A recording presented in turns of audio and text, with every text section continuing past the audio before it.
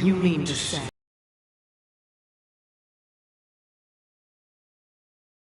who would use the Charmony Festival that I have bequeathed to the masses as a tool to realize their ambition? Indeed, Dream Master. Once the Charmony Festival begins, the Stellaron's powers, along with the song, will be broadcast across the entire planet of Penacony. And then everyone in their dreams will be unable to awaken. This is indeed surprising to me. The dreamscape is maintained by the collective effort of the 5 families.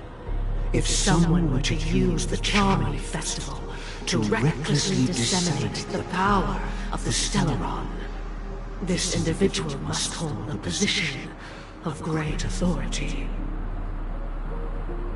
Do you have any suspects? I'd like to ask, did you really not know of the Stellaron's existence? I would have never thought that this nameless would point the spear at me. Quite astonishing indeed. If I have offended, the Astral Express extends its sincere apologies. But the current circumstances are dire and leave no room for meticulous inquiry. We're doing this out of concern for the dreamscape's safety. So, if you could, please alleviate our concerns. Dream Master, it's just to prove that the Charmony Festival has nothing to do with the Stellaron. If we're being overly cautious, I will return to the stage to offer tribute in song, just per the arrangement.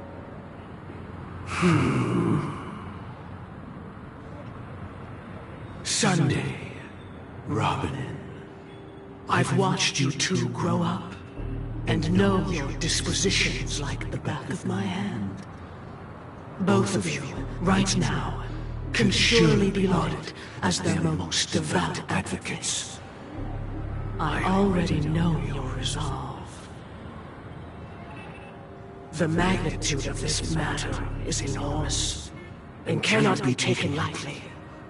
Since Mr. Yang has asked with such earnestness, I will personally respond in kind. If there is a need, the entire Oak family will be mobilized to heed your call. Someday, might I ask you to beseech them to cast their light unto me, and question me in their stead, so that no lies may be concealed? I will do as you command.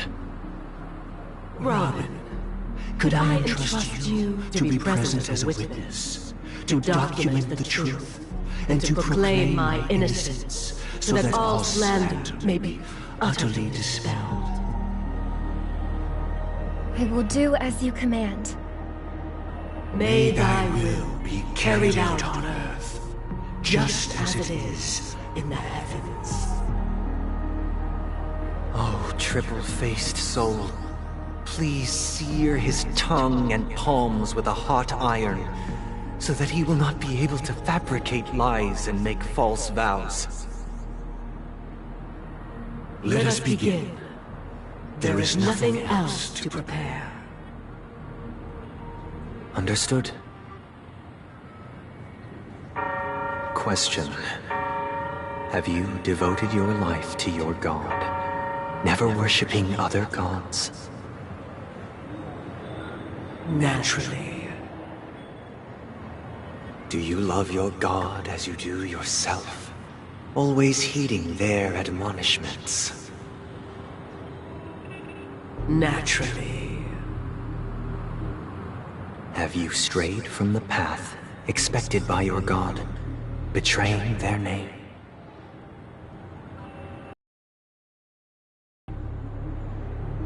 Have you ever been inordinate with your asks of your god, coveting more than the foundation of the creation itself?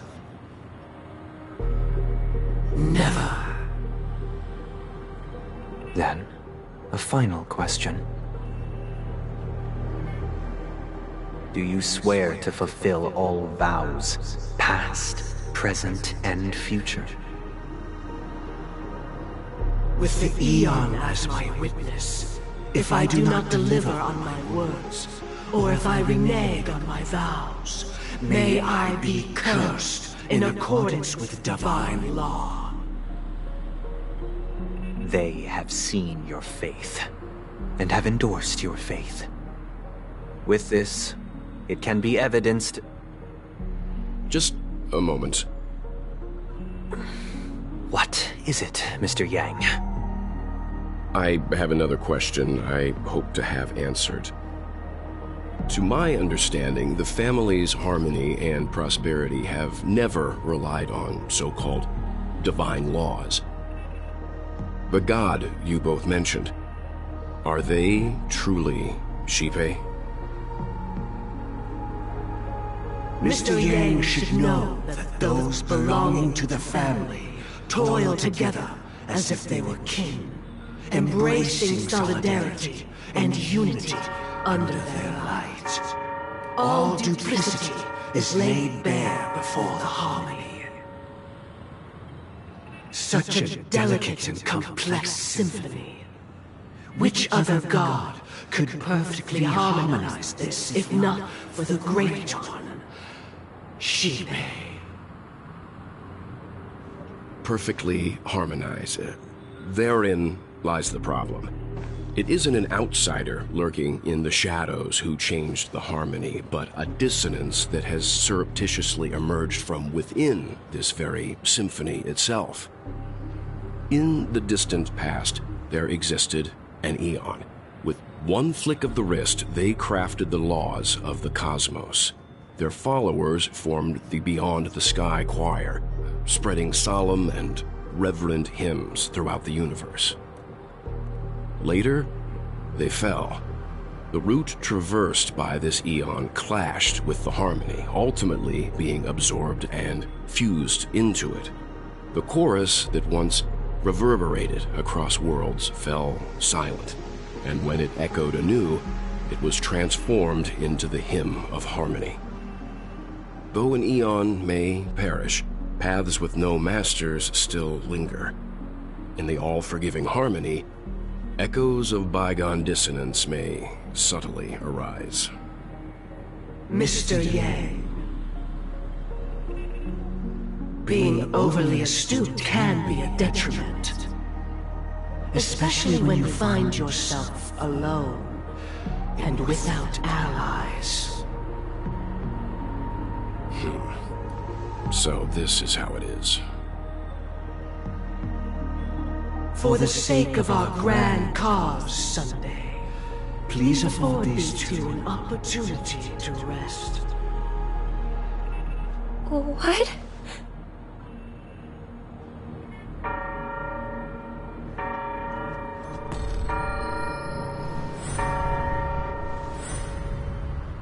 Sorry, Robin. It's just you. I did not wish for you to know this. It's a pity that things have turned out this way. So, this is the true reason I can't sing? The shadow that envelops Penacony is actually... We were never children of the harmony. Our ideal paradise could not have been crafted by Shipe. True bliss can only be guaranteed by the one who transcends the many. Within the foundation of law, humanity establishes civilization, and through harmony, we obtain order.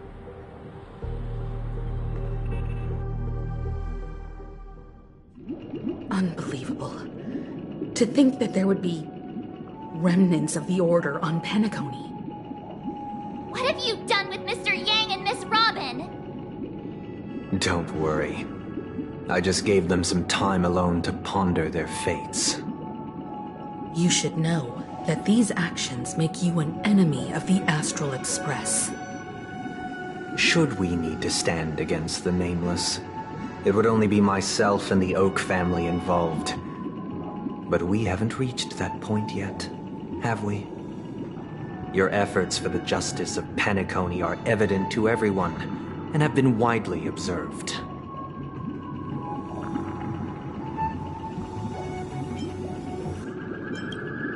Oh, I intend to. But that hinges on the outcome of this negotiation.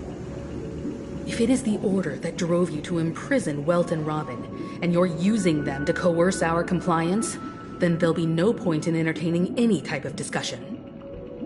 You're mistaken, Miss Himiko. They are in very safe hands, and just as the family has always proclaimed, no one can be harmed in the dreamscape, least of all in the beautiful new world belonging. Witnessed far too much innocent bloodshed. The strong wield their blades against the weak, and the victors push the vanquished to the brink of life. Natural selection. The world abides by this principle, establishing the well-being of humanity atop the corpses of the downtrodden. Only we, or rather, I, possess the power to put an end to this farce. So you've decided to resurrect a dead Eon? No one's ever done such a thing. If Miss Himiko is interested, let's draw back the veil and speak candidly. I've always firmly believed that people can understand one another through peaceful means. I'm willing to divulge the unembellished truth as to the intentions of the Order's Pathstriders, so that you will make better judgment for the Astral Express, for Penacony, and for this stretch of the universe. Words can hardly do justice to the beauty of that ideal. So, come with me, everyone. Let us retrace our steps, and see once again where this road leads. Huh? Where'd he go? Welcome. This isn't any location in Penacony's dreamscape. It's my inner world. The reason the scenery before you remains unchanged is because your consciousness has drawn on similar concepts to fill in the gaps.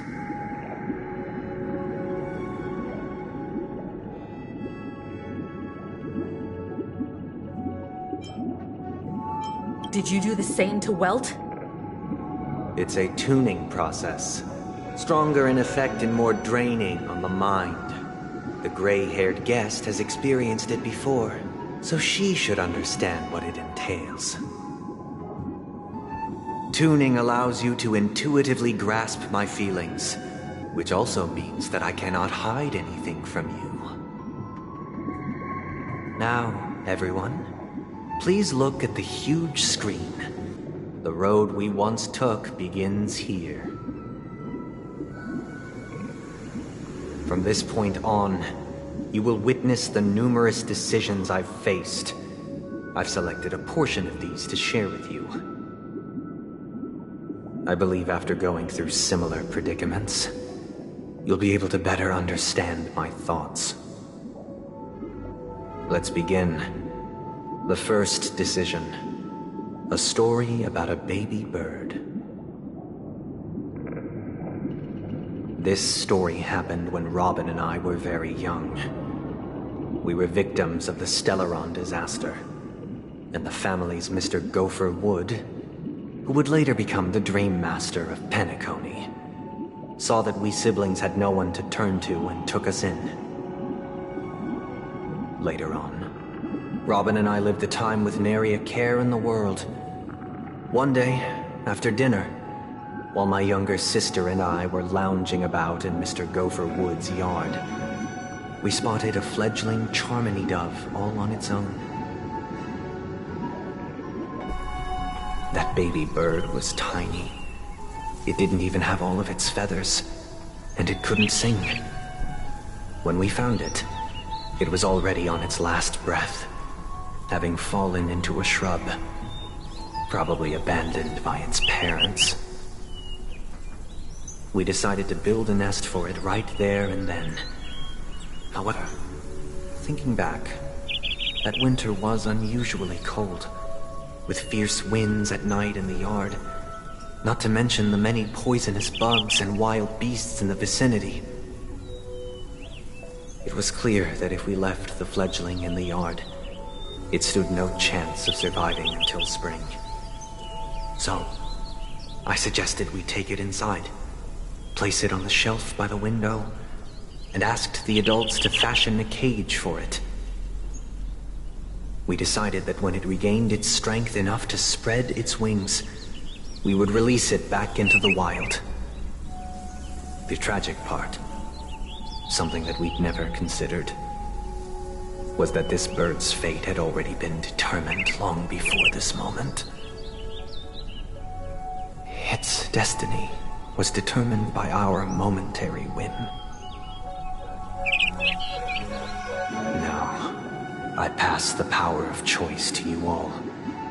Faced with this situation, what choice would you make?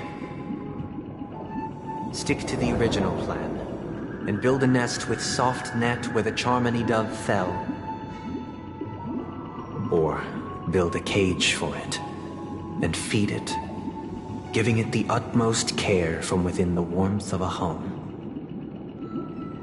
I eagerly await your answer.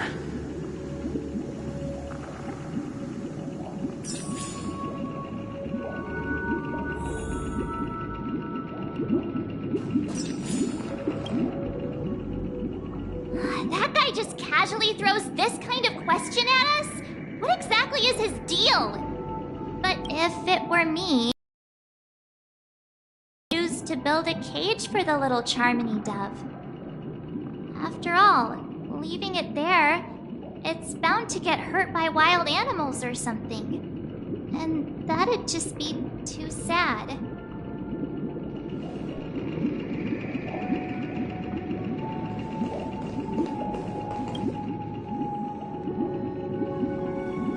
It looks like he really has no intention of imprisoning us. If it's just a quiz, I suppose it's fine to humor him. Back to the question. I would personally choose to build the little Charmony dove a cage. No special reason. I do think that a fledgling should have the right to fly into the sky. But if it can't even live to that point, then there's nothing to talk about to begin with. I can't decipher his intentions right now, but based solely on that question, I would probably choose to build that dove a cage. Even if I was gonna release it back into the sky, it'd have to be strong enough to fly first. If I left it where I found it, I fear it'd never get the chance to fly ever again.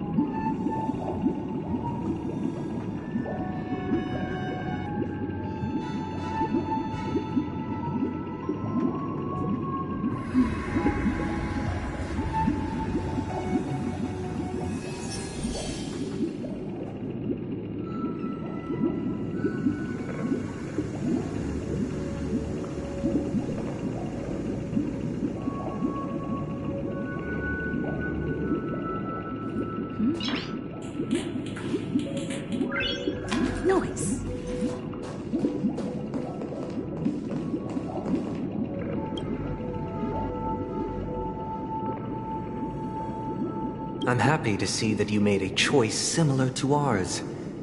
If your mind is made up, let me reveal the outcome of this choice.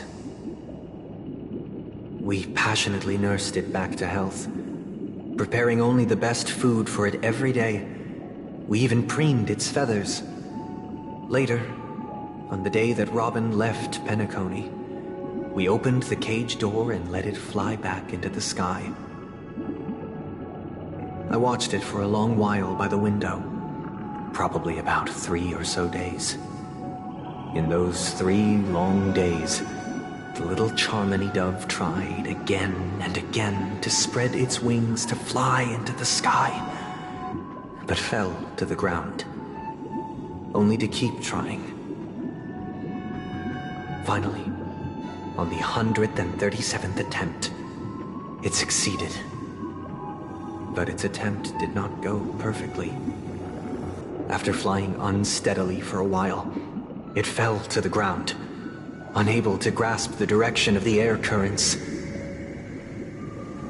The fall shattered its wings. It writhed helplessly in my embrace. But it was all for naught, finally succumbing to a painful demise.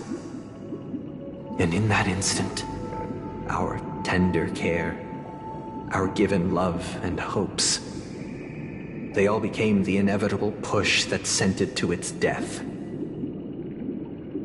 I deeply regret the choices we made. Next, let us head to the second decision. This time, it's the story of a dream chaser. This story happened when I was appointed as Bronze Melodia, a position exclusive to the Oak family, charged with listening to the problems and vexations of Dreamscape residents, and providing them with the relevant guidance. It was during that period that I had the opportunity to hear voices from all corners of the Dreamscape. Joy, sorrow, arrogance, regret. The complex tapestry of human nature that formed the world. And I was fortunate to catch a glimpse of it. He was a dream chaser, and an illegal stowaway. Just like the rest of them, he came to Penacony in search of a better life, except that, to most people, the price he paid, I suppose you could say it was everything. He told me I sold everything I could at home. The house, the land, even his 2 children.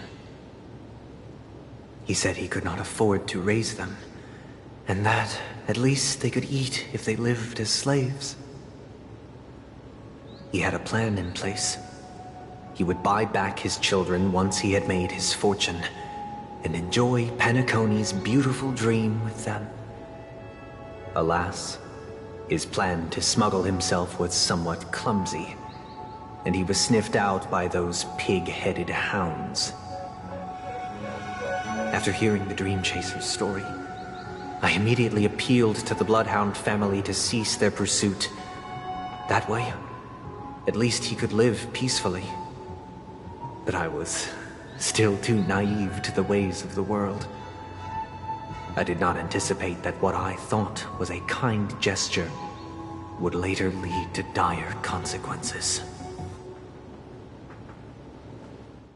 I'll tell you the outcome soon. For now, I'd like you all to make a choice. Will you do as I did, and try to convince the Bloodhound family to stop their pursuit, so that the Dream Chaser may live peacefully and realize his wishes? Or will you remain silent, leaving him to languish while the hounds are hot on his heels, until his inevitable judgment arrives? I look forward to everyone's decisions. Who knows? Perhaps they might even alter the outcome of this tragedy.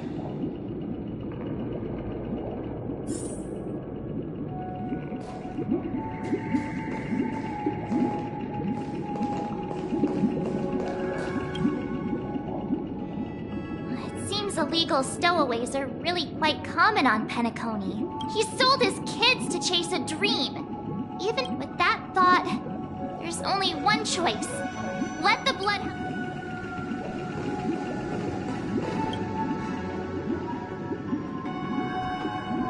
A dream chaser story. If I acted out of kindness, but what cruel repercussion would this choice result in? I think Sunday must have...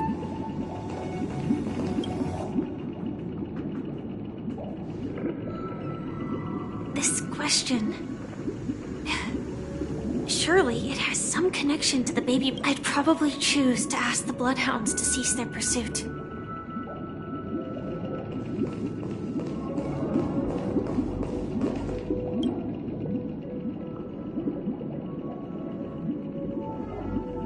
I'm honored to witness you arriving at the same decision. Out of respect, I'll share with you the dire consequences that my choice back then brought about. First, the outcome. He attained major success. After avoiding capture, he ran a business for a few years, very quickly making a name for himself, elevating his status. He might not have become a tycoon like old Audie, but he was considered a character of excellent repute. Now then, did he realize the wish he set out to achieve? No. The last time I saw him was in the real world, where the Hounds were going to permanently exile him, and I was the accompanying Bronze Melodia. The mission was simple. Listen to the criminal's repentance. He told me the reason he was in this predicament was because he conspired to usurp the head of the Alfalfa family. When I asked him about his 2 children, he instead responded with a question. What children? In the end, my heart aligned with the harmony, and the good deed I dared to undertake held no value, turning instead into a wrongdoing. It created a lamentable oppressor and countless oppressed individuals. As to your choice, I once again offer my heartfelt apologies. Next comes the third and final decision. And the story this time is my own. This story happened the day I was appointed the Oak family head. At that time, Mr. Gopherwood was the current Dream Master, and as per his wish, we had a private conversation. What surprised me was that the Dream Master had only come to deliver a letter to me. He let me read its contents, and it was a letter from my sister. The letter contained the usual pleasantries, anecdotes from her travels, nothing out of the ordinary. Just as I started wondering how this letter related to our discussion, the Dream Master began to speak. Do you know who wrote this letter? My sister, of course. But why would you personally visit me to hand me a letter from my sister containing mere trivialities? To help you grasp the full scope of this issue. Do you know where Robin is at this moment? From what the letter indicates, she must be in Caspelina 8, correct? She's touring there right now. Correct. Has she mentioned anything about a stray bullet? A stray bullet? What? A war has broken out on that planet. It is because of this very reason that Robin chose this destination. To spread the word of the Harmony, and to save the lives of that planet she personally made for the front lines. She hoped to ease the people's suffering with song and was willing to brave mortal danger to deliver the IPC's medical supplies. And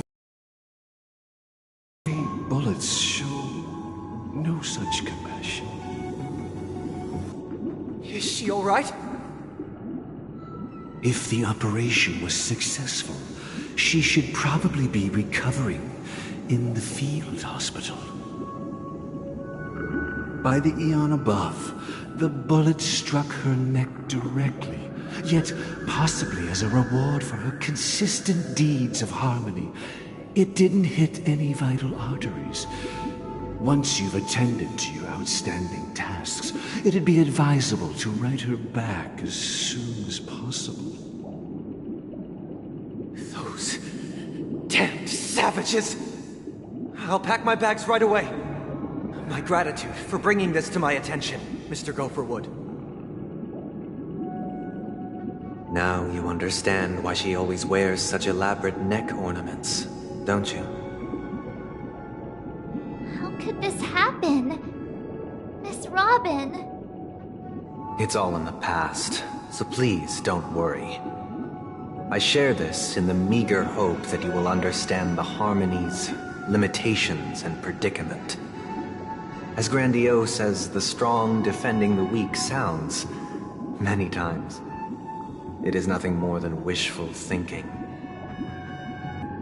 Likewise, I've prepared one last question, one last choice.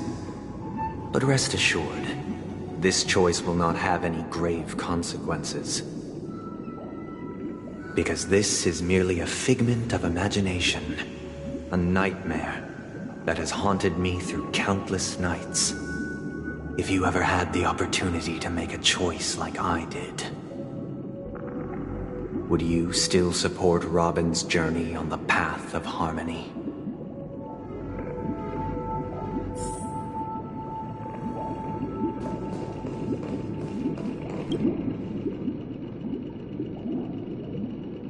I can't believe that happened to Miss Robin. The strong defending the weak is a great mantra, but if I had to pay such a price...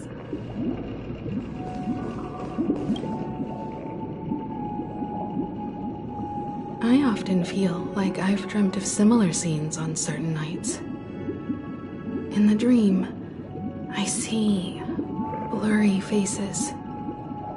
I don't know who they are, but I sympathize with all of them, fighting for survival against some unfathomable force.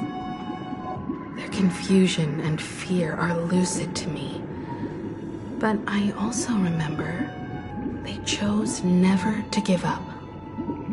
Just like Miss Robin. If Mr. Sunday's question leaves you puzzled, you should find the answer from your own experiences. With each trailblaze, dangers and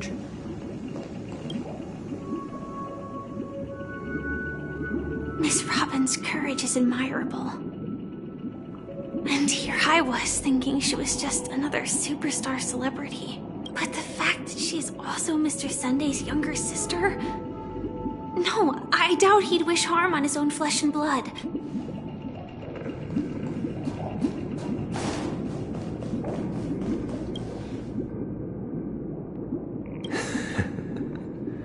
I see.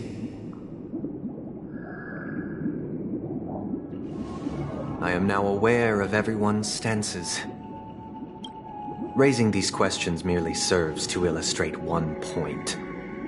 The plight of Penacony cannot be salvaged by the Harmony. The true foundation for a sweet dream paradise can only be established through the order where the strong govern the weak. I know the suffering of being tormented, the turmoil of losing your way, how sorrow and even despair set in when matters don't work out. All of this causes me unending pain, because this is not what happiness is at all. We must teach the weak how to live a happy life.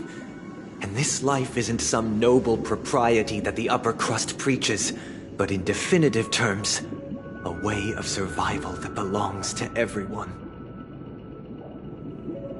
So what is your definition of living a happy life? Good question.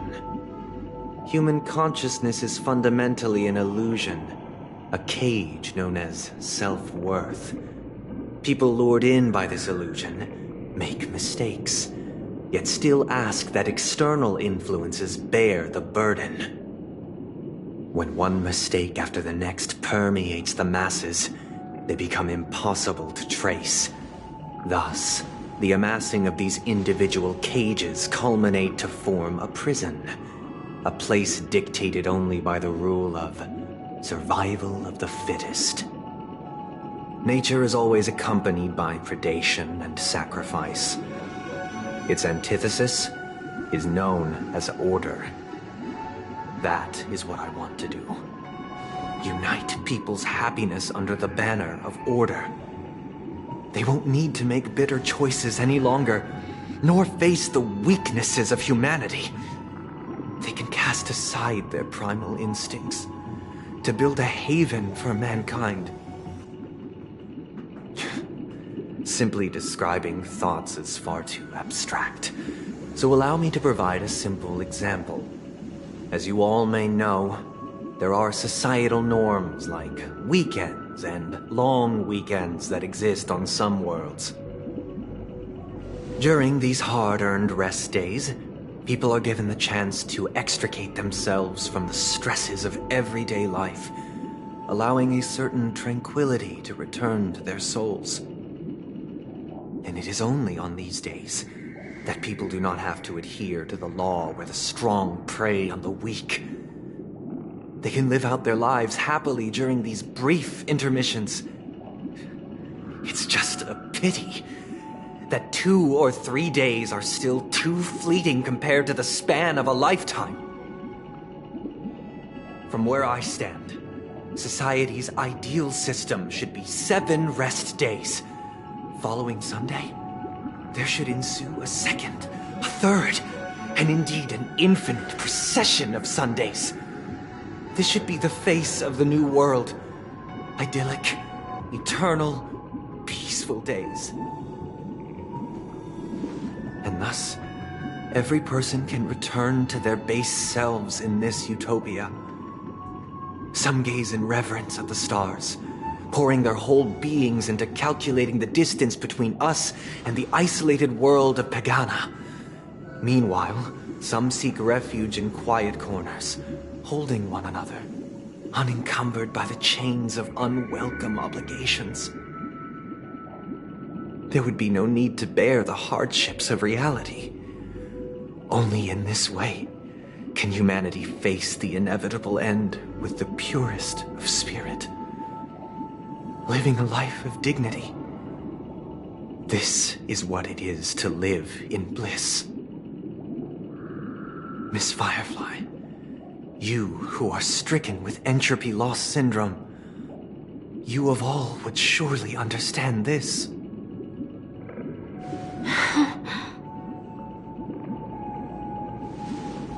It sounds like a flawless theory.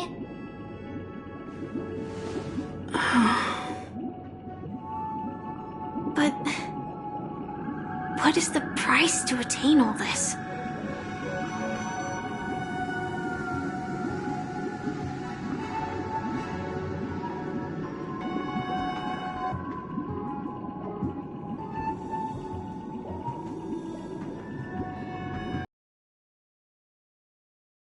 The cost is minute, merely a personal and eternal sacrifice. If this paradise is to be maintained for everyone, someone must remain trapped in solitary awakening until the end of the cosmos.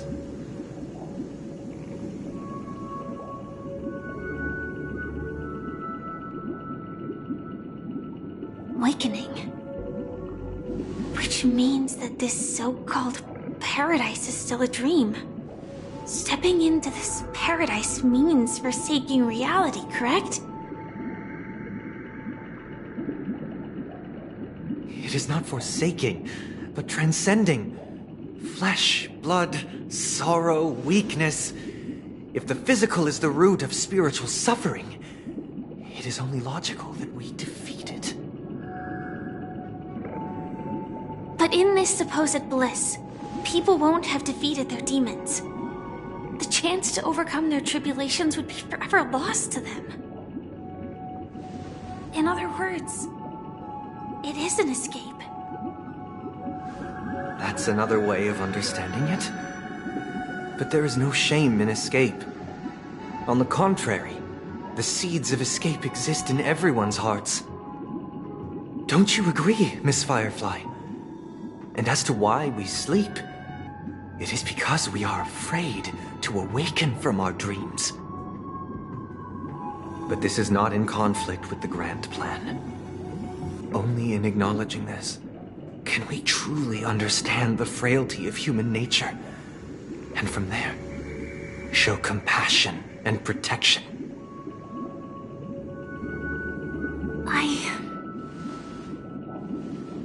I admit that you are a born leader.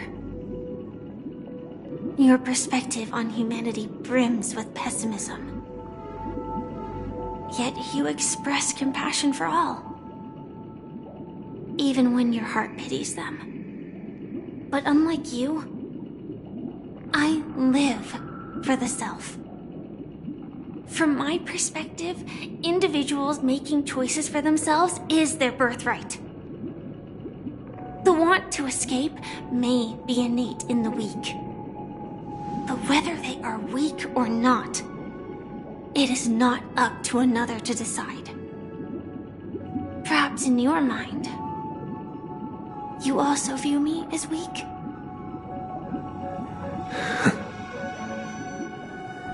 Because I don't think so. Since Miss Firefly has said her piece, the Astral Express will also naturally give you our answer. We'll leave it to you. Just as Mr. McHale instructed before. Tell him our choice.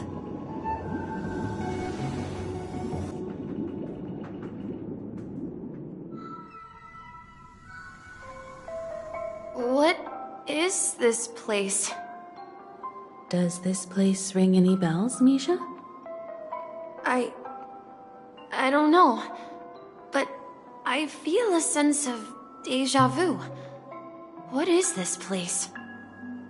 It's the realm within a dream bubble. This was left to the Astral Express by a nameless, but weirdly, when we entered it, it was completely empty. Dr. Edward from the Dreamscape sales store told me that dreams are formed from memories, and a dream bubble can't take shape if its core is empty. So I thought you might be able to help us in unraveling this mystery, Misha. As a hotel doorman, you know Penacony best among us. I don't know much about dream bubbles, but if you want to figure out what this mansion is, I'll do my best. I'm counting on you then. Himeko, I still don't get it. Why were you so sure that Misha had a connection with this dream bubble? I wasn't sure. It was just a hunch. But since Misha feels familiar with this place, my hunch might be correct.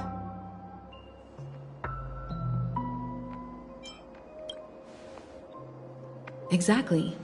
This is where you and Firefly encountered death, which we now know as dormancy.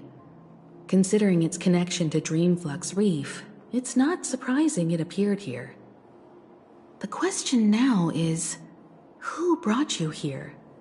Based on the clues we have so far, it's unlikely to be that masked fool, so identifying them is crucial to us. We're drawing closer to the truth once more.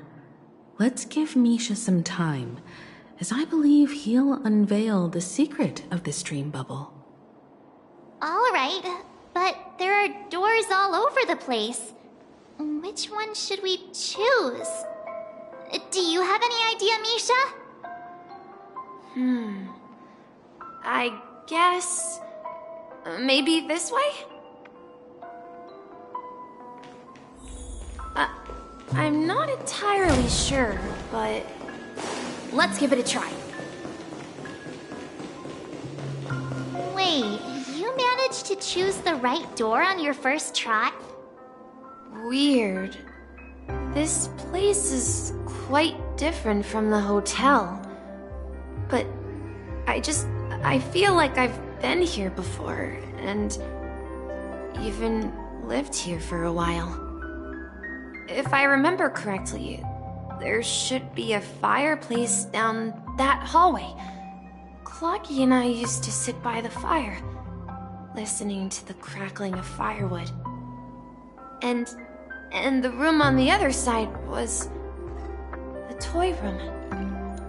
I loved spreading out all the toys from the box on the floor and making up stories for each of them. Hold on. This doesn't make sense. Didn't I grow up in Dreamflux Reef? So, what is this place? This could be a case of amnesia. Don't worry, Misha. It's common for everyone to forget certain aspects of the past. Those memories haven't vanished.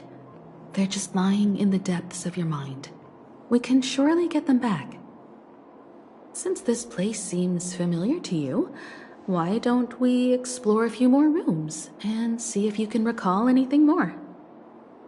Yeah, then let's check out the rooms I just mentioned.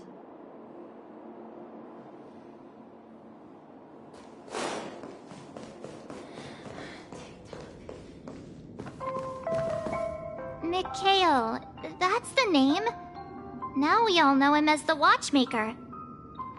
So, who is he talking to? Do you know anything about it, Misha?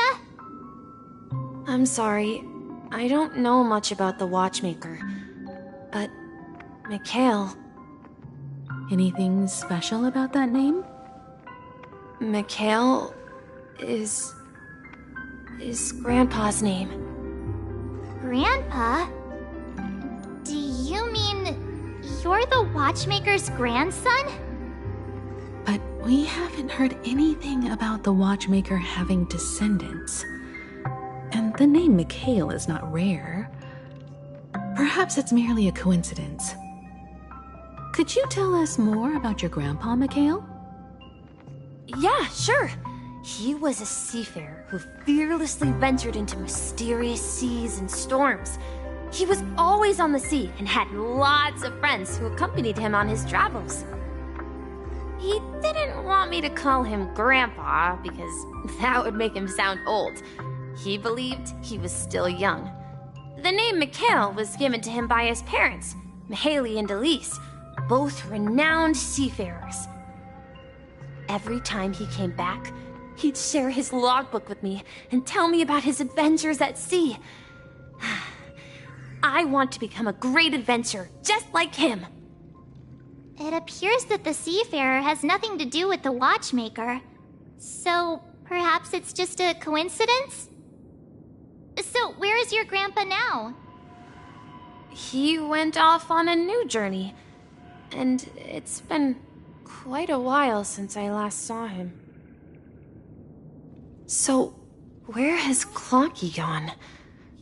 Did he leave to protect Dreamville?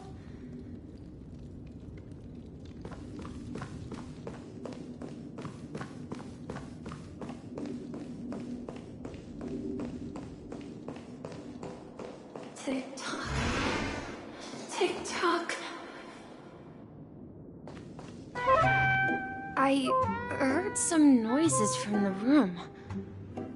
Origami Bird? That's a friend of mine.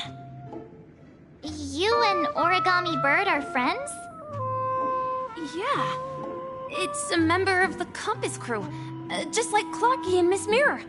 And there's more than just one Origami Bird. They are a big family with lots of brothers and sisters who look the same. They follow Miss Mirror's orders and handle all sorts of jobs on the ship. They're the best sailors. Sailors? Can Origami Birds be sailors? Could you tell us more about the compass, Misha?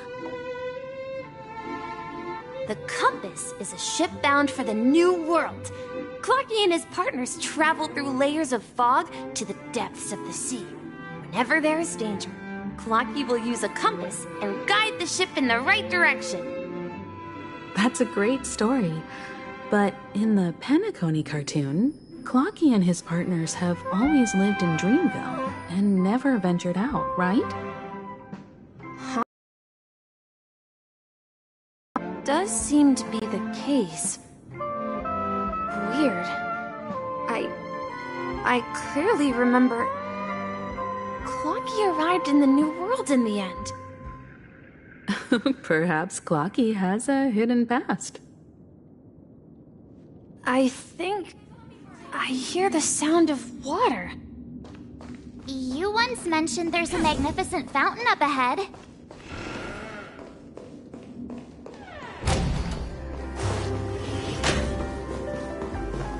Look, there it is! The water resembles a precious jewel, embedded in the dreams of all seafarers. Every time I gaze at the shimmering lights beneath the waves, it feels as though I'm back in this place, standing by your side. Have you recalled anything, Misha? Yeah, I saw these sentences in Grandpa's logbook.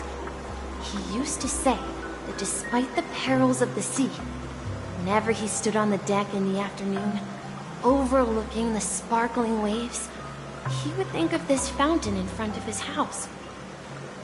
He often said that those moments felt like returning to his family's side, and the difficulties at sea didn't seem quite as challenging. You know, I quite understand such sentiments.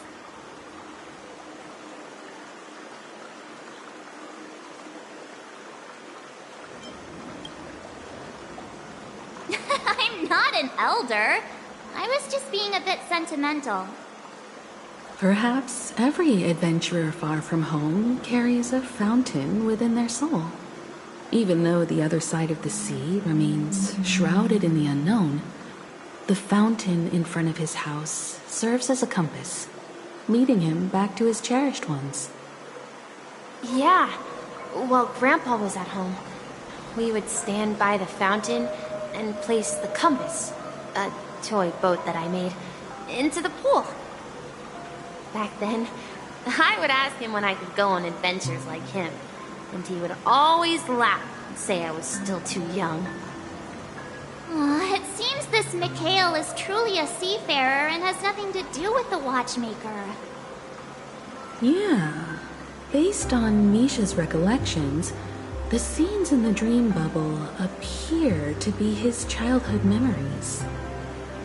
But this raises more questions.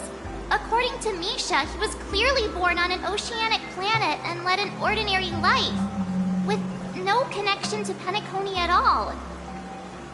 Could this be some sort of metaphor? Perhaps the sea refers to the memory zone. I'm sorry.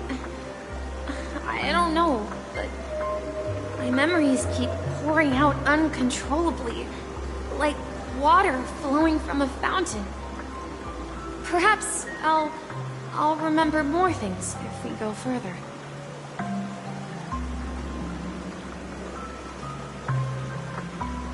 I wish to share your burden. We're going to the opposite side, right? No, we should turn left here. Huh? Something feels different about this place. This is it. Up ahead is Grandpa's study. It was in that room that I saw him the last time. Captain Misha! Finally, we're now heading in the correct direction! Across the ocean is our destination! The atmosphere in this room feels totally different. Misha! You finally come! Clocky! You're here! Yeah, This is the room where we first met each other. Are those books on the bookshelf logbooks left behind by that seafarer? Yeah. Whenever he came back, he placed a logbook on the bookshelf in his room. They contain records of his expeditions to every corner of the world. He described our world as a fountain. At some point, the sea started to gradually swallow up the land where people lived. To ensure that everyone had land to settle on, he had to continue exploring the sea and search for the source of the rising seawater. On that day, he called me to his study, telling me that he was embarking on another journey. However, I could sense the gravity in his expression. It was the same look I had seen on my father's face before his final voyage. I asked him if I could go with him, but he said that my adventure lay elsewhere and told me to stay home and patiently await a certain sound at the door. What sound? He told me about a vast ocean in the sky. An ocean of stars. He spoke of a train that transports children with a desire to venture far away, traversing the sea of stars without ever stopping. He said that he knew the crew on the train, and that he had asked them to take me along. He said the journey I had always dreamed of would start there. A train? Could it be? It's the Astral Express. I remember now. Grandpa's friends are a group of nameless who came to this world to resolve a disaster caused by a star. Then, he gave his pocket watch to me. It was his cherished treasure, appearing in every one of his adventure tales. He explained that difficult times were ahead, but assured me that the watch would guide me. He said, as long as I kept moving forward, I'd eventually reach my desired destination. And then, it was as if I heard the distant sound of a train whistle, echoing throughout the room. Exactly, Misha! And then we followed that whistle, didn't we? Yeah. I think I can still find the way we took back then. This is the dream jigsaw, right? So we're supposed to find the exit. Do you remember? You said you obtained a mysterious shard. Hey, the shape seems to match. So this shard is also connected to Misha? Looks like we're just one step from revealing the truth. Let's get to the other side and investigate.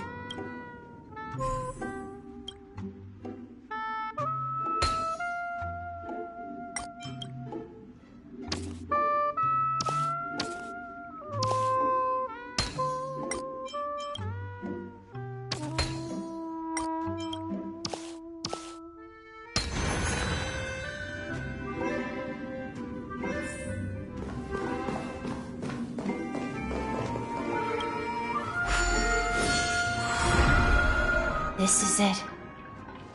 This is my room of clocks.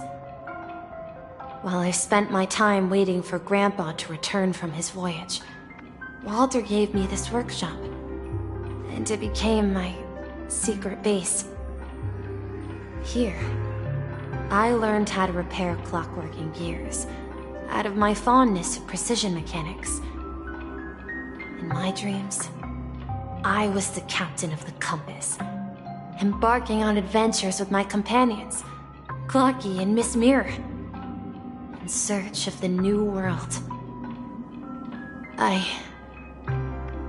I was born and raised here. So, this building in the dream bubble is your childhood home? Yes, but not exactly. To be more precise, this dream bubble itself is my home. Looks like you've remembered everything now. Wait. Why does it feel like everyone else knows something I don't?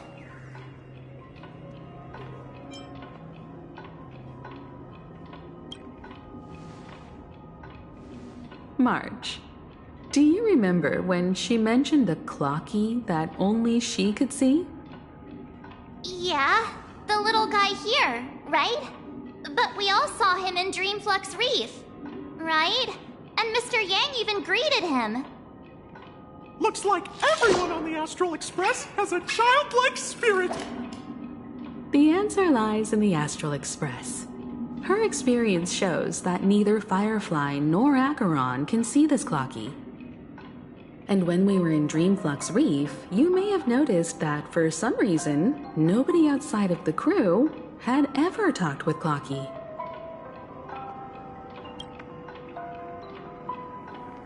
A mimetic life, thanks. Like a hidden message left by someone for the nameless.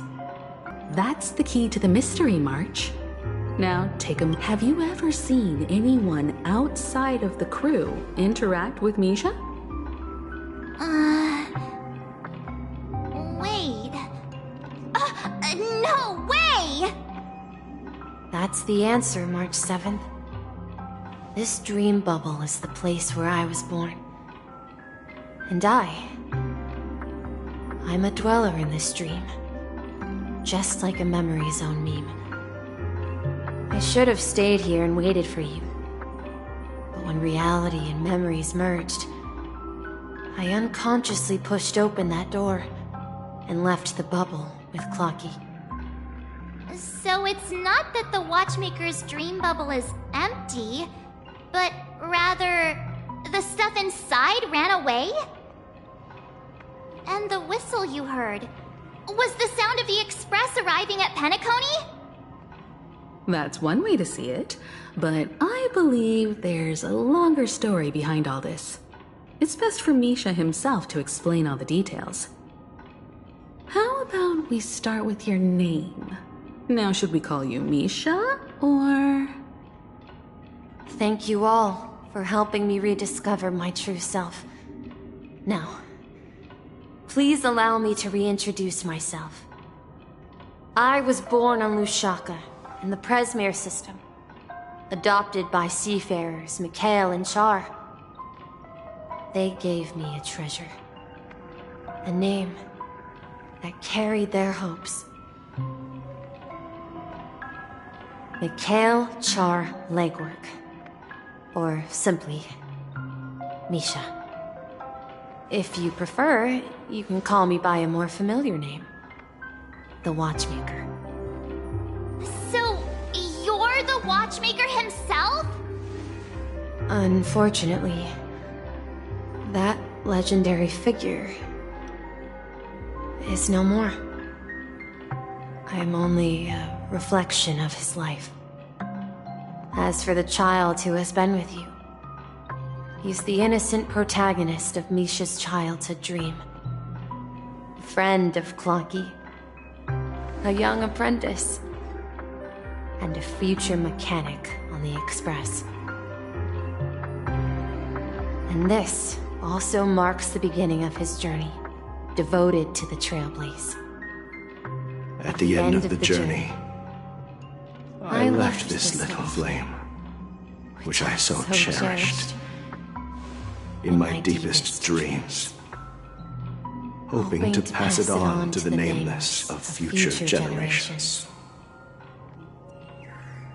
However, he somehow left the dream bubble and forgot all about his task.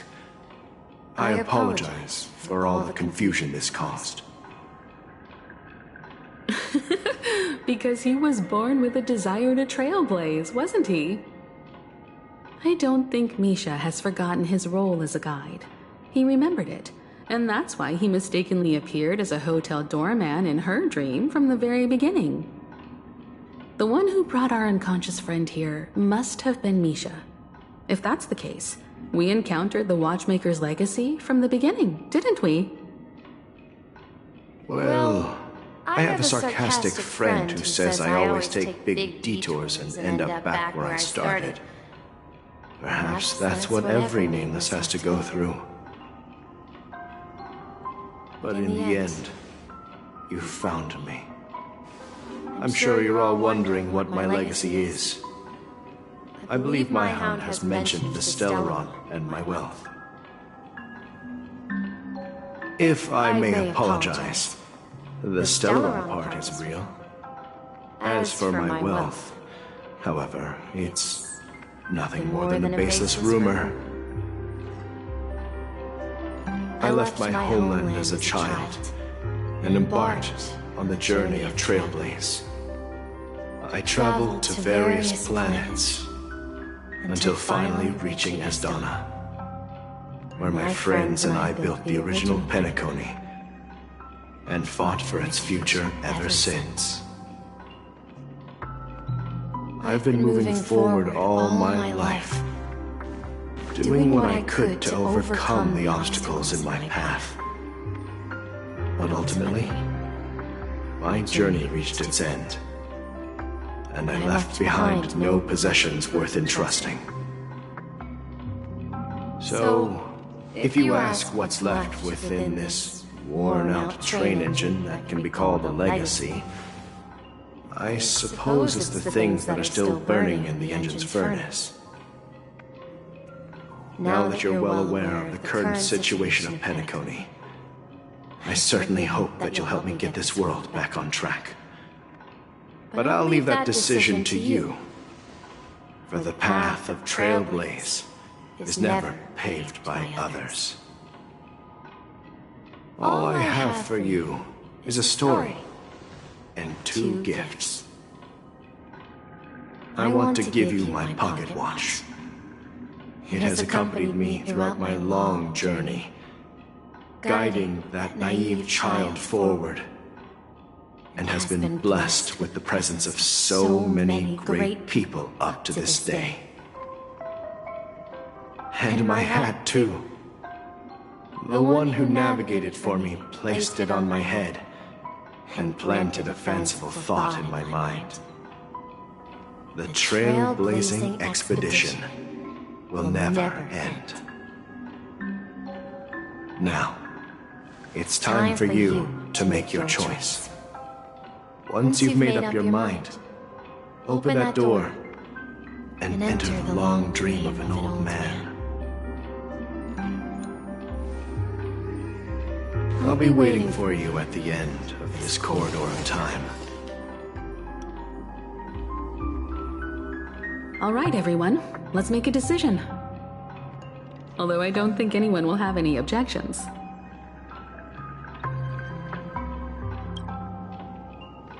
Of course. We've come this far. In that case, it's unanimous. Then let's proceed together to the end of this stream and tell Mikhail our decision.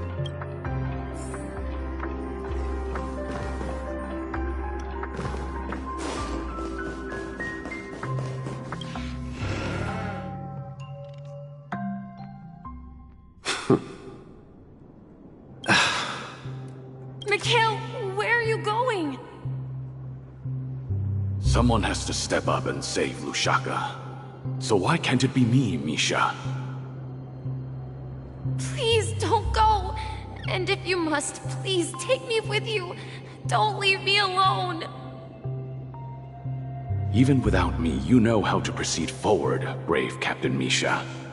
The compass is waiting for you. Haven't you always wanted to be a better adventurer than me? Now go, board that train and start your journey. Where are you going, Mikhail? I'm going to clean the floor in the parlor car. I've promised the conductor. Wait, first tell me, did you fix this watch? Yeah? I know what it looked like before. Its chain was broken, the back case torn, and the marks on the dial all worn out. How did you manage to fix it? Well, it's hard to explain, but I knew it could be fixed. It's the hands, Mr. Amundsen. Its hands were intact and pointing in the right direction, so I knew there would be a way to fix the rest. I see. You'll work with me from now on. Haven't you always wanted to tinker with this train? You're its mechanic now.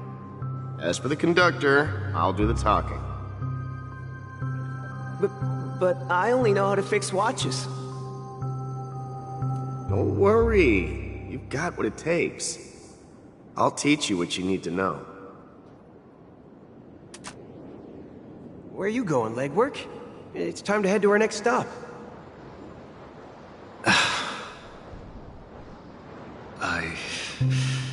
I'm staying in Astana with Rosalina and Tiernan.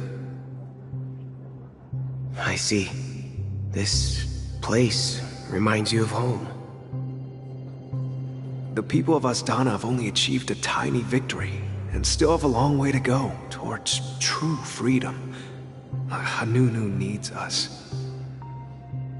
Don't worry, not all journeys lead to the stars. Even if I leave the Express, our path of trailblaze will continue. Yeah. I knew you wouldn't stay on the Express forever. Leave in peace, my friend. And, take this with you. This is Mr. Amundsen's hat. But why? When he departed, he said he would leave it to his best student. Well, I suppose the time has come. Farewell, legwork. Take care of Tiernan and Rosalina. And don't forget to write to us.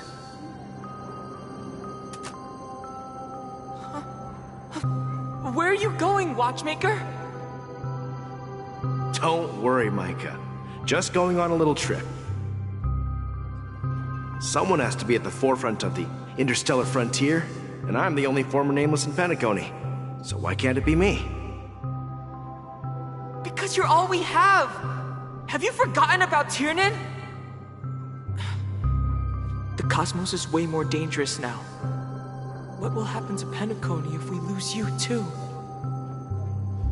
But what will happen to Penacony if we don't find a way out? Ah, Tiernan.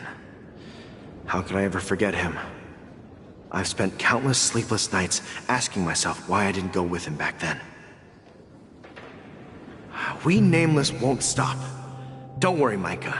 It's just a matter of getting back to my old profession. Just wait for me to come back. But if, and it's a big if I don't come back in one piece, then you'll become the next Watchmaker. Where are you going, old man? Oh, you're here.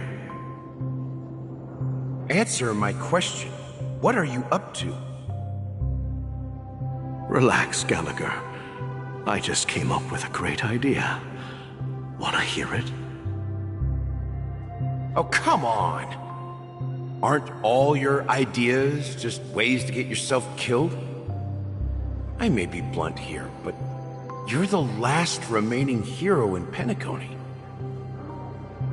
If you die too, the secret of the Stellaron will go to the grave with you.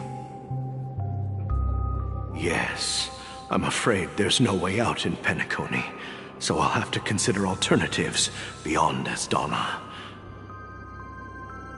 We'll organize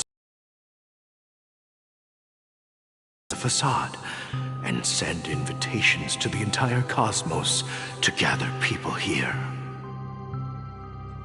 So, a desperate struggle against the family? Desperate? Don't we have you here, my friend? This task is challenging, but what hasn't been challenging for us along the way? Well, whatever you do, remember. Make sure to send an invitation to the Astral Express. Misha! Where are you going? Oh, it's you, Clocky. Take me to Dreamflux Reef. Last night, I had a long dream about the day we met. I want to write down that dream. Write it down? Why? Oh, so I won't forget it. Do you remember how you got your name, Clocky? Of course! You told me that when you were a kid, you lived in a room full of clocks. Those wall clocks and pocket watches grew up with you and were your best friends. Yes, but what I didn't mention was there's a funny misunderstanding behind it. I was a kid, and there was always a special pocket watch in my memories. It was with my grandpa, guiding him on his sea voyages and leading the way in his every adventure story. I wanted to have a pocket watch like that too. And that's when you appeared in my dreams. Yeah. Every night, we boarded the compass and set sail together. But you know what? It wasn't until the day my grandpa gave it to me that I realized it wasn't a pocket watch at all. It was a compass. So, your name should have been Compassy. And the watchmaker is just a nameless.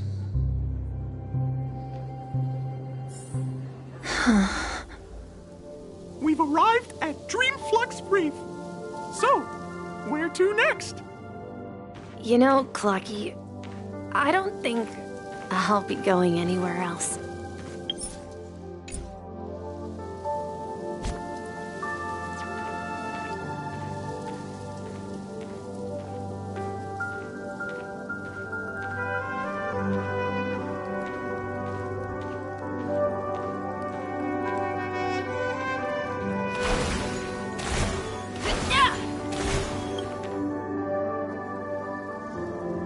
I've traveled far enough, and it's time for a little break. Oh. So, we'll set out again. When you're rested? No, I'll stay here. And then, this is where it ends. This is... where it ends? What do you mean, Misha? You told me that the trailblazing expedition would never end. Yeah, that's what I said. So now, it's up to you to decide your next destination. My next destination? What's that supposed to be? I've been following you. Misha? You're acting weird today. If you're feeling down, we can just do what we usually do. No, I'm not problems in this dream. So, do you know what clockwork actually is? I'm not quite sure. Well, everyone gets lost at times. They may hesitate and doubt which way to go. That happens in this dreamscape and beyond. But don't worry. Everyone goes through moments of uncertainty and hesitation.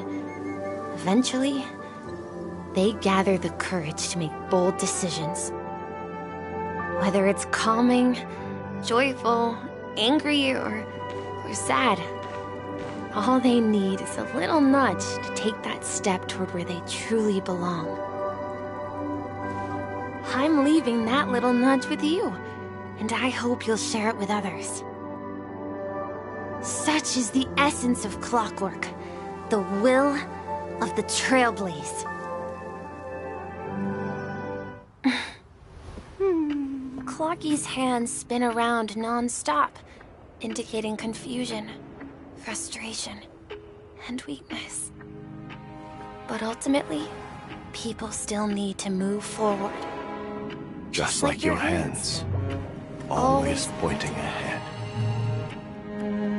This is where my journey ends. From now on, it is your path to walk. Trailblazing means taking paths your predecessors forswore and venturing even further.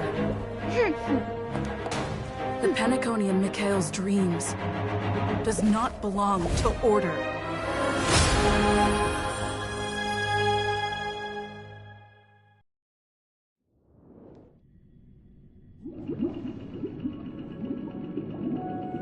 I can't believe that Eon would cast a glance at Penacony at a time like this.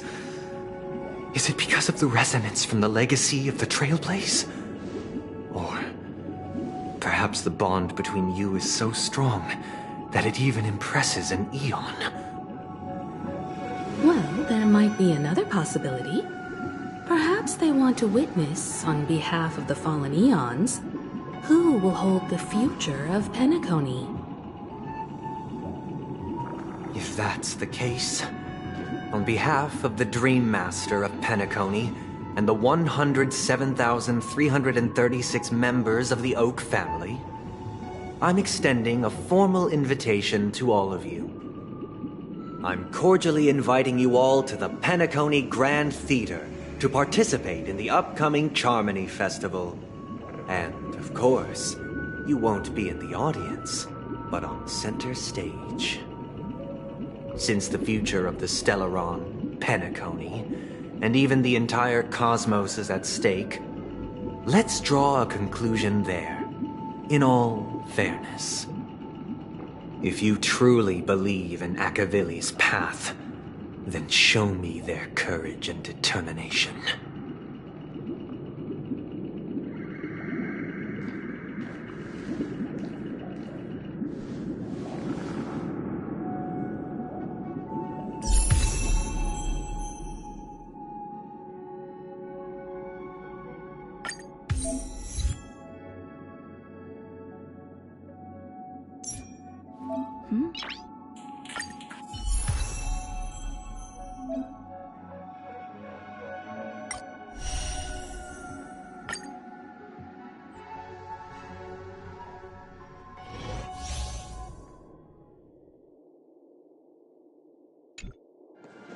Please stay tuned.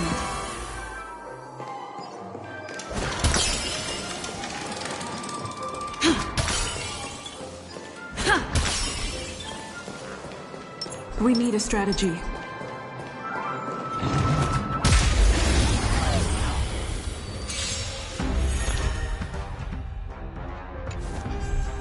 Time to test our rapport. Let's improvise.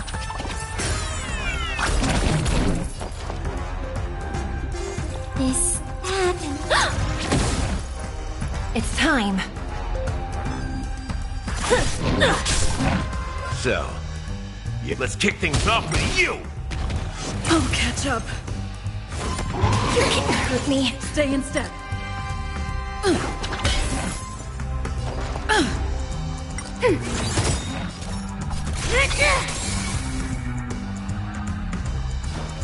Time to mix things up! Thanks for the support.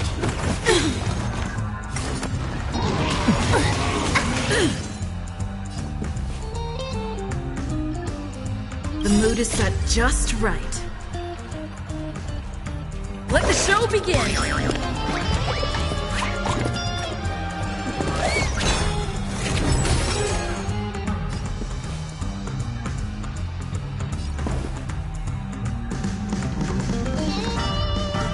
Dreams do come true.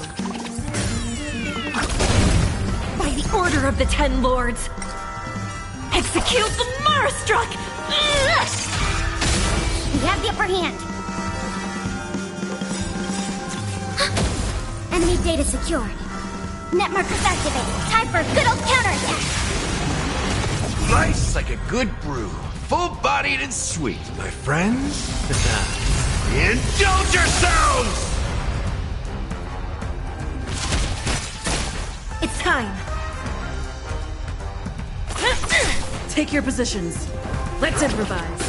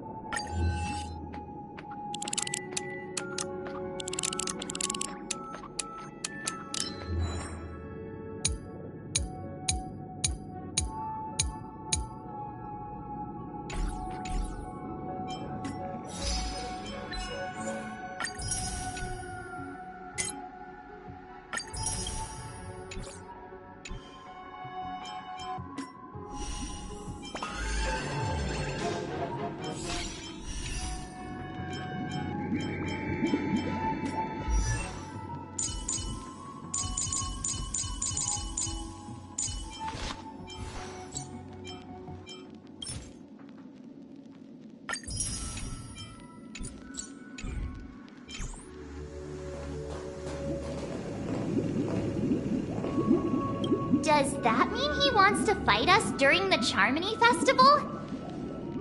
I'm afraid so. This is weird. Aren't Arc villains usually plotting some dirty conspiracy in the end? But he actually said something like, "In all fairness." Could it be that he's underestimating us? Well, in my opinion, Sunday is deeply committed to his own philosophy and genuinely wants to prove that the Order is right. I sensed a strong conviction and a desire for dominance in him. Maybe he won't accept the outcome unless he wins fair and square. That's why he'll give it his all in the upcoming battle. Yeah, you're right.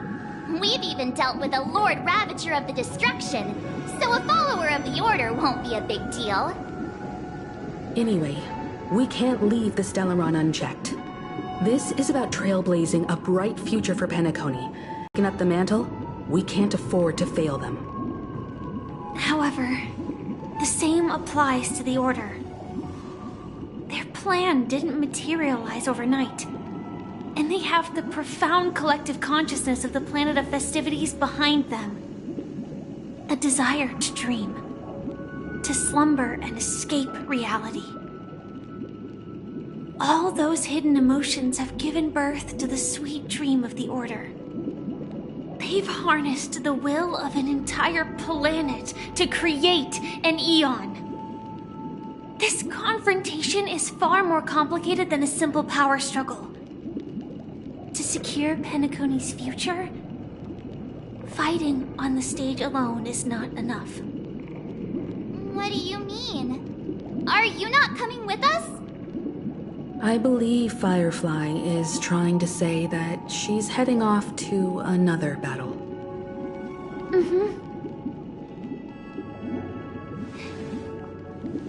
Before I left, the Destiny Slave told me that this journey would bring unforgettable rewards.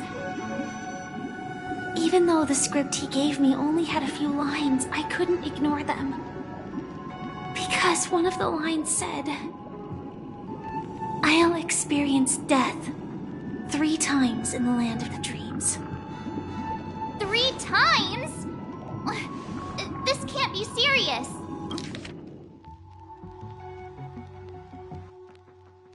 Right? The first time was a painful death when I was stabbed by the Blade of Dormancy, which led to all subsequent events. The script will always come true, but in a way that will only be revealed when that page is turned. So now I've understood the meaning of my second death. And I am prepared to face it. If all goes well, my efforts will provide crucial support for you. Only by achieving victory in this battle can we secure a future for Penacony. And only then, my third and final death won't come true in the most terrible form. The most terrible form? Does that mean... The true death.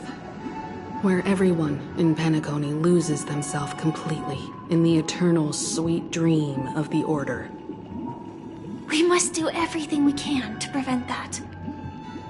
Have you made up your mind, Firefly?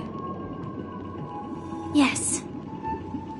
Otherwise, I wouldn't be here. Thank you again for your assistance for the Astral Express. May we meet again, in reality. Yeah. Farewell, everyone. May your trailblazing expedition never end.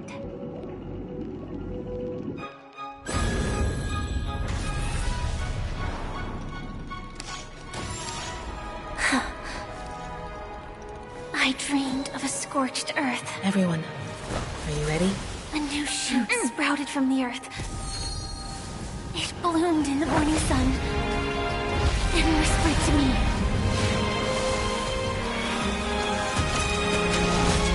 Fireflies to a flame. My feet against death. May we meet again in reality.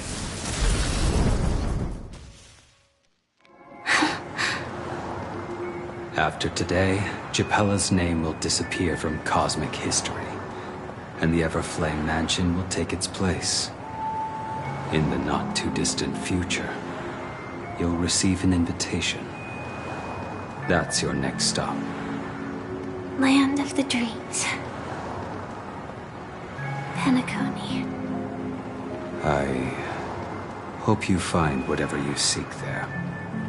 Be it answers or salvation. You mean my 3 deaths? Silverwolf told me about it. It's such a shame that it's not part of my script. Well, I want to live. I'm never afraid of death. The opposite of death is eternal life, and that's something I'll never desire. People die, and I am no exception. Death is like a script, a fate that cannot be defied. But that's exactly why we have to choose where we want to rest forever. Do you exist just to perish? Are you not the same, Blade? The end you desire is not one dictated by others. If I were to die now, I would only be a weapon. I believe I should die as a human. Though its definition escapes me, isn't this the answer that ordinary people look for their whole lives? A name that can be carved onto their tombstone. A tombstone that belongs to me once bore the inscription, Glamoth's Iron Cavalry. Then it changed to Stellaron Hunter. But one day, it will bear the name Firefly. And all the brilliance she showed at the end of her life.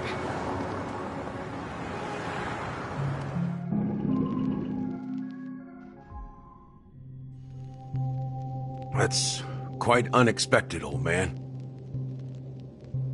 Who would have thought your crazy plan would actually work? Do all you nameless fools just act on a whim? I can sense that this false sweet dream is coming to an end. The nameless may be young, but they had the ability to achieve this goal. Just like you did in your time. It's a shame you won't be able to see it firsthand. Maybe I won't either. Once something fictional is seen through, it ceases to exist. Yeah, not just those nameless. Even Mr. Wings is just like you. Stubborn, won't listen or give up, no matter what. Well, fate is unpredictable, I guess. If we weren't bound by those cursed paths, maybe we could have had some good talks. But in the end, we managed to do it. And now we can find solace. Remember how those idiots cursed us? They said, "Go to hell, you worthless traitors."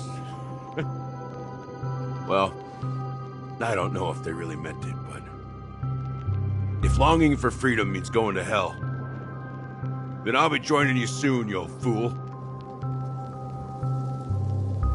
Let's get together and have supper again in hell. Oh, I almost forgot. There's one more thing. Here's to you. A glass of hello and goodbye, Trailblazer. To the imperfect tomorrow.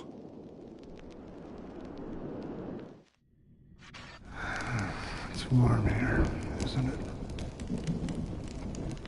You're lucky to have found shelter from the rain. Let alone fresh berries in this desolate place. I was just following the scent of life. It's particularly strong in a place like this. It's a shame these berries don't have much flavor. Seriously? In case you didn't know, this fruit is pretty juicy. The only downside is that when you chew it, it becomes extremely spicy.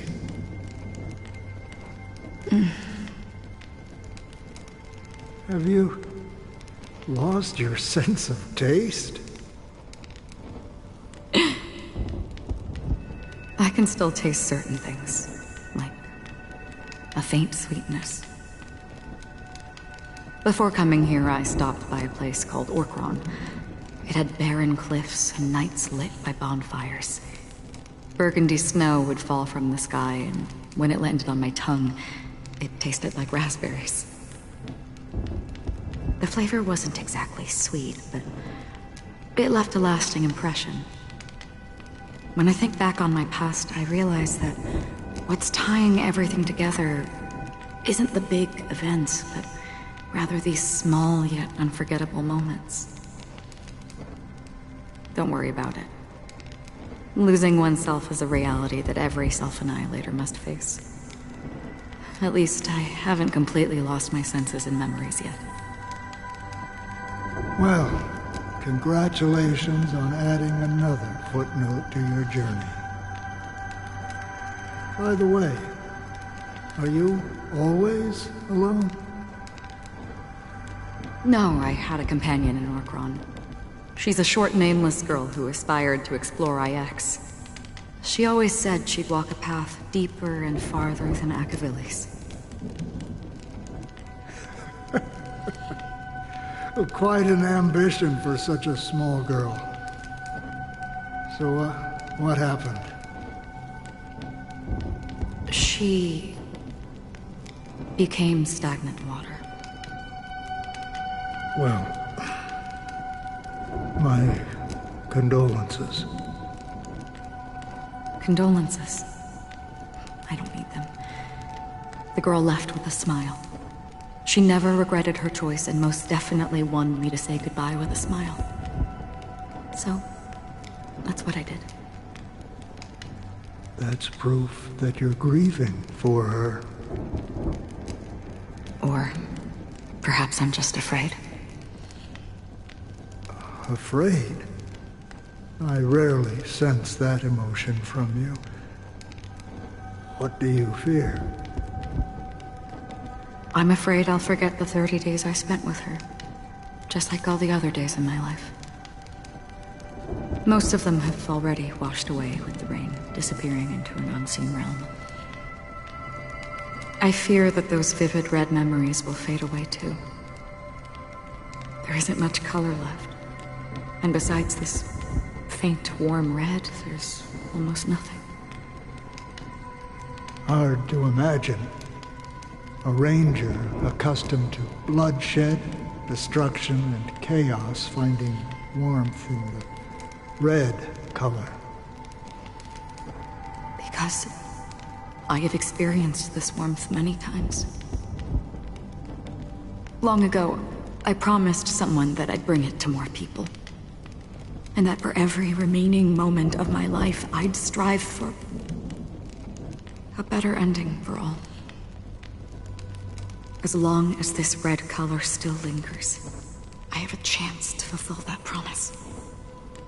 It represents a burning fire, a blooming flower, the berries in this cave, and life itself, fleeting yet still dazzling. In the end, it will lead me beyond the horizon of existence. And on the other side, I will cut off nihility.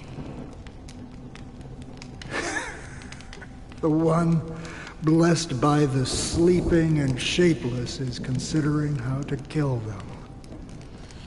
That's truly pure nihility. But you're right about one thing. After spending so much time near this stagnant water, only when I look at this vibrant red fire do I realize that I'm still alive. When will this rain ever stop? Perhaps when the sorrows of the departed have finally quieted down, the sky will clear up.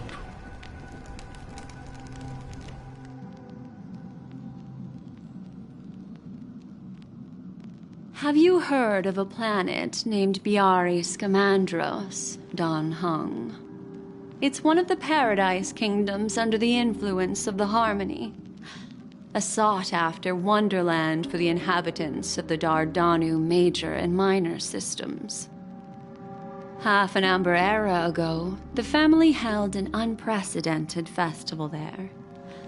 And after that, everyone on the planet became part of the family. Do you think the same thing will happen on Penacony? Yes. Or how else can we explain it? The family deliberately used the Watchmaker's invitation to keep all the Pathstriders here, but banished the Emanator of the Nihility. Because of the Nihility, I'm rarely affected by the power of other paths, but somehow I can unconsciously infiltrate them. Maybe that's the risk they're trying to avoid. I would disagree. Biari Scamandros is not part of the credit system or connected to the Silver Rail. It's nothing more than a remote civilization sheltered by the Harmony. But Penacony is different. If the family messes with Penacony, that would be like declaring war on almost half of the factions in the cosmos. They have no reason to do that. No, they don't. If they truly serve the Harmony, that is. What do you mean? The path in Penacony is impure. The Harmony here has impurities. Do you remember the Ancient Swarm disaster? Tazeront, the propagation, brought endless havoc to the universe, and it eventually evolved into a fierce battle among all eons. 2 paths lost their eons in that war, the propagation and the Order. Coincidentally, their downfall is related to a certain eon. Shipe, the Harmony. Legend has it that they participated in the crusade against the Imperator Insectorum, and devoured Anna the Order for unknown reasons. Holy forgaroni. So you're saying that the 2 leaderless paths are working behind the scenes? But I don't see any descendants of the propagation in Penacony. Could it be that the remnants of Beyond the Sky Choir are hiding within the family, trying to resurrect a fallen eon? I can't say for sure, but they're definitely planning something for the Charmony Festival. This is getting way too complicated. Is this why you want us to leave Astana right away? Are you giving up? The Charmony Festival will start soon. There's one thing that I need to confirm no matter what. A warp jump is the best way to do so. Time is running out. I have another plan.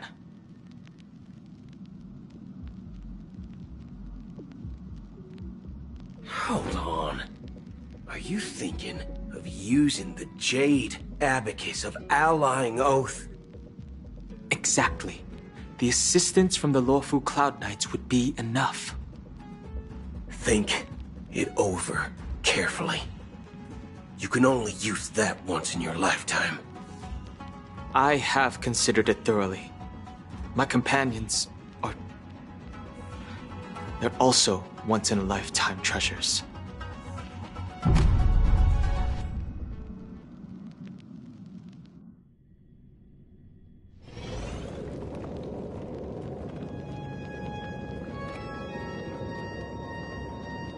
Are you the only one here, my child? The Nameless is quite the diplomat. Our secrets have spread like wildfire within the family. And IPC starships are gathering towards Astana. This is a crucial moment for us. So, where is the Chosen One who harmonizes the varied sounds?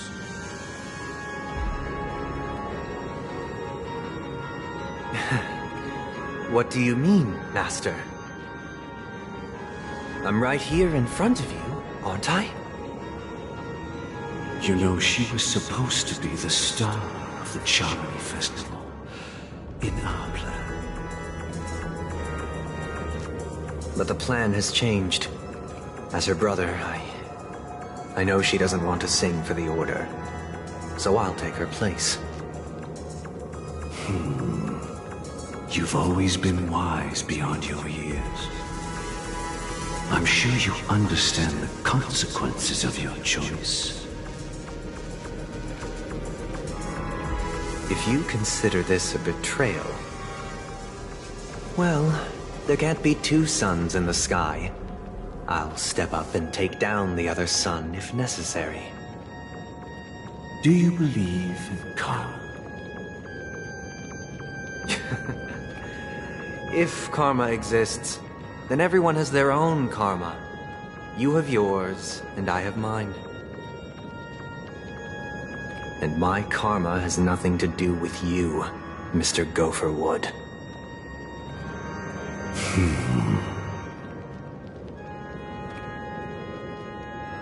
All right.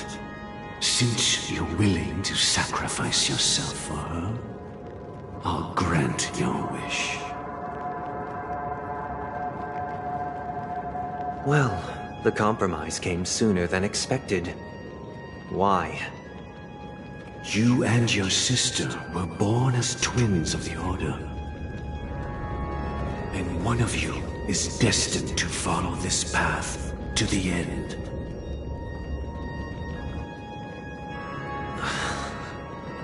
Is this part of your plan?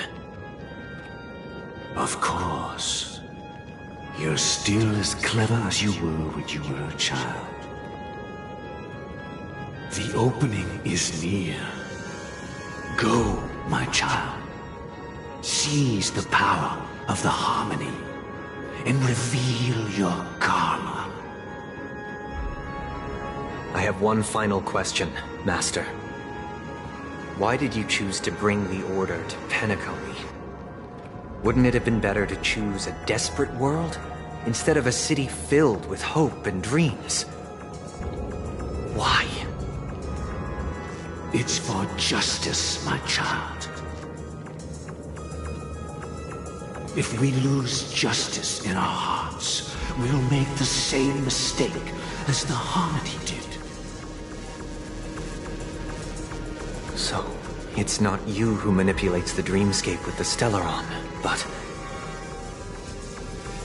Well, that's where our conversation ends. Go ahead. The 107,336 souls of the Oak family have dreamed of this moment too many times.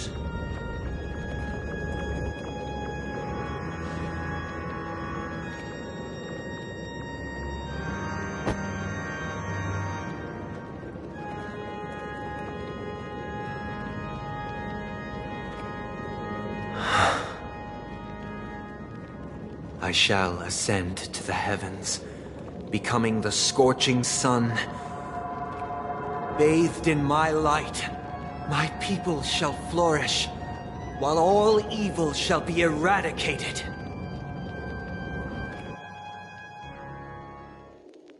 This is the interior of the Penacony Grand Theater.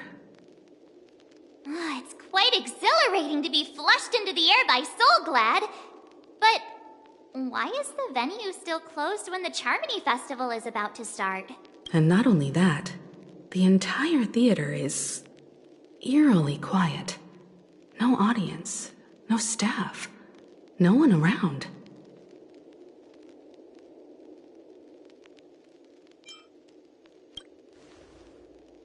Yeah, I wonder how many tickets... Hey, that's not what we should be concerned about! Let's explore around. Be careful, everyone.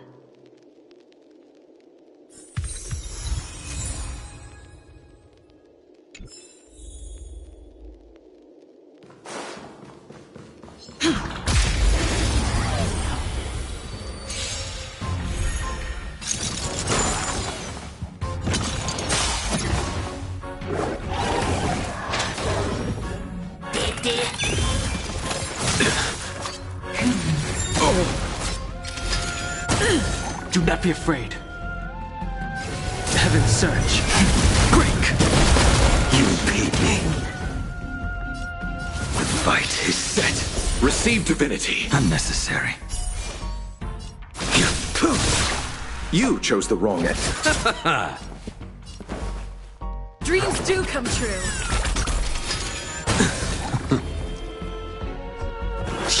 I'll see you off. Take your positions. Let's improvise. A blade knows no mercy. Failed to send you. Stay in step. You chose the wrong end.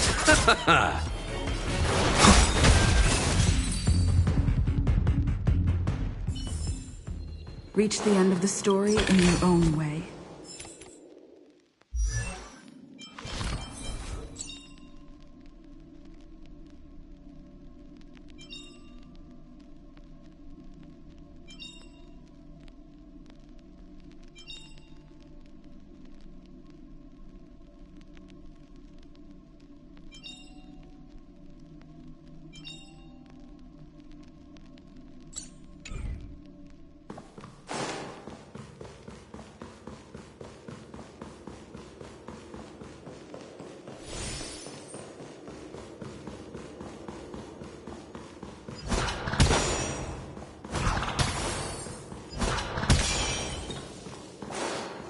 Gosh, the atmosphere here is so creepy and unsettling.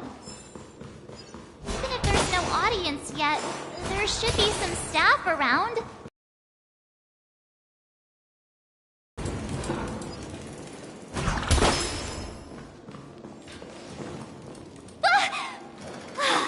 Yikes, they scared the life out of me.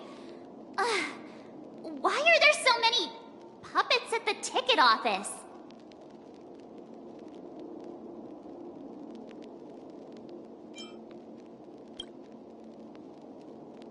Can't believe you're in the mood to crack jokes. Are these puppets part of the stage setup? Even so, it's so eerie that the entire front hall is empty.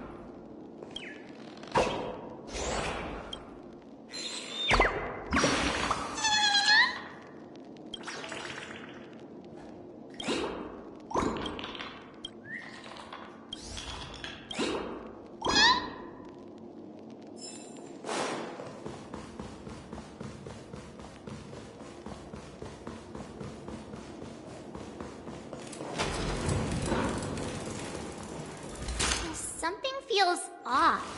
We're in the right place, right? There's no other grand theater in the dreamscape. So Sunday's messing with us? He said we'd have a final showdown on the stage, but why is there no one here? My apologies for the delay, March 7th. You scared me. Where are you now? I'm waiting for you behind the curtain. Following the Asdana tradition, I invite you to enjoy a stage play in 3 acts before the festival begins. History is a mirror reflecting the universe's true essence. Let's use this opportunity to delve into the rich history of Penacony and the Eons. Within it, naturally, the future takes shape. Let us commence with the dawning of the world. After the Dusk Wars, darkness veiled the sky, and chaos consumed the earth. Enna the Order emerged, destined to restore all existence. That marked the first day.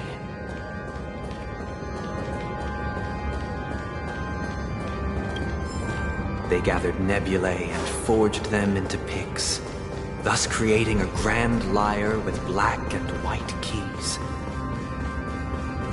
Strike the white keys, and the sun rose. Strike the black keys, and the moon rose.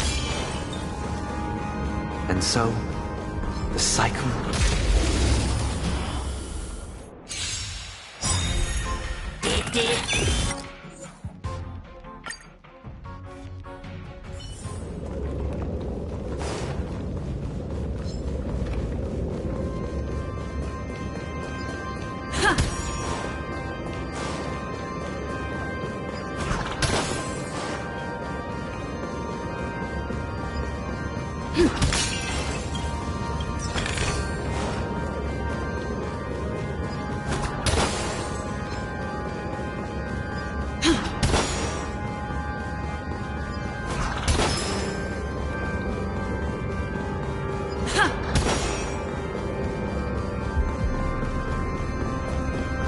are gathering around the frame.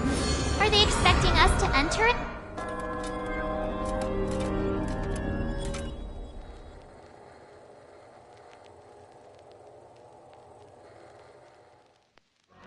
Where are we now? The atmosphere here looks similar to Sunday's inner world. Perhaps this so-called stage play is created with his abilities.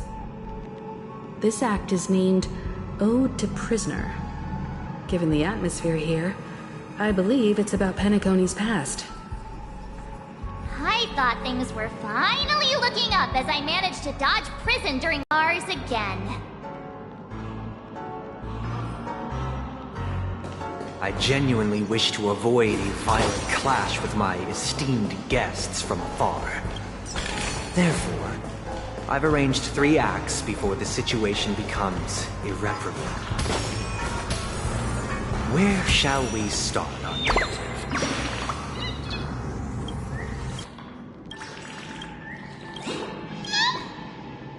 Where shall we start our narrative? Well, let's start with the time when Penacony was still a frontier prison.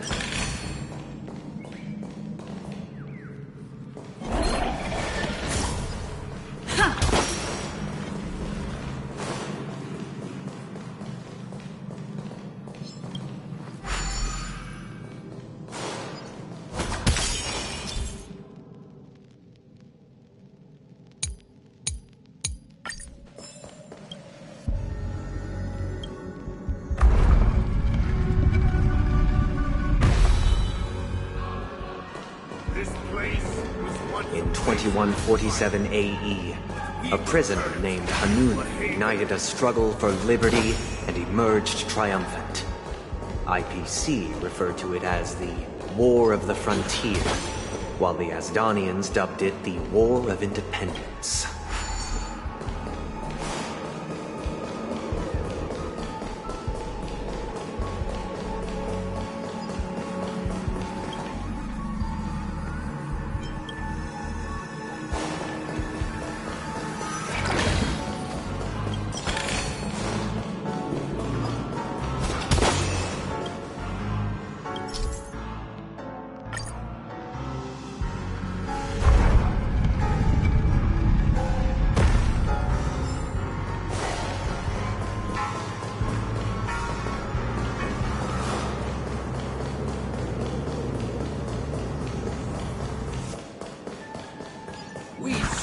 shattered the cages and expelled It's true the that Hanunu was a legendary hero, but it must be acknowledged that while he bestowed freedom upon the prisoners, he didn't grant them true liberation. Thank you for staying here, honorable travelers. The three However, nameless stayed on the planet, banish the endeavoring gods, to spread so the they are tenets no of longer Trailblaze throughout the frontier prison. Alas, their efforts proved futile.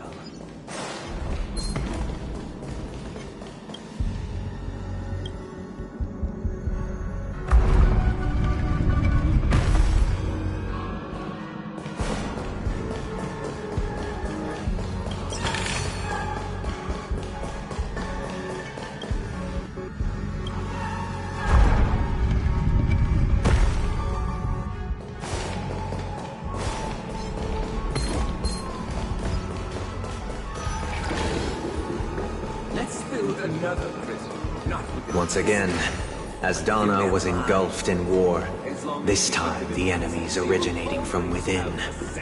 The prisoners remained prisoners for the rest of their lives, fighting for freedom rather than living for it.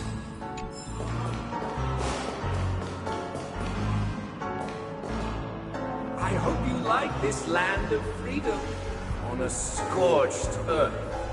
As you can see, their sentences have long ended, and the IPC guards have long been expelled. Yet, these prisoners remain enslaved, not by external forces, but by the confines of their own minds. Freedom permeates every corner, except fragile souls. It gives solace only to those who believe in its existence. Prisoners, this is my order. Learn the essence of freedom and teach your fellow prisoners to fight for their lives.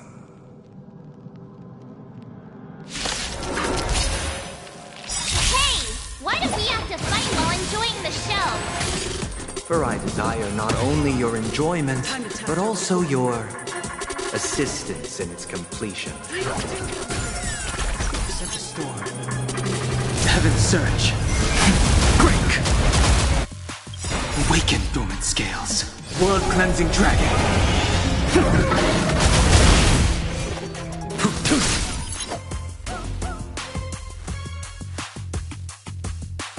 Eternal sleep. The dead return!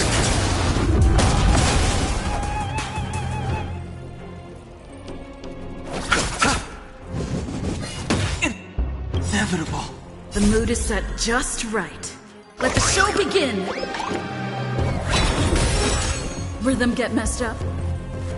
The strength. Heaven's surge. Rise! A blade knows no mercy. You chose the wrong enemy. Receive divinity. Do not fret. Repay.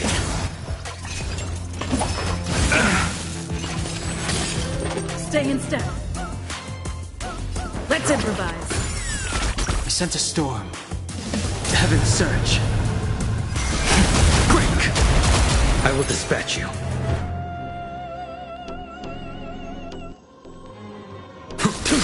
I'll see you off.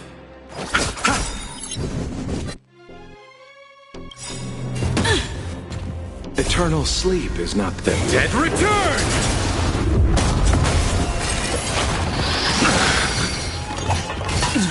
Take your positions. The times are changed. Heaven's surge. Rise! Awaken, dormant, blood-cleansing dragon.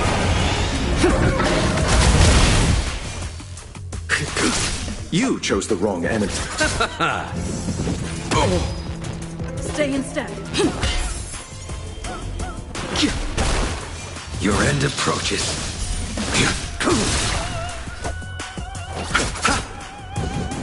I'll catch up.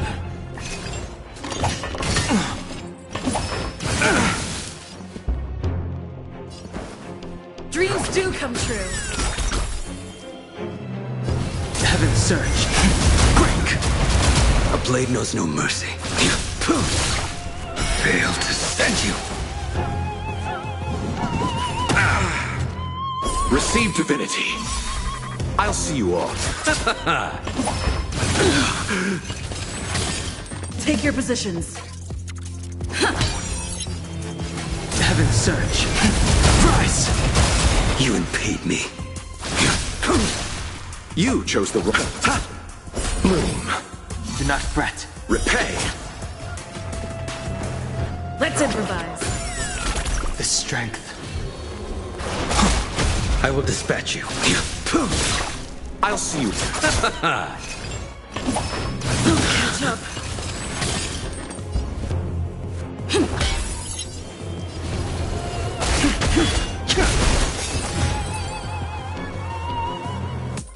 No one can restrain you anymore.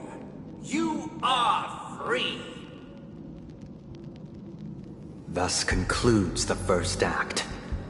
Amidst a raging war, the frontier prison headed toward becoming Land of the Exiles.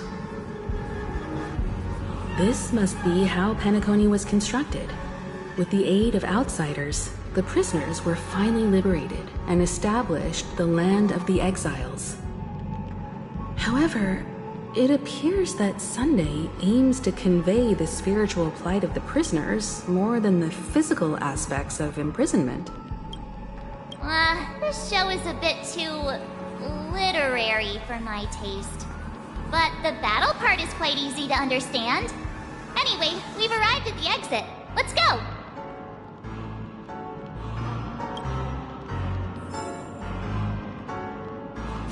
These puppets... Where are they guiding us this time?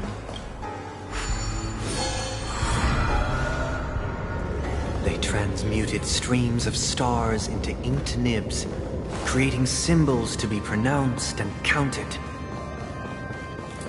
They molded stardust into flowing rivers, assigning the righteous upstream and the unjust downstream.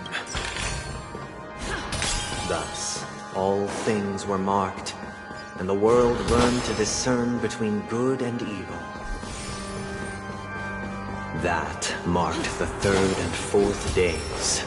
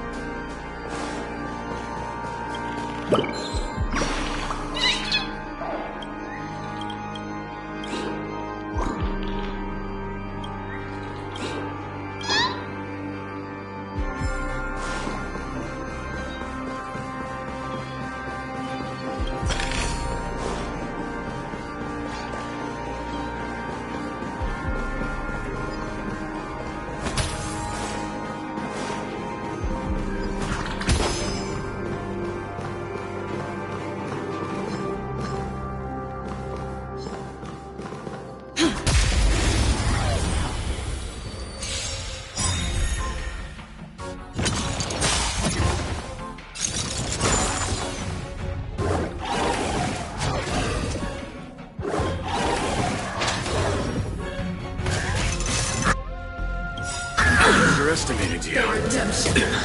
Judgment is here. Time to test our rapport.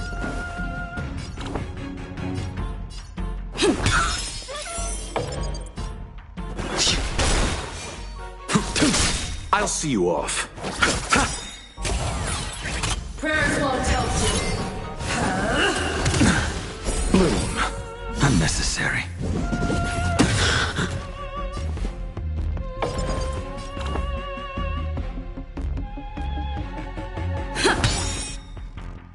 The mood is set just right. Let the show begin!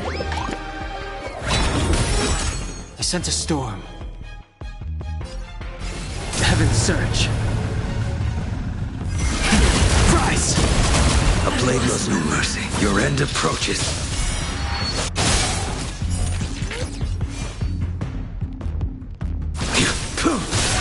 Let's settle this.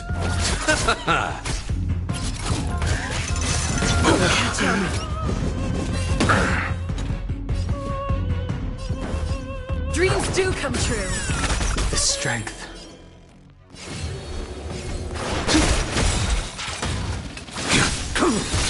You chose the wrong enemy. Receive divinity. Unnecessary. Repay. Take your positions.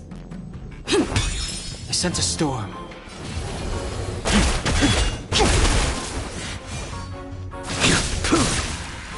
Failed to send you.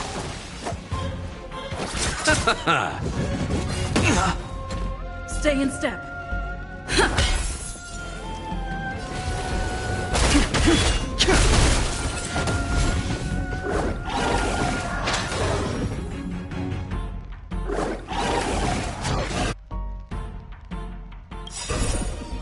Eternal sleep is not the end. The dead return!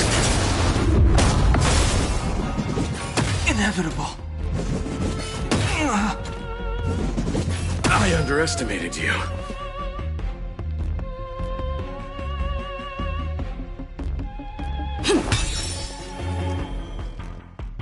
Awaken, dormant world cleansing dragon. That paradise may be. Savor it for me.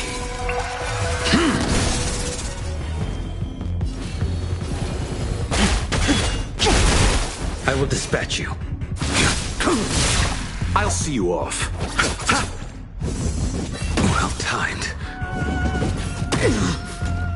Bloom. Unnecessary. Well timed. Failed to send you. Take your positions. The strength.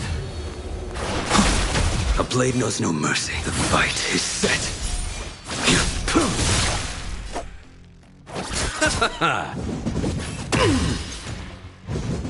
Is there a chance?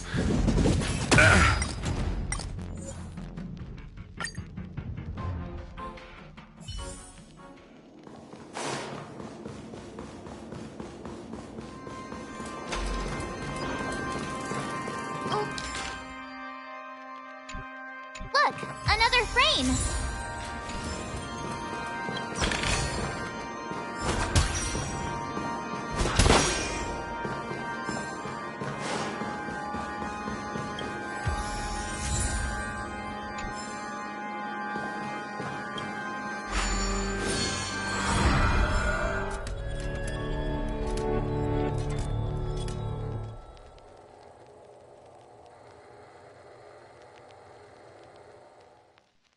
Ode to Fool.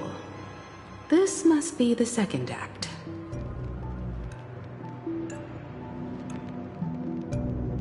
The surroundings are different from before. The stage deck. Behold the ensuing tale, a struggle for power.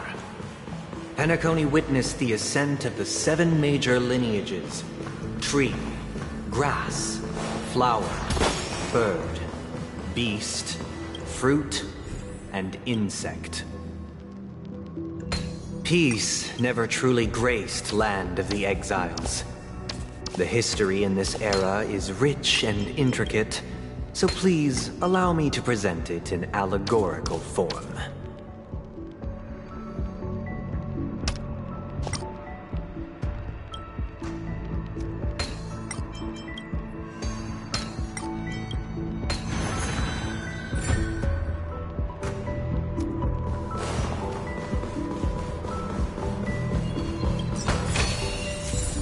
Welcome to this mansion, dear Alice.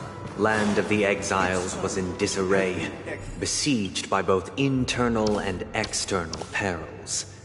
Though the 7 major lineages appeared united on the surface, each harbored their own ambitions, leading to ceaseless conflict.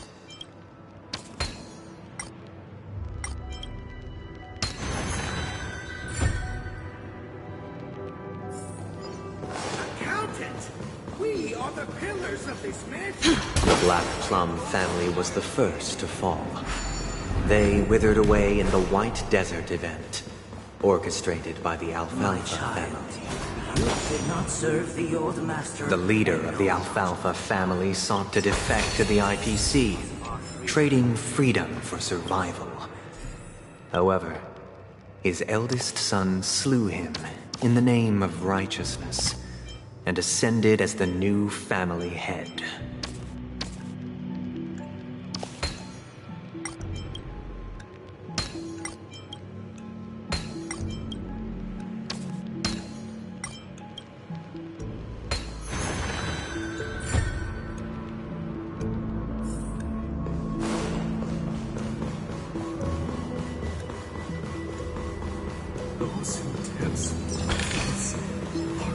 The Lamp Moth family endeavored to extend the silver rail left by the Express, only to be eradicated by the remnants of the Swarm, leaving nothing in the unforgiving cosmos.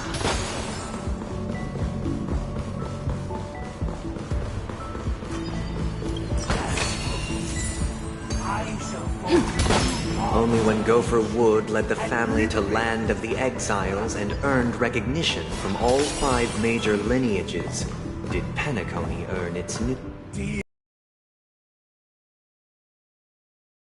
In purging this mansion of the poison spread by the lurking instigators. I wish they could regain their reason and cast away the shackles of hypocrisy. This is the second act. Looks like it's about Penacony's journey to becoming the Land of the Dreams, during which the family plays a crucial role. But this new master seems like a bad guy to me, don't you think? Perhaps this is the truth Sunday is trying to express, if you read between the lines. The Harmony changed Penacony just as the guards once did. Looks like we've gotta help those guys kneeling down over there calm down a bit. Right. Either I shall be my own master, or I shall return to my former master.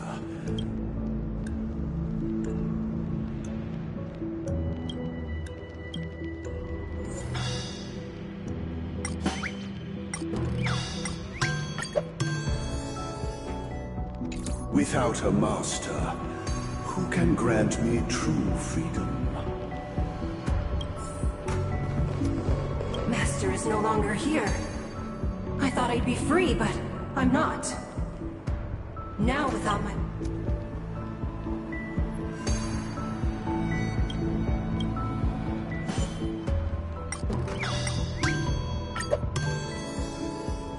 Master is no longer here. I must seek a new master. Once, I stood as the most loyal guard among all the servants. Now, with my master vanished,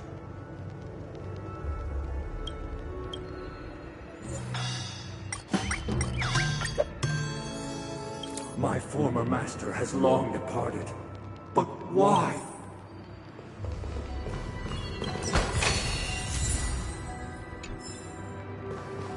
Master! Oh, you will return in due course, and I shall stand.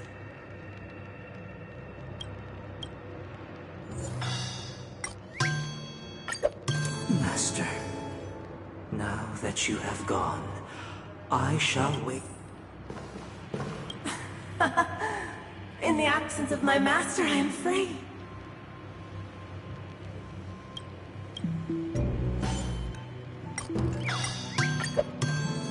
I shall sing for my new master, just as their noble voice once resonated. Thank you, dear outsider. Heed me, one and all. Your former master shall not return. Cast aside the veils of the... Get ready. Looks like another fight is about...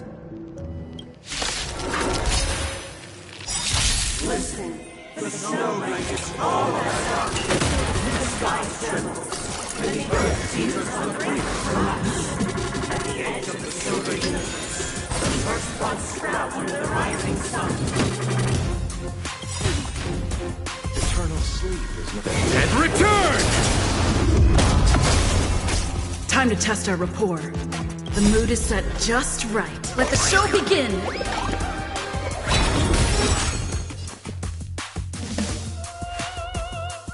Awaken, dormant scales.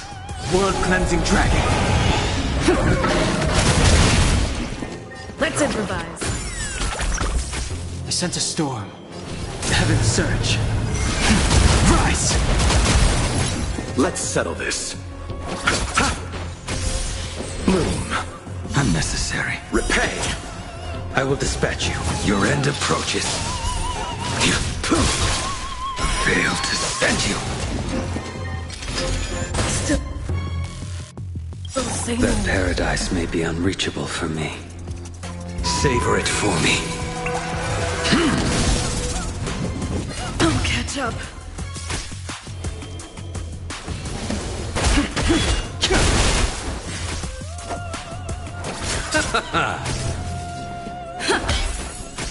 A blade knows no mercy.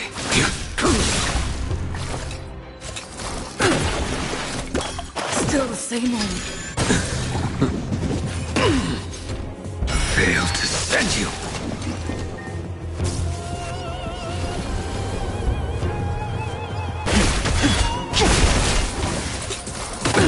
Nothing major. Stay in step. I'll see you all. I will dispatch you. Receive divinity. Unnecessary. Eternal sleep is not the dead Return!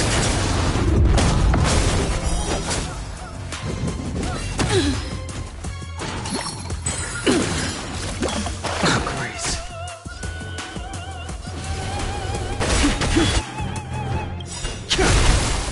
Awaken, dormant scale. World-cleansing dragon. Rhythm get messed up. A blade knows no mercy. Failed to send.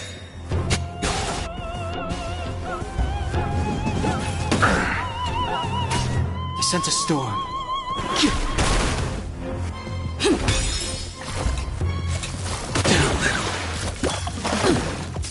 You chose the wrong enemy. The mood is set just right. Let the show begin! I will dispatch you. The fight is set. Bloom. Unnecessary.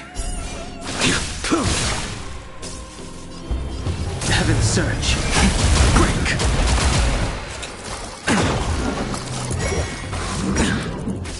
Take your positions.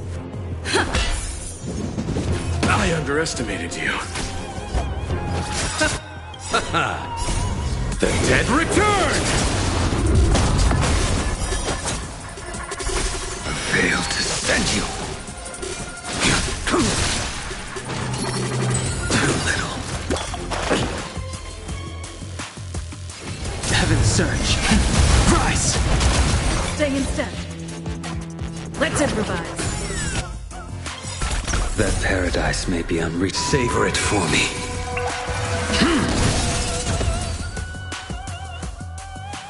Alas, they remain but slaves till the very end, with the illusion of freedom.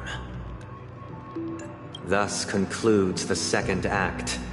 Amidst an illusory harmony, Land of the Exiles charted its course toward becoming the planet of festivities. This is how Penacony fell under the family's control. Since the arrival of the Harmony, the Land of the Exiles has undergone dramatic changes, not all of which have proven... This guy really loves dramatic scenes. Bet he comes from a whole lineage of stage performers.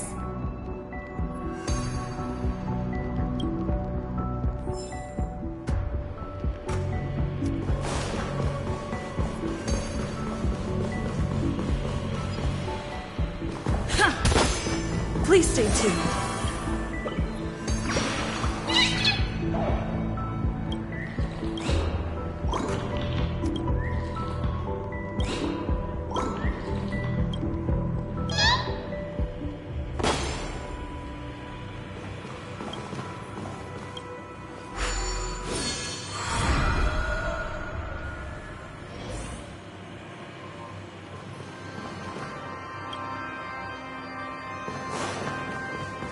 They used the planetary rings to establish the law, forging a code of conduct among the masses.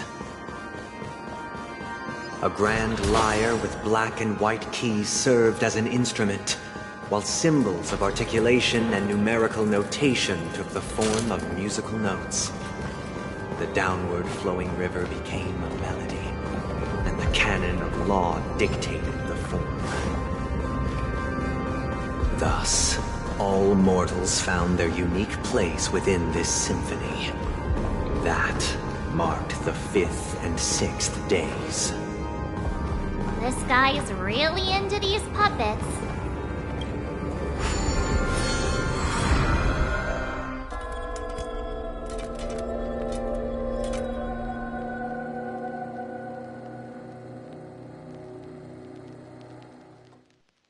Oh, I get it now. The last scene is all about singing the praises of the Order. And the atmosphere here is completely different. This is the concluding act of this play. I have showcased the past and present of Penacony, hoping that my desire for change resonates within you. And now, I shall reveal its future to you. Without a king, who shall take responsibility for the people? If the people lack foresight, we will make choices on their behalf and bear the responsibility.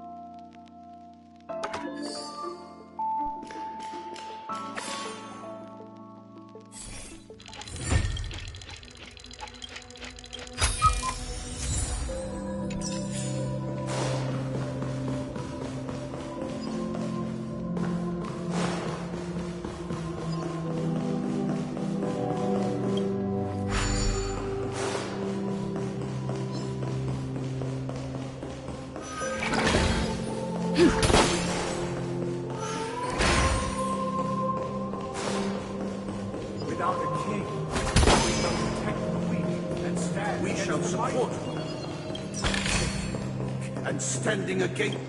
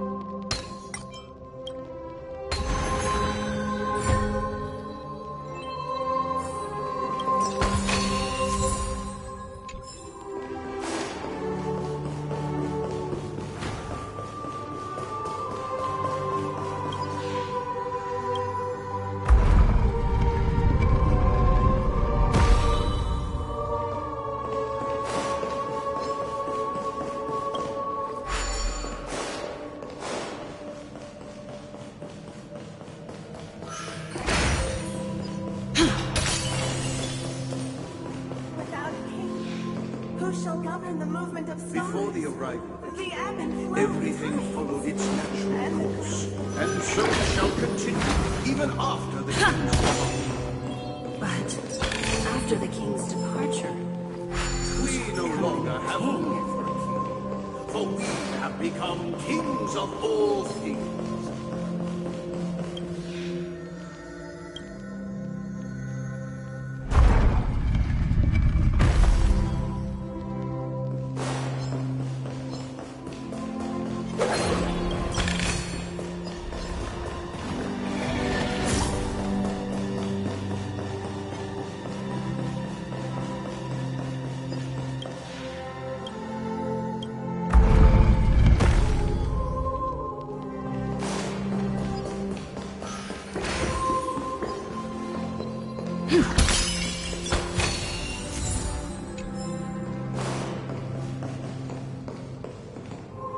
Hey, aren't we supposed to kick off a short story and have a fight here just like we did in the previous acts?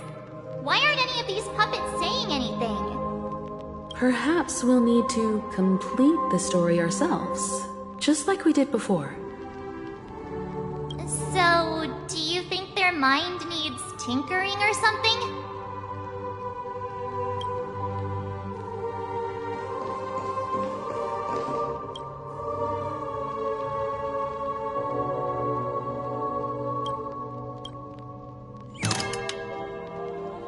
We no longer have need for a king, for we have become kings of all things. How did it go? You can't change them? What does that mean? My apologies for my negligence. I forgot to inform you that the final part was scripted long ago.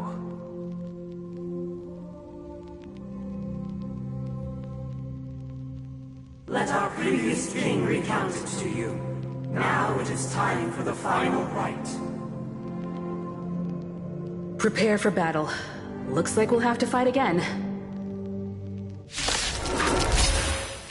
Ascending from the infinite spiral staircase, I traverse towards the future with measured steps. No need to remember or seek my assistance. Time to test For the contours of my mind shall intersect with common experiences.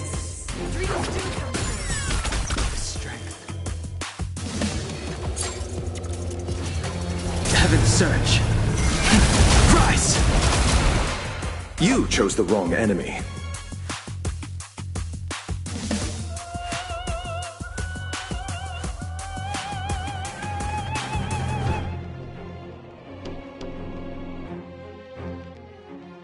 What is it we're waiting for?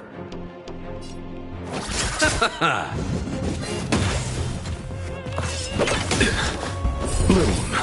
Unnecessary. Stay in step.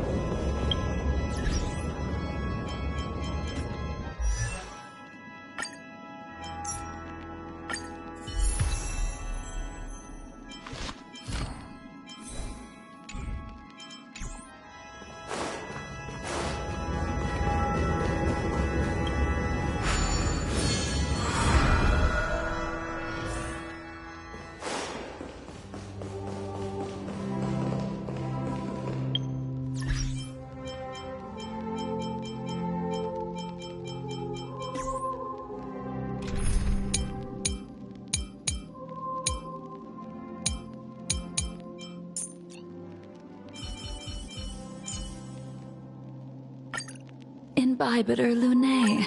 It feels like an egg. How did it go? You can't change them?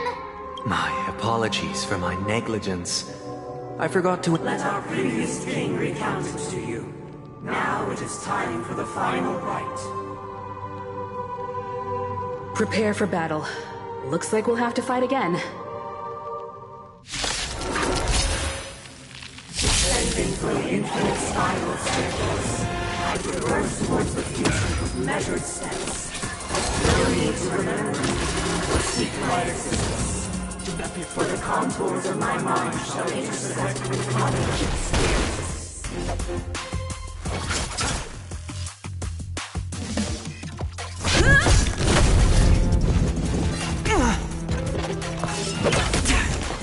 Receive divinity. Save it for your own skin.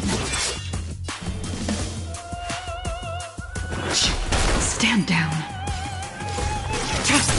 I'll see you off.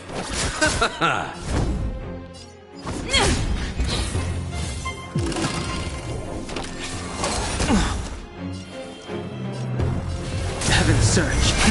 Rise! Tedious. Blade of moonlight.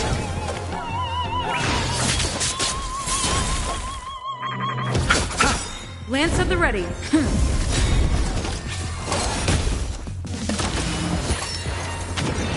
I sense a storm.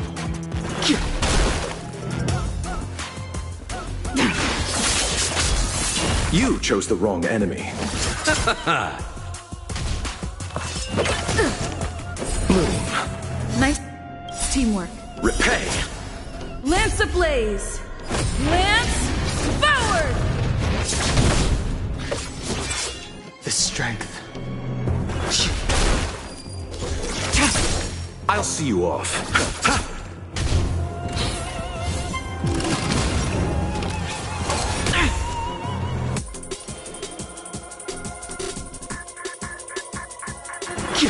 Stand down.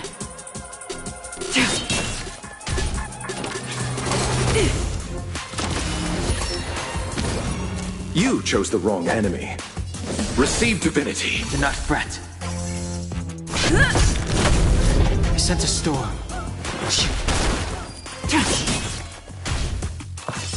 Try harder. I'll see you off.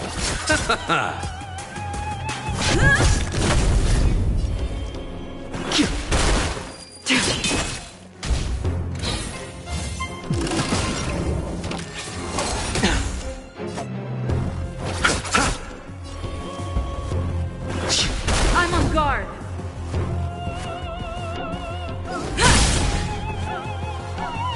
Unworthy. Eternal sleep is not the end. Dead return!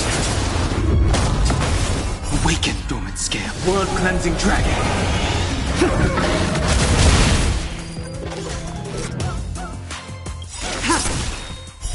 Blade of moonlight. All will be revealed. In lunar flame.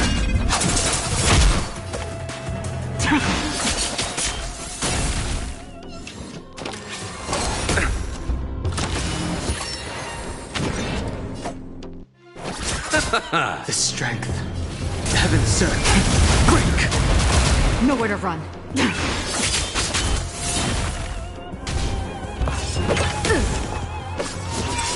You chose the wrong enemy. I sense a storm. Heaven surge. Rise!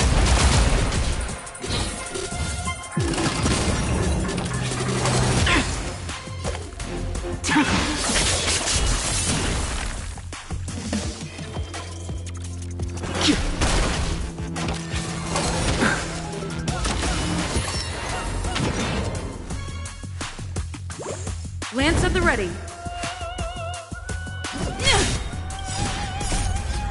Lance forward. I'll see you off.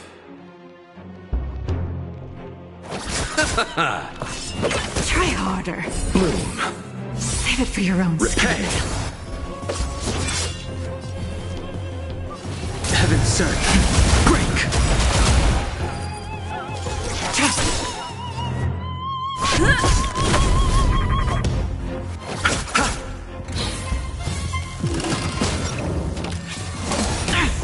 The strength.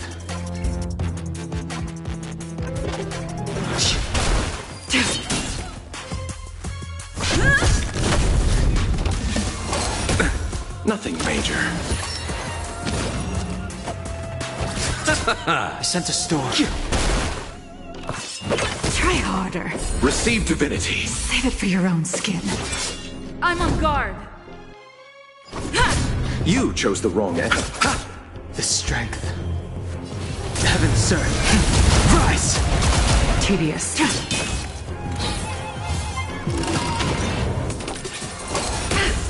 Lance at the ready. I sent a storm. Heaven surge. Break!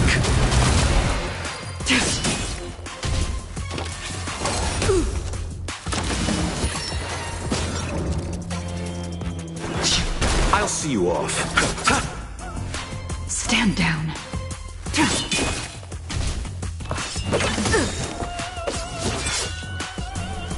Lance ablaze! Lance forward! Awaken, dormant scales. World-cleansing dragon. Eternal sleep. The dead return!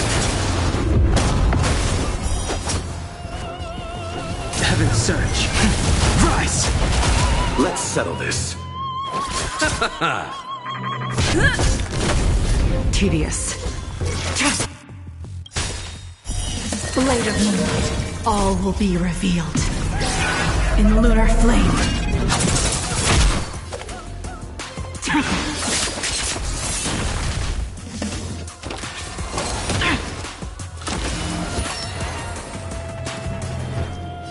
Heaven surge.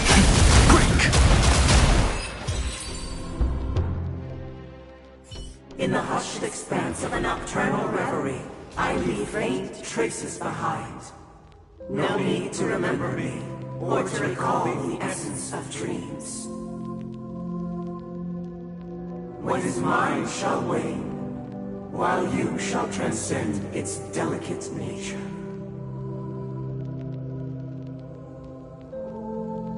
This is the final scene. It's much more straightforward. He wants to expel the Harmony and establish an empire based on the Order. Let's go. Once this stage play concludes, it'll be time for the main event, the Charmony Festival.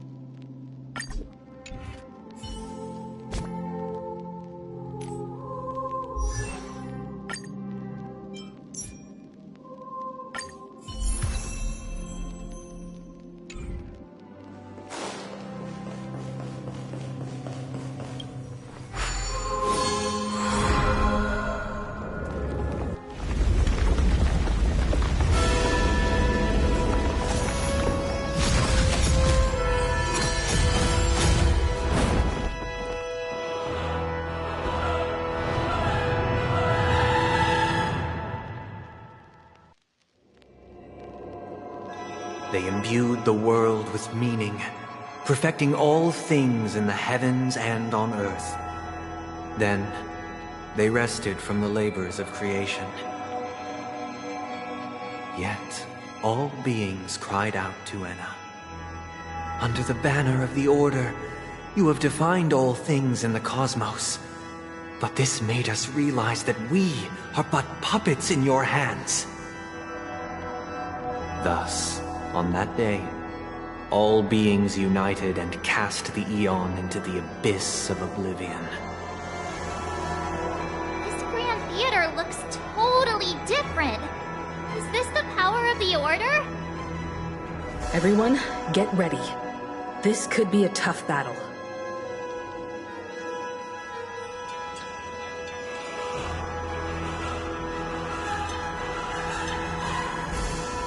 Please stay tuned. Let's wait and see.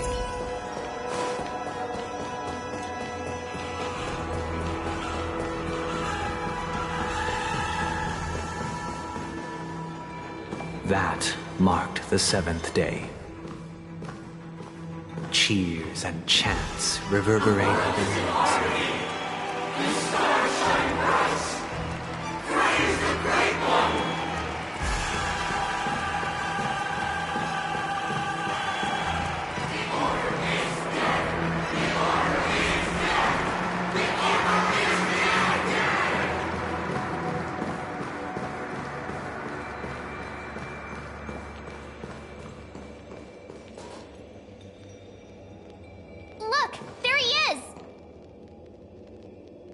That concludes everything related to the Order. What are your reflections on this, my dear guests? Nevertheless, this is but a trivial blip in the annals of galactic history. What truly matters is the course this river shall take in the days to come. You've arrived at the perfect moment. The Charmony Festival is about to commence, and it would be a shame if you were absent for the Harmony's prologue. Allow me to extend my warmest welcome once more.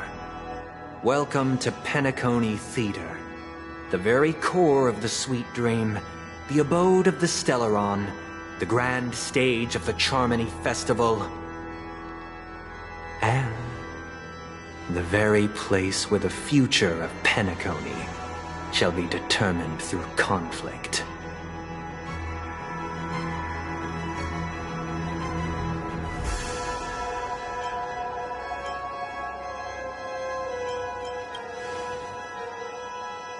Your unwavering faith in the Trailblaze is truly impressive. True goodness can only be achieved through faith.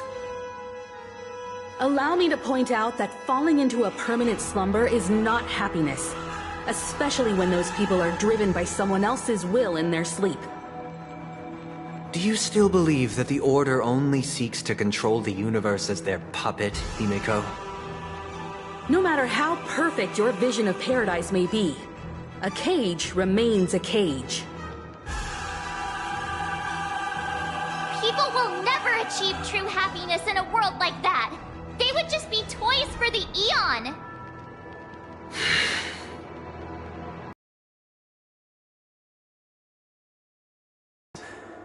Allow me to clarify. My desire is not to resurrect a fallen Eon, or become one myself. My sole objective is to create a paradise free from Eons, where the Order ensures the dignity and happiness of all humanity. A paradise exclusive to us human beings. That's not the case. If people are to live with dignity, there must be nothing and no one above them. In your so-called paradise, you would be the one reigning supreme. Looks like we won't be able to convince each other. Now that our conflict has been destined, let's unveil our paths and reveal to the universe the true path.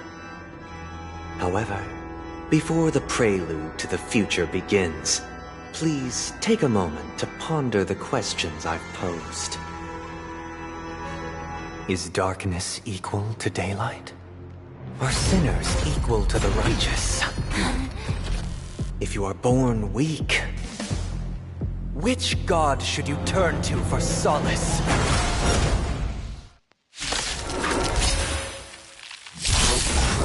Repent to Eon with great might. Unabandoned. You magnify all things in the cosmos.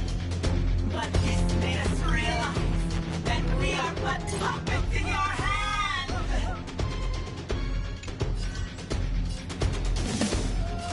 Heaven surge! Rise! Awaken, dormant scale. World-cleansing dragon. I will dispatch you. Your end approaches.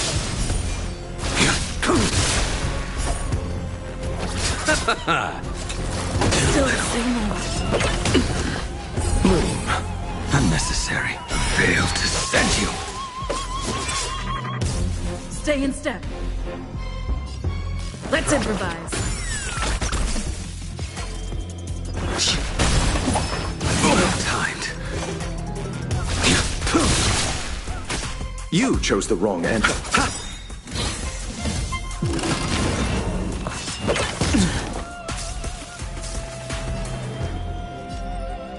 Eternal sleep. The dead return! Heaven surge. Break.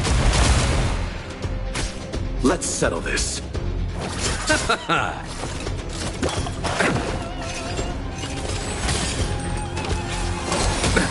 Nothing major.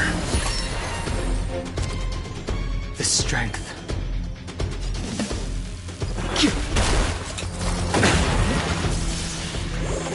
A blade knows no mercy. I'll see you off. Receive divinity. Repay. Nothing major. Is there a chance? Oh, Grace. Dreams do come true. I sense a storm.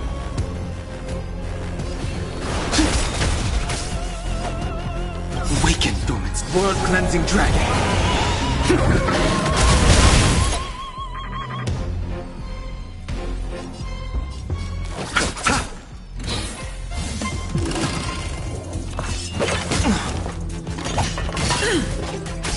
Rhythm get messed up.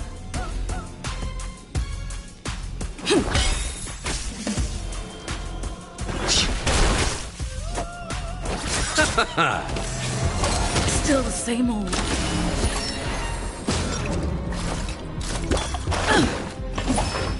Catch up. The mood is set just right. Let the show begin. Let's improvise. The strength. Eternal sleep is the dead return! Heaven surge. Rise! Moon. Do not fret. Repay. Let's settle this. Take your positions. Dreams do come true. The times are changed. Awaken, dormant scale. World-cleansing dragon.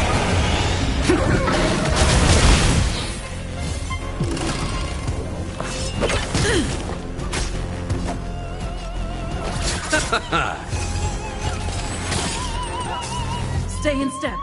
Let's improvise. I sense a storm.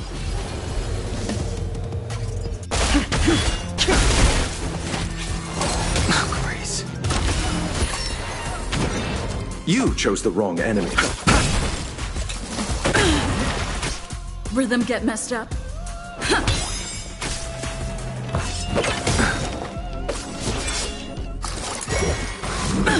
Nothing major. Eternal sleep. The dead return!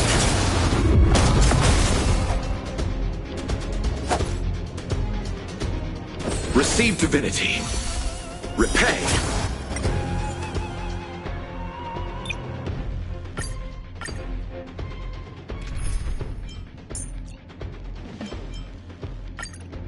Oh, we meet again.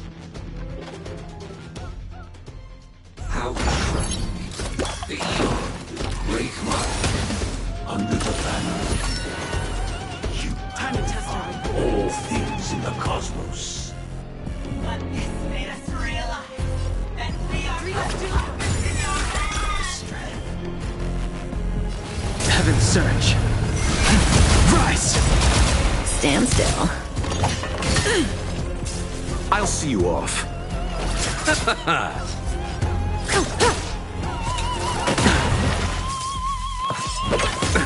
Nothing major. Take your positions.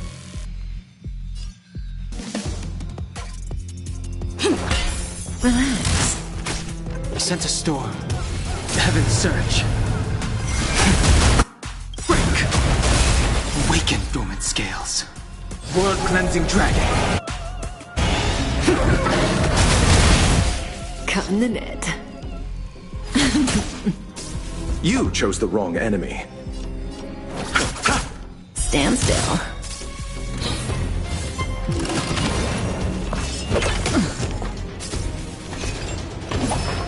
Not bad. Moon. Thanks. You're too good to me. Stay in step. Eternal sleep is the dead return! Good times never last. Time to say bye. Boom.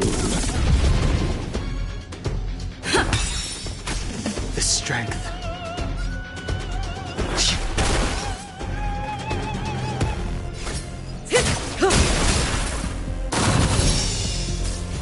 Let's settle this.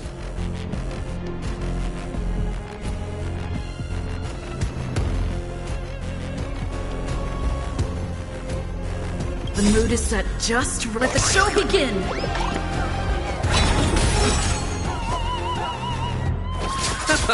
Relax. Take your positions. Let's improvise. May as well kill them all. Heaven's surge. Rise! Stand still.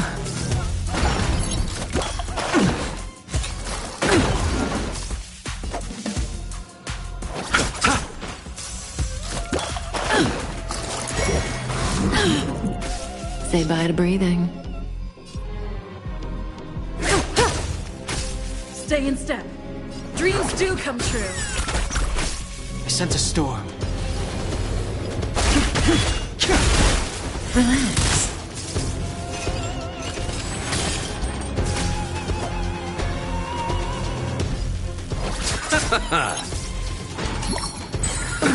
Nothing major.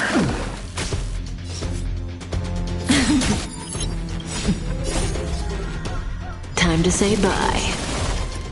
Boom. Stand still. The times are changed. Heaven's surge. Break!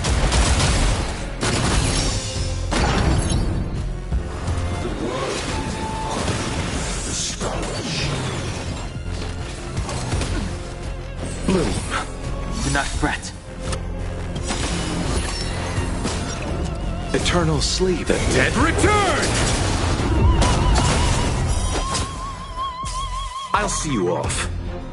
Awaken, dormant scales. World-cleansing dragon.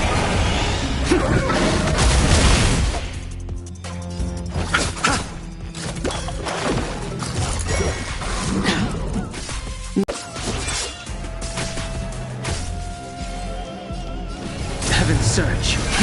Rise! Relax. Let's settle this. Say bye to breathing.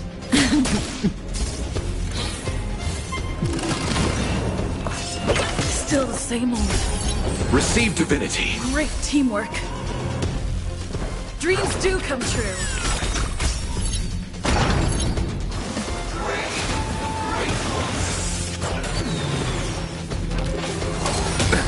Nothing major. You chose the wrong enemy. Bloom. Repay. Still the same old.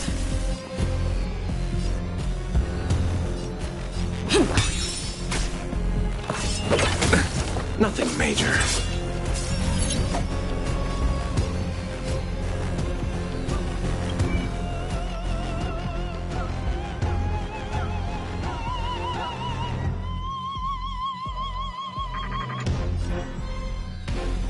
Eternal sleep. The dead Return!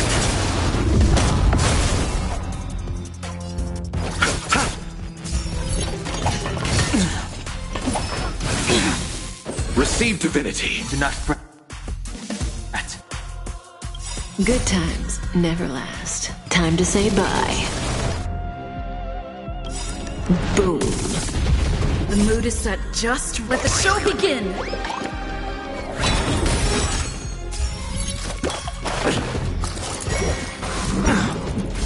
May as well kill them all.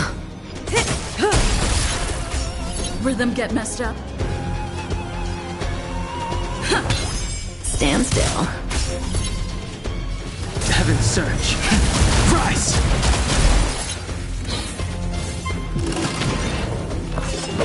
Still the same old. Let's settle this.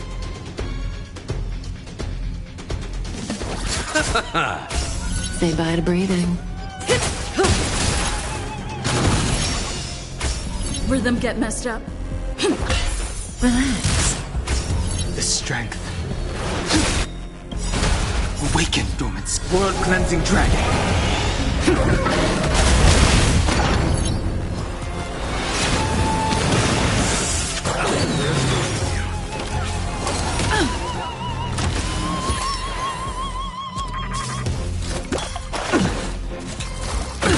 Nothing major.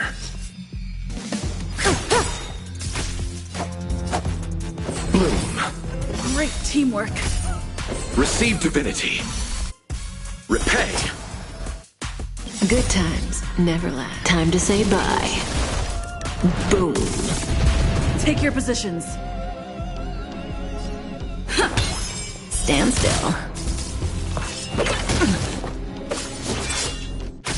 I sense a storm. Heaven's surge. Break!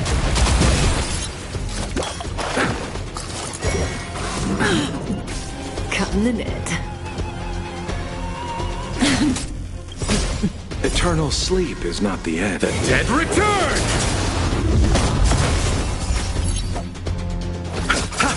Relax. Dreams do come true.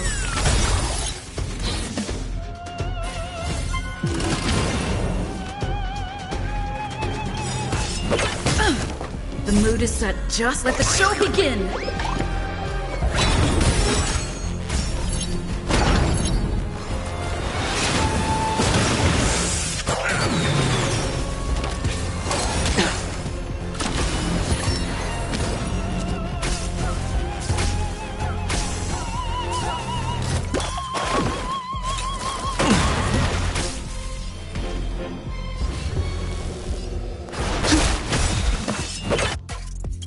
Not yet.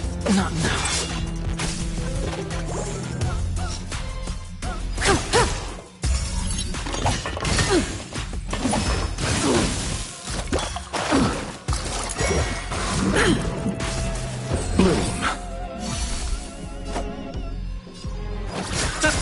Stand still. Stay in step. Eternal sleep. The dead return! Let's improvise.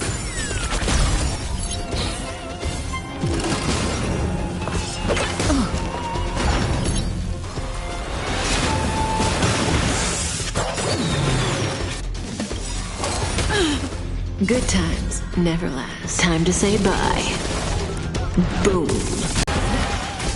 Rhythm get messed up. Dreams do come true.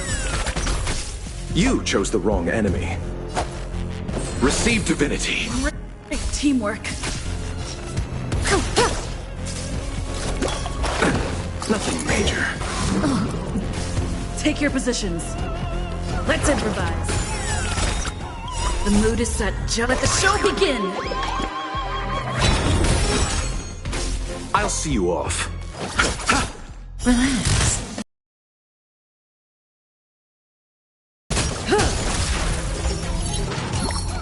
Didn't hurt.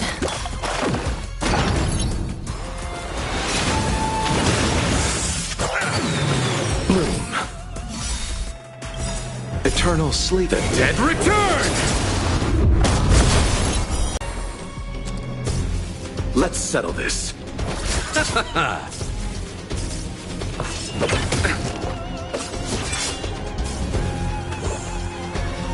Dreams do come true.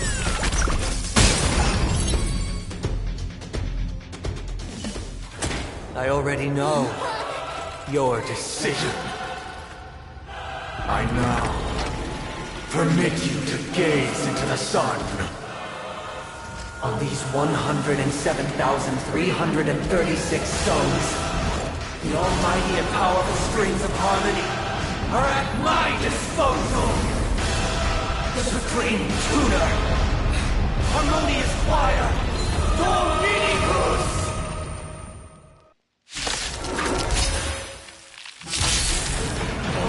Lost souls, come and meet your master!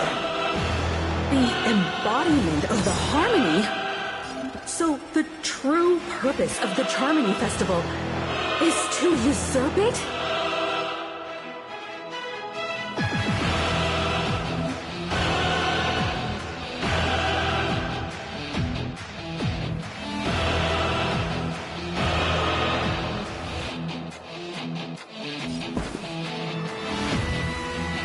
Awaken from your dream.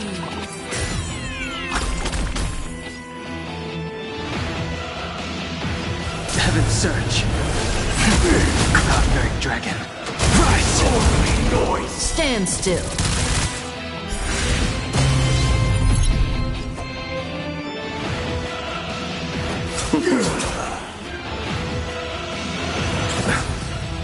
May as well kill them all. How noisy. Grace. Still the same old. Wise and receptive as you are, answer me this. Why could the harmony and the order merge into one? Still the same mold. Good times never last. Time to say bye. Boom. Because neither side could tolerate discord. The noise is fading. Receive divinity. Great. Teamwork. Eternal sleep is not the end. The dead will return. How noisy. That which is seized must be repaid. Let's play our own melody. Let the show begin!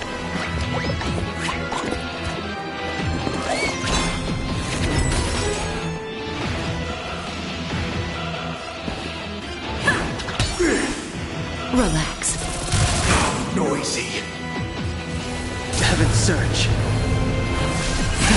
Celestial Dragon. Caught in the net. This won't take long. Disorderly noise. Allow me to see you off.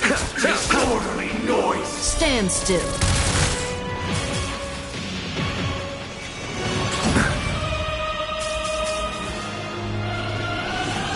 Grace.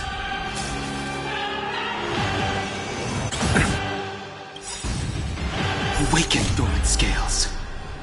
Delve, hidden moon. World cleansing dragon. Disorderly noise. I'll take the lead. Disorderly noise. Heaven's Surge.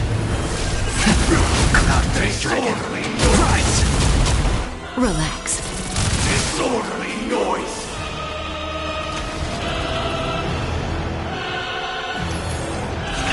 Still the same old. Enjoy eternal peace.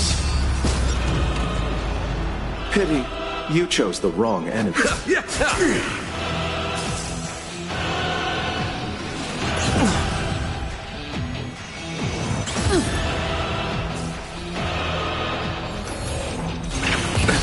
Nothing major. Sing together.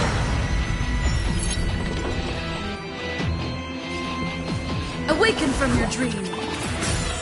How noisy.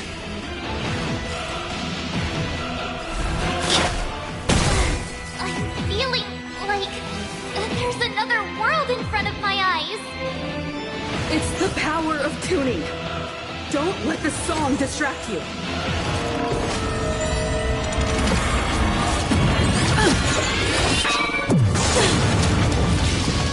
All things are part of the melody. Abyss flower, bloom.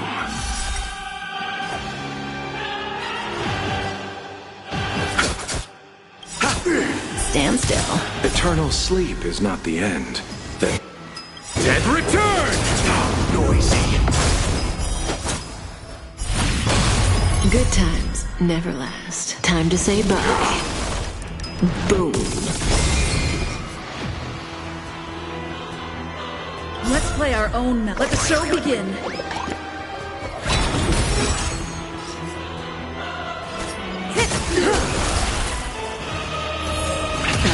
Sink into a dream. The strength.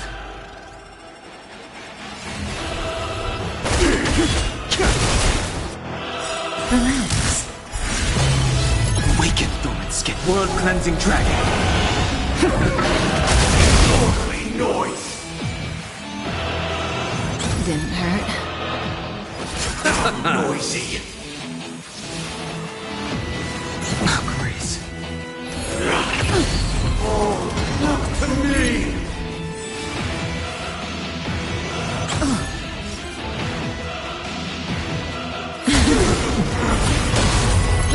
choose to run.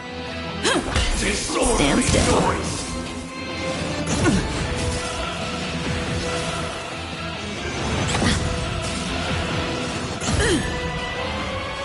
Heaven Surge.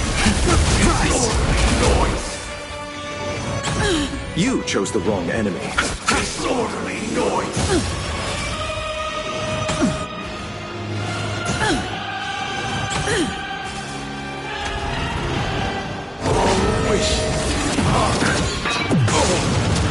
Receive divinity.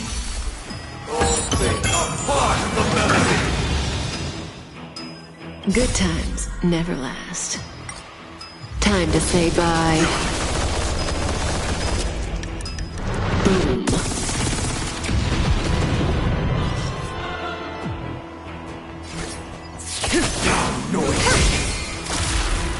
I sense a storm.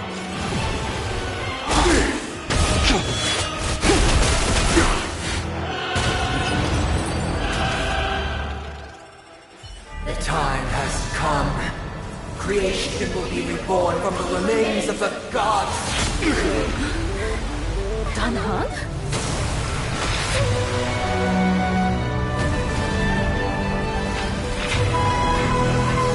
Radiant spirits, heed my word. Show no mercy!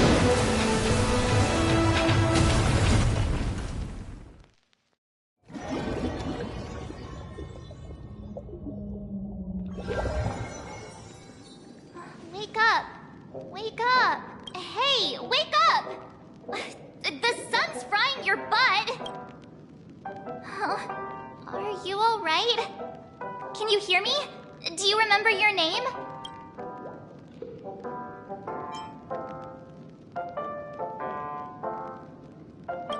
It does? Well, doesn't ring any bells to me. Looks like your mind's still in one piece. If you're able to remember such details. Well, that's reassuring. It's a long story. Simply put, Dan Heng used the Jade Abacus of Allying Oath when we were in the middle of a fierce battle, and summoned the General to help us just in time. And then we returned to reality. Look, this is your room. Everyone else has also returned from the dreamscape.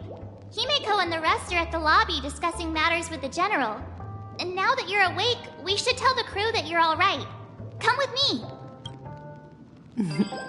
Not going to come chat with me, sleepy. And that voice. Is that Black Swan?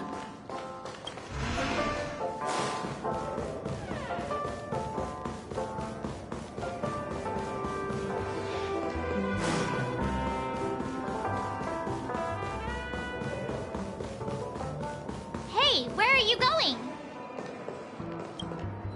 hey, we meet again, sleepyhead. What's Miss Black Swan doing here?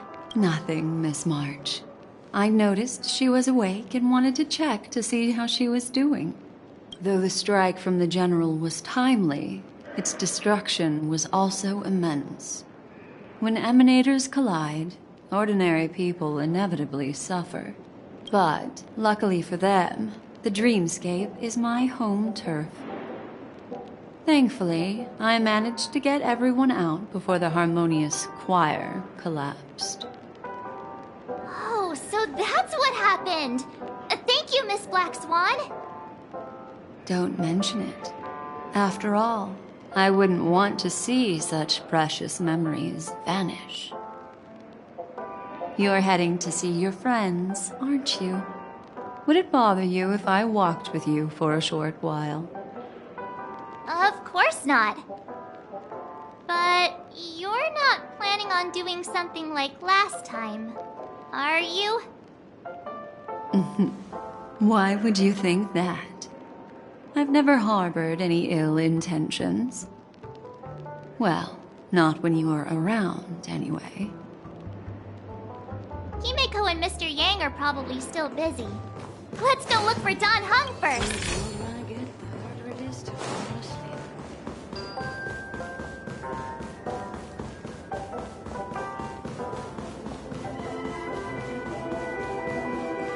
Look, he's still talking to that cowboy. One peach soul glad? Shaken? Not stirred. Ooh, want a drink? You're awake. Well, fork me. You must be that Stellaron they were talking about. I didn't mention anything to him. Partner, you got it all wrong. I heard it straight from the memo keeper. Allow me to introduce him to you. This is Boot Hill, a Galaxy Ranger. During our pursuit of a certain person, we crossed paths and just so happened to uncover a shocking plot being concocted by Mr. Sunday. Which is why we sought you out, to help the Astral Express save the world together. No need for thanks. The Galaxy Ranger's principle is correct every injustice one sees. That's how you lot in the Ciencio put it, right, Don Hung? More or less. Wait, hold on a sec. This is the first time I'm hearing about this certain person. Who are you chasing? And why would that lead you to the Express? Good question. It's, who was it again? Don Hum. Do you remember? No, that ain't it. I can't seem to remember either. What's going on? Vic, forget about it. If it slipped all our minds, reckon that person was just a minor scoundrel. Unimportant. Ain't gonna stop us from piecing together the story anyhow. Yes, when the dust settles, I'll just think of a way to recall it in the memory zone. Everyone, let's hurry up and look for Miss Himiko, shall we? She's now a minor star on Penacony, and the entire hotel's concerned about her well-being. You're right. Let's head to the lobby then.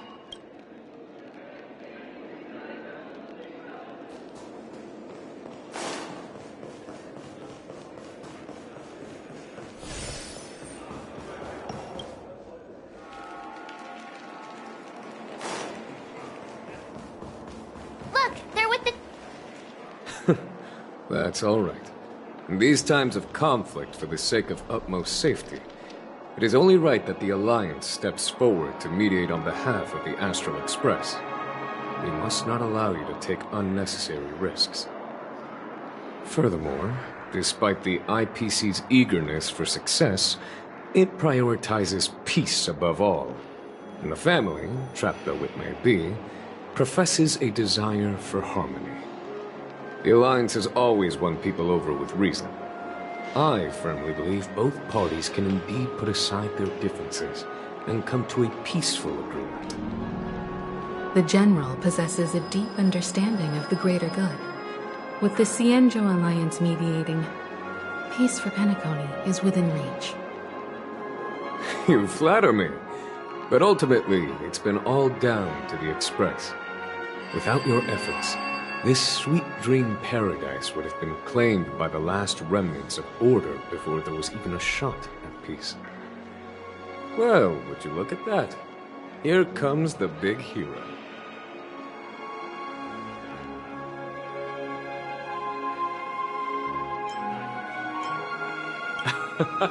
If it isn't the galactic baseballer, a hero with Are you okay? I heard you couldn't wake up. Are you feeling unwell? Don't worry, Mr. Yang. There's nothing wrong with her. She practically burned through a lifetime's worth of jokes on the way here. What about you, Mr. Yang? I heard that even Miss Robin wasn't spared. And that guy locked you both up. It's a long story. He used an ability called tuning to connect our consciousnesses with his. In other words, he imprisoned us within his consciousness. Thanks to General Jing Yuan's destruction of the Harmonious Choir, we were able to escape. He used that tuning on us too. Does that mean that we were almost imprisoned as well? I can confidently say now, he was truly after a fair fight with us. Had he wanted, he could have easily taken us down, without so much as lifting a finger. Speaking of the Oak family head, where is he now? It's complicated, but in a nutshell, he's now the former Oak family head. The IPC has named him the key figure in the family's Penacony split, citing a threat to cosmic peace. He must represent the family and answer for the unrest caused. His trial is set to take place at Pier Point. The family quickly labeled him and the remnants of the Order as enemies, declaring the turmoil an internal rebellion. This move effectively barred the IPC from intervening in family affairs on both moral and rational grounds. Everyone really has their own agenda, after all. Then, what's going to happen to Miss Robin? She and Sunday won't be able to deny their involvement in the Charmony Festival. They're siblings, after all. Why the sigh, General? I can only say that this incident is an unexpected mess for the girl. The Alliance will try to persuade the family to consider this matter carefully during mediation. It's time, everyone. The IPC's key members and I have agreed to consult one another before the upcoming negotiation. Given the General's invitation and the matter's significance to the universe, the crew will naturally accept. However, if the IPC has any reservations... Why, of course you're welcome. They've mentioned that your team is a trusted ally of the IPC in Penacony, so there's no reason not to welcome you. Besides, if there can be reliable observers from the Astral Express present, discussions will go more smoothly. So, what do you all think? Well then, we shall oblige. I'm kind of allergic to those types of situations. I think I'll just head back to my room and start packing. Not to worry. Himiko and I will take care of things. I'm afraid I'll also have to return to the Express first. The conductor is worried about us. It's best I go and explain the situation. Thank you. What about you?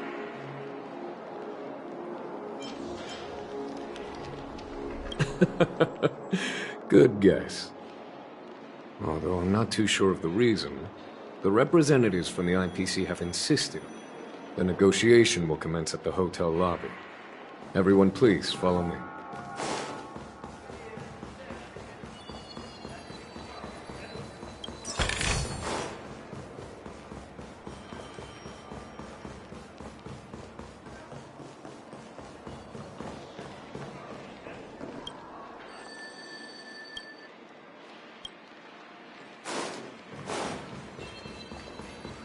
Quit giving me the stink eye!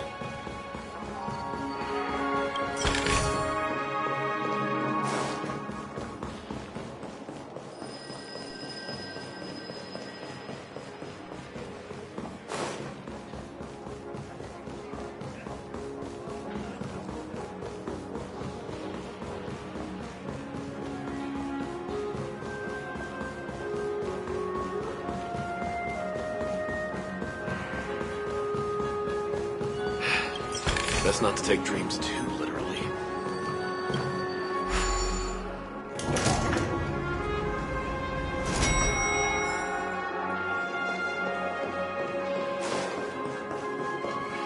Anything is possible within a dream. Mr. Aventurine and Miss Topaz are here too. Oh, and who? It's been a while, my Astral Express friends. I would also extend my sincere thanks to you, General of the Lawfu. The presence of everyone here assures that the talks will likely reach a conclusion that satisfies all sides. Oh? Looks like everyone has come with expectations. Of course. Topaz, if you please. Sure, leave it to me. In summary, it's good news. After much deliberation from the Strategic Investment Department's Council, the absolute majority of members have agreed to the following resolutions. In light of long-term considerations for interastral peace, and by authority of Pierpoint HQ, the Strategic Investment Department, on behalf of the Interastral Peace Corporation, will permanently relinquish its claim on Penacony sovereignty and offer unconditional support of the family's rebuilding efforts on Penacony. Now that's something.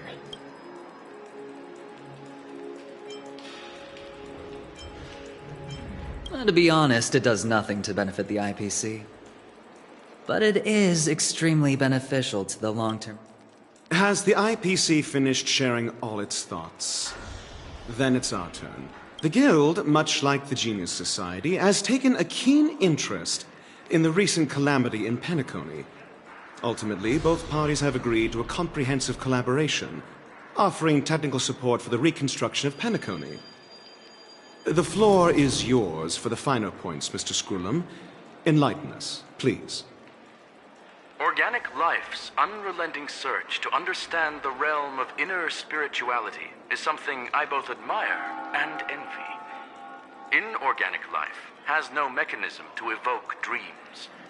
But when my mechanical impulses are activated, my inspiration circuits will start to operate, and I will enter a state defined as imagination. Every time, within the realm of imagination, there emerges a fire from the shadows. It is warm, bright. I frequently ponder this flame might represent the essence of intelligence, a cluster of inspiration ignited by high temperatures. The future direction of the universe may well lie within it. Alas, they are nothing but projections of my thought system to me. Desired, but unattainable. But after learning of Penacony's accomplishments, I have come to realize that the flame is not beyond my grasp. After deliberations with my partners, we have decided to defer the progress of the Simulated Universe project, and instead assist the Intelligentsia Guild as technological consultants in the research of the Dreamscape and Memory Zone, so that these assets may be better used to serve humanity.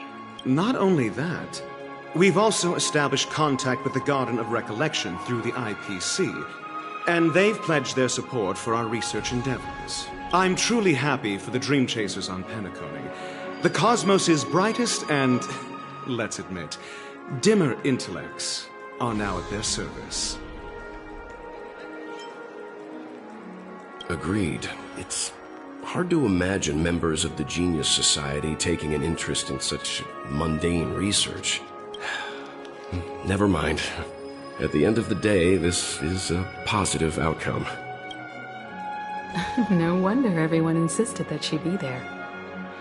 It heartens me to learn that everyone is willing to put aside their differences for Looks like Penacony's future is decided. It heartens me to learn that everyone is willing to put aside their differences for Penacony's plight. I trust that everyone will surely reach consensus in the upcoming negotiations. I'm wondering, is there anything else the crew is concerned about? Peace is our greatest wish. Beyond that, we desire nothing else. Well, that's good. Now that everyone's minds are at ease, I shall take my leave. You may now depart with peace of mind. The Alliance will deal with all subsequent procedures. If that's the case, it appears that we have nothing else to worry about on Penacony. Looks like it's time for us to embark on a new voyage. Sounds good to me. You two head back to the Express first. I'll pick up March and deal with the checkout procedure. Oh, also, Miss Black Swan, you have a matter to discuss with me, yes? Nothing escapes your attention, Miss Navigator. You've been with us this whole time, huh? In any case, she and I will be waiting for you in March on the Express. Let's go. Our time on Penacony has come to a fruitful end. Penacony's journey ends here. I guess it was pretty fruitful.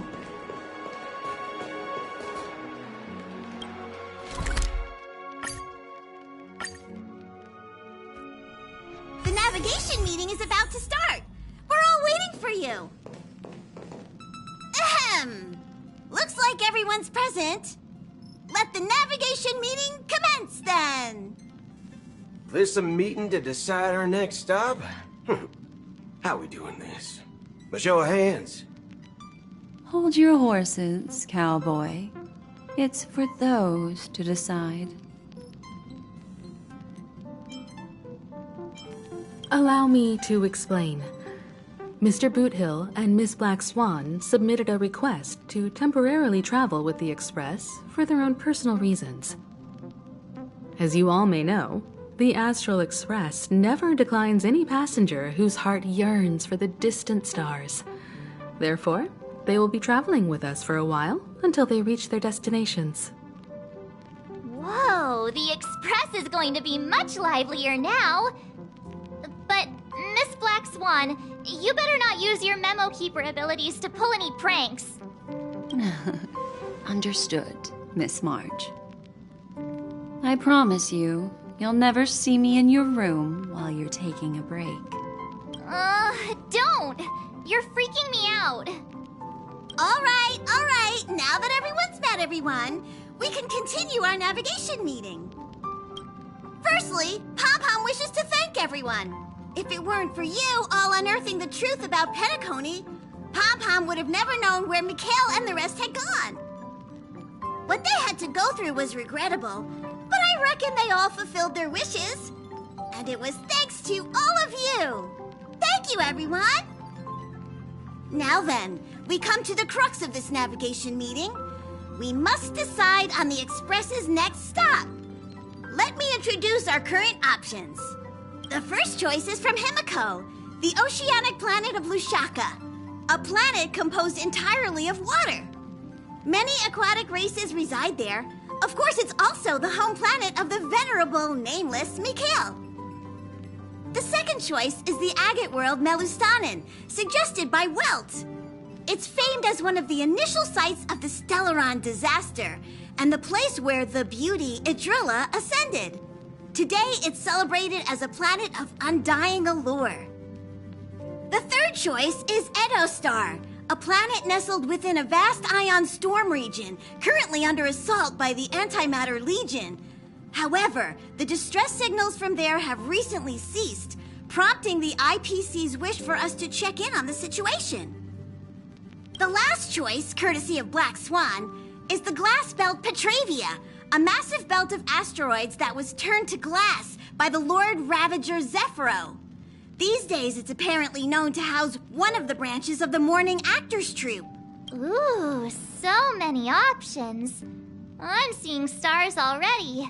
Next up, everyone will select the destination that they wish to visit. And then, we'll put it to a vote. Little Misha and old Mikhail's homeland. Having been through so much in Penacony. Count me in. Still, I imagine that planet must have changed entirely after the Stellaron disaster. I've heard that its land masses no longer exist and the native population has completely changed. I'm not against Miss Himiko's choice, but Edo Star sounds like it's in danger. As nameless, should we not extend a helping hand? March is right. Though the fact that the distress signals have ceased means we're probably too late. But I still think we should investigate the situation there. 3 votes for Lushaka, 2 for Edo. Looks like we have a winner! Next stop, Lushaka, the ocean planet. Then this navigation meeting is adjourned. I'll go check the warp jump coordinates. Everyone can catch up on some rest in the meantime. When it's time to make the jump, Pom-Pom will make an announcement. There's still some time before the jump. What should I do? How about a chat? Over here. Please let this trip be uneventful. Please let this trip be uneventful. Please let this trip be uneventful. Mom, the last couple of trailblazing expeditions have been downright terrifying. It's about time we had some fun, cozy, and cute adventures for a change. Come on, start praying with me.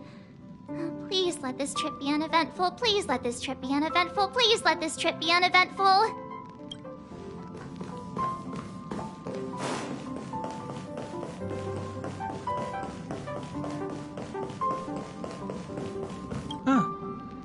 For some reason, I'm suddenly stricken by the feeling that we haven't crossed paths in quite some time. Perhaps the joy of reuniting after a long time can also be considered just another part of the Trailblaze. Got it. This Astral Express sure is comfy. But I got one tiny problem with it. How come there ain't no potent drinks on this ride? I can live without malt juice. At least stock something else. Like that white gem. Calm as dirt and not too pricey.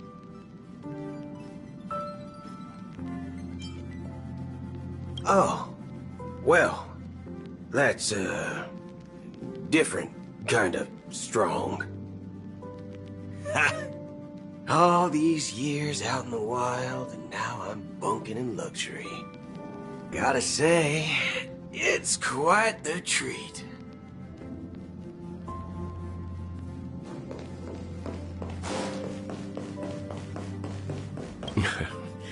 You're fast becoming an excellent trailblazer. It's an honor to be able to watch you grow. Yes, you are. I've known many warriors in my time, and only a few achieve the kind of growth you have.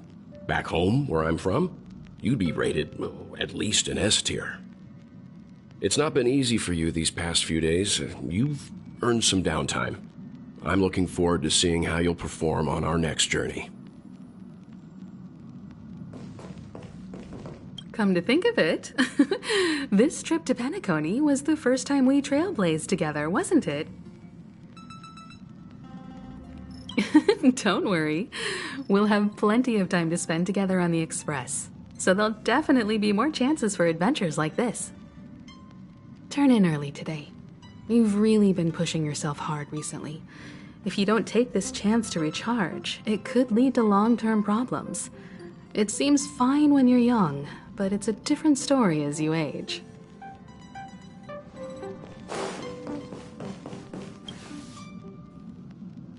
Oh, you're here. Seeing your reflection among the stars in the porthole really does seem somewhat surreal. How about it? This journey of beautiful dreams. Was it to your liking?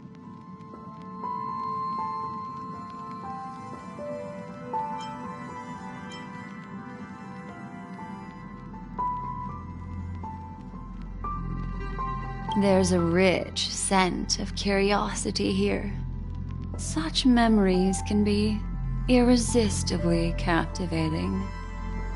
So, how about you hand that small parting gift back to me? I'm quite eager to have it back.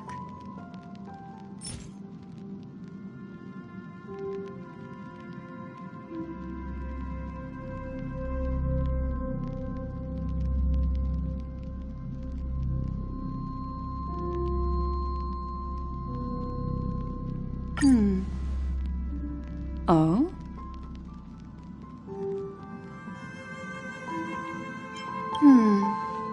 Never mind. I just stumbled upon a particularly fascinating spot in your memory. Before I explain, I would like to apologize to you. This farewell gift I gave you isn't really a compass from the memory zone. but merely an empty light cone. Remember when we entered the hotel in the dreamscape for the first time, and I procured a few trinkets from your companions? Their functions are similar. This way, I can always be attuned to your location, ready to assist immediately if you encounter any threats. But this is not its most intrinsic function. Light cones are slices of light used to encapsulate solidified phenomena. This empty light cone is the same. It can etch your memories in their most vivid form, and then allow me to admire and manipulate them, turning them into unique mementos. All the world is born from the power of mind and soul, and that power is memory. To prevent ourselves from being forgotten by the world, we must make the world remember us, or use our memories to recreate it. Life, seemingly vast, offers but a scant collection of impactful memories. Some joyful, some sorrowful, some light, some heavy. But you are different. Memory is a reflection of the future. Within that reflection, I see your unparalleled worth. You have the power to craft memories that can captivate the world. Your memory can illuminate the universe's future path. And that memory will be as scintillating as the star clusters you see in this porthole.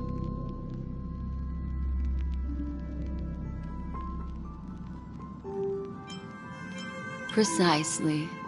But do you know the deeper meaning behind it? The reason is simple. In this grandiose and ostentatious dream of the families, only you personally experienced the entire course. Patience, my friend.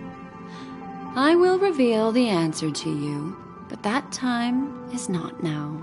Turn around and take a look at your friends. Every one of them is reveling at the arrival of their next destination, all filled with hopes and expectations of their own present and future. Revealing everything at this moment would be, I'm looking for an opportune time, a time when you're totally at ease.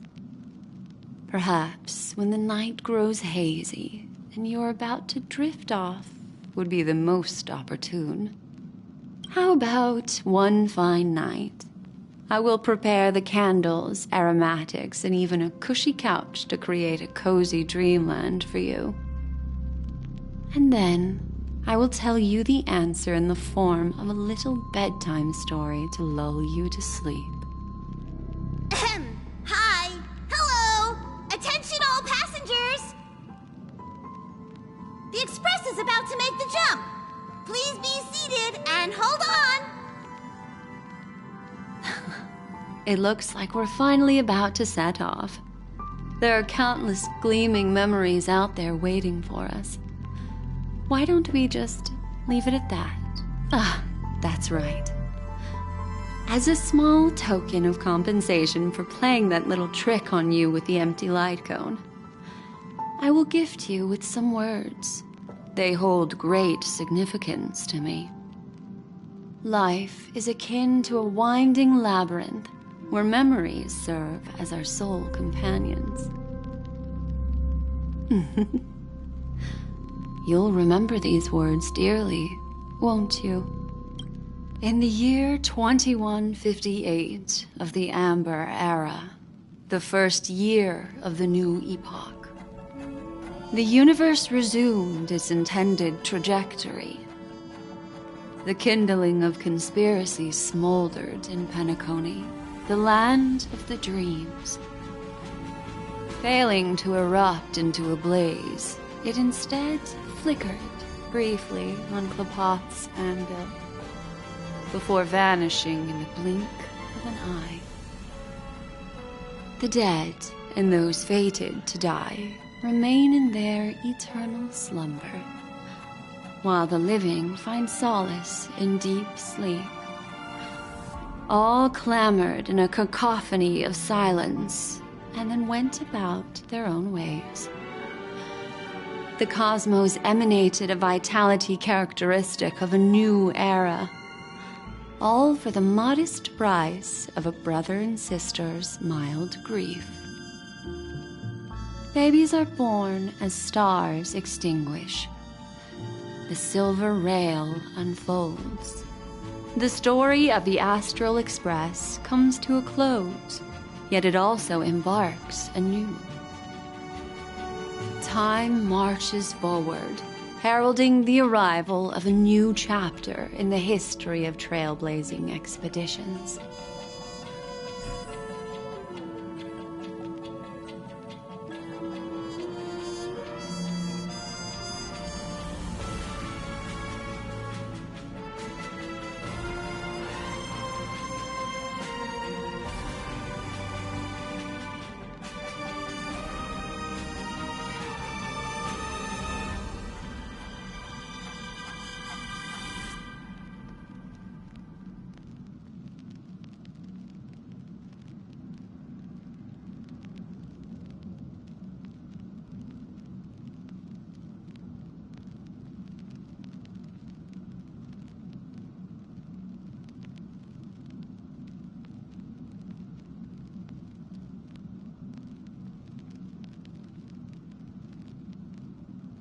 Countless shooting stars streak the sky tonight.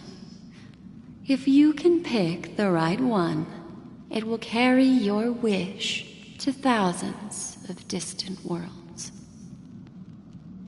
You're feeling very relaxed now, aren't you? So, then, it's time to tell you a little bedtime story.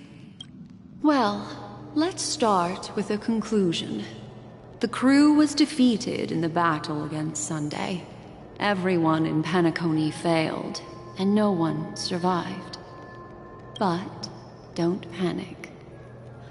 The truth, as horrifying as it may be, is not yet irreversible. There's still a glimmer of hope, and that's why I'm here.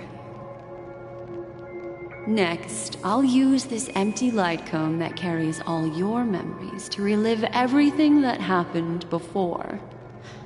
And when this story reaches its end, I'm sure someone as clever as you will notice that. There's a major flaw in the story you have experienced, yet within that flaw lies a glimmer of hope. Are you ready for it? Do you remember everything? When the clock turned back, the Express started a warp jump, sending you to a strange dream. You were bewildered back then, and then a Galaxy Ranger named Acheron showed you a way out. When you arrived at the Reverie Hotel, you met the doorman Misha and had a confrontation with Aventurine, an IPC representative. Thankfully, Acheron appeared again and helped you. After that, you saved Firefly and explored Penacony together. During the tour, you ran into Sparkle disguised as Sampo and accidentally entered a child's dream. There, I rescued both of you from death, but Firefly didn't return to reality. She realized the truth and tried to involve you in her plan, but that resulted in an accidental death. Even more unsettling, you soon encountered another murder. The 2 cases of death prompted you to investigate the truth behind the sweet dream.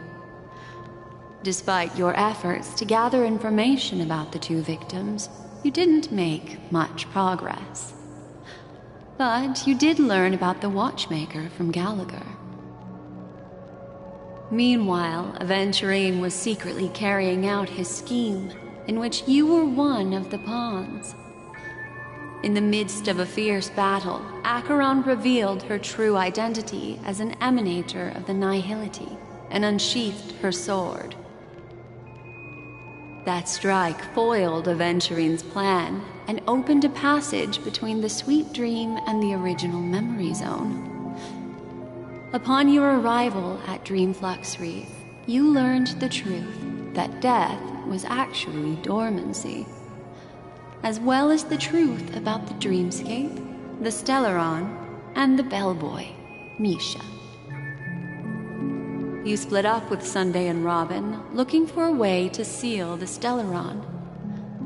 However, it turned out that Sunday and the Dream Master had their own hidden agenda.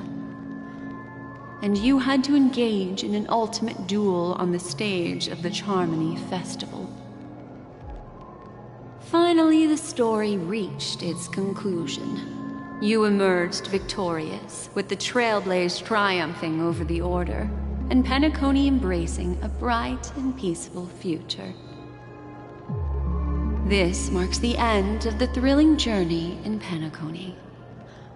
I'm sure you've already noticed something unusual, haven't you? The major flaw, which contradicts all the known information, hides in this story.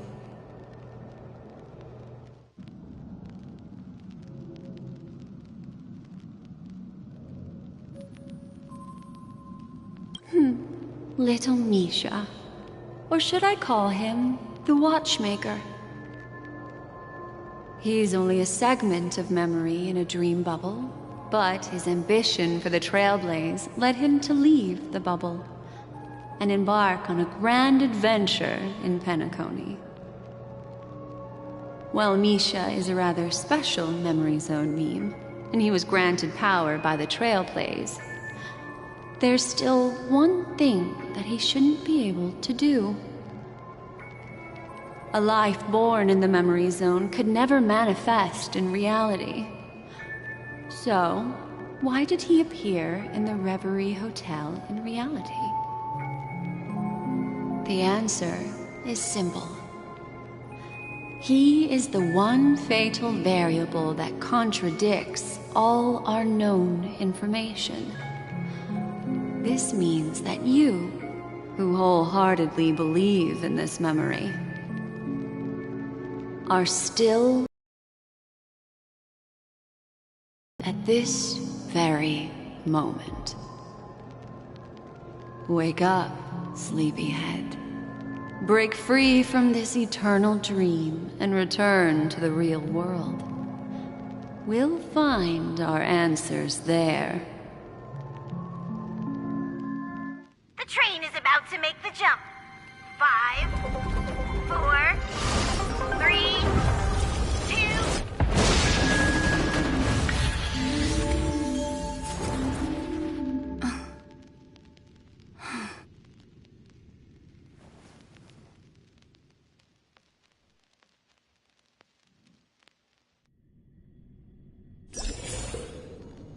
This way, darling.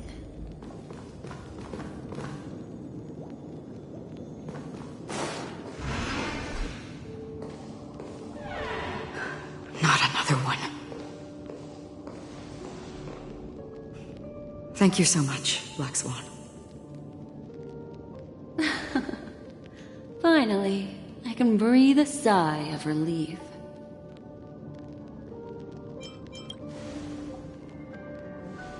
I understand you must be confused, and will do our best to shed light on the situation.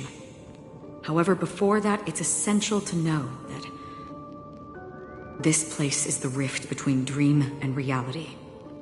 A place reserved only for those who have awakened from Enna's dream. Do you remember Sunday's ambitious plan? He intended to harness the power of the Stellaron, the collective will of over 100,000 Oak family members, and the desires of everyone in Penacony to usurp the harmony and restore the order. Unfortunately, it didn't stop there. From the early days of our journey into Asdana, we were already affected by the Stellaron. That strange dreamscape where we met. Maybe it was a sign that your thoughts were beginning to drift away. I don't think the goal of the Order was to put everyone into a deep sleep. Quite the contrary. They used the Stellaron to catalyze the leakage of Asdana's Memoria into the material world, allowing the dreamscape to blend with reality. And that included a lot of Memoria from the Beyond the Sky Choir. As time came and went, the dreams eventually became indistinguishable from reality, and reality became an illusion. People think they are awake, but their spirits have long since stepped into the Temple of Order. This is what makes Enna's dream so powerful. In this paradise governed by the Order, everyone indulges in their delightful dreams and lives happily ever after. I believe what you experienced in the sweet dream, except for that flaw, was real. Only in this way could you reach the destination, lifting the crisis in Penacony and embarking on your next trailblazing expedition. If it wasn't for Acheron's plan, we might have been trapped in this dream forever. Fortunately, while the path of the Order governs all things, it can't affect the Nihility. I came to realize this when the Dream Master tried to expel me at any cost. This is also why you felt a sense of peculiarity when traveling with her. Well, I'm not as fortunate as she is. Even if I'm a memo keeper, I was still influenced by the power of the Order and fell into hallucinations. However, thanks to your memories, now we still have a chance to turn the tide.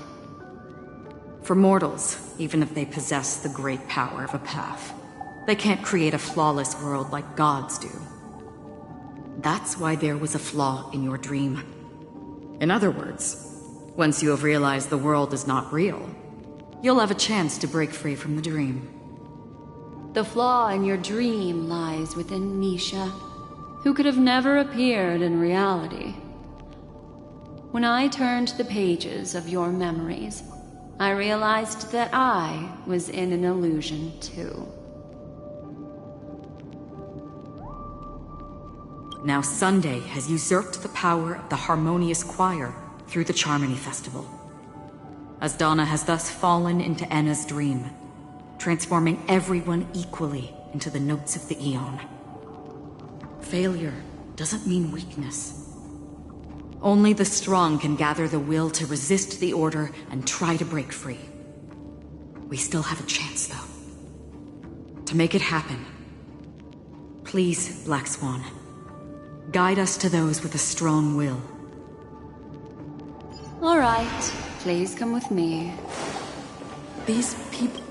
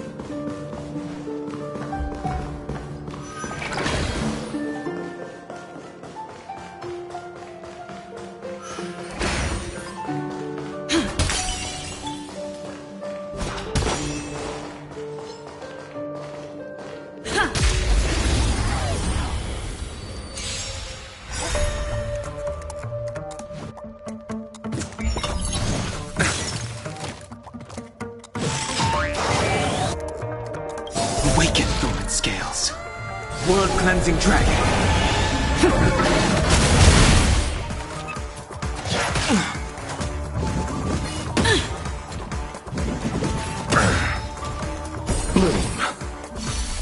Time to test our Let's improvise. The mood is set. Just let the show begin.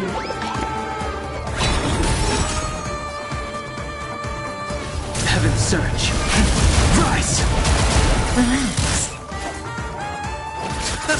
Cutting the net.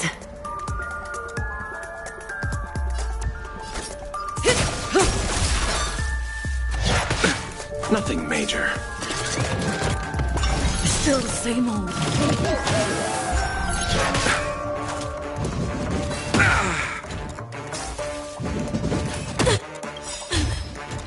Eternal sleep is not the end. The dead return!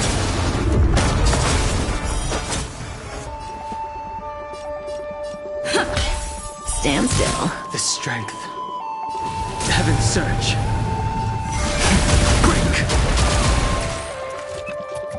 It cannot come to May as well pass. kill them all.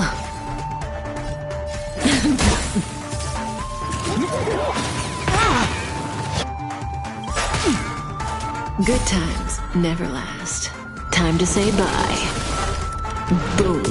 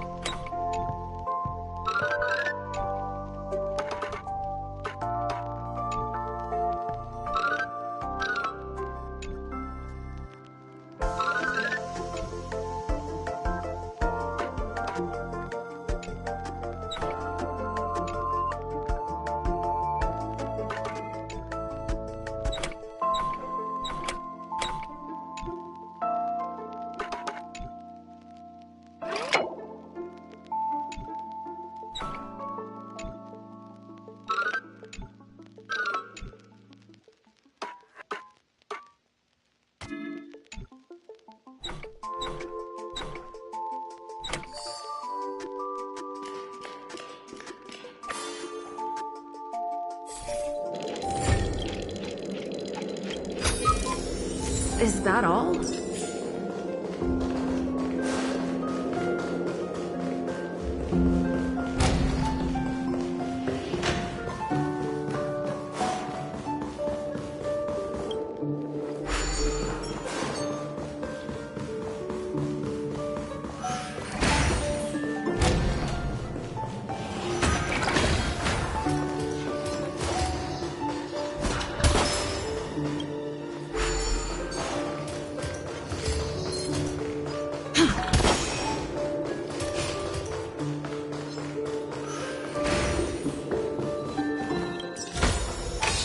Great.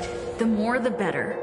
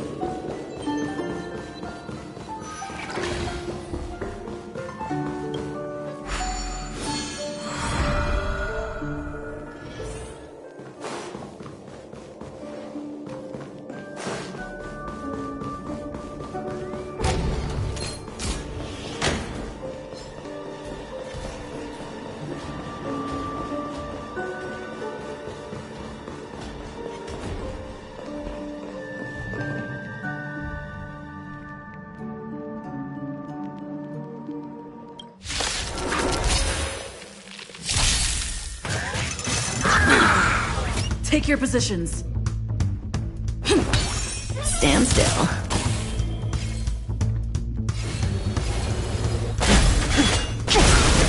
Let's settle this. Say bye to breathing.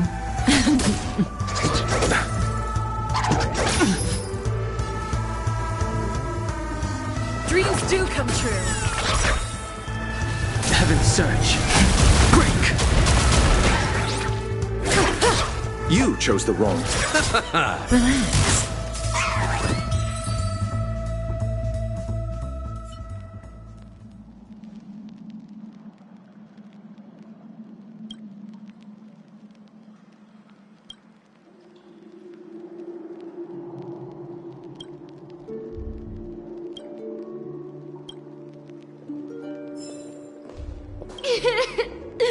How awful.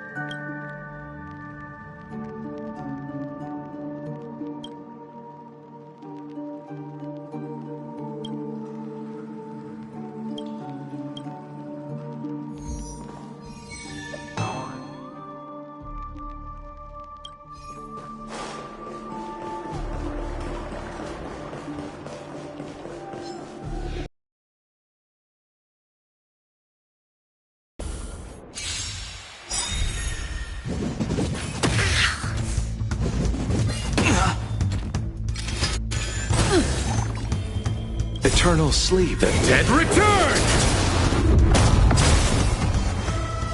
Heaven's Surge. Rise! Stand still. May as well kill them all. Receive divinity. Do not fret. Repay. Rhythm get messed up. Relax. I sense a storm.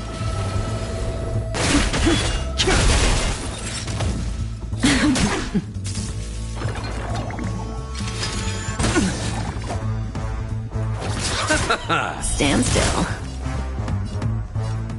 Dreams do come true.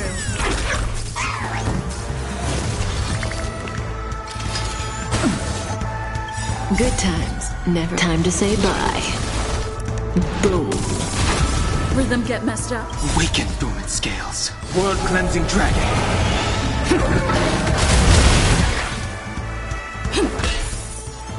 Heaven's Surge. Heaven's Surge. Break!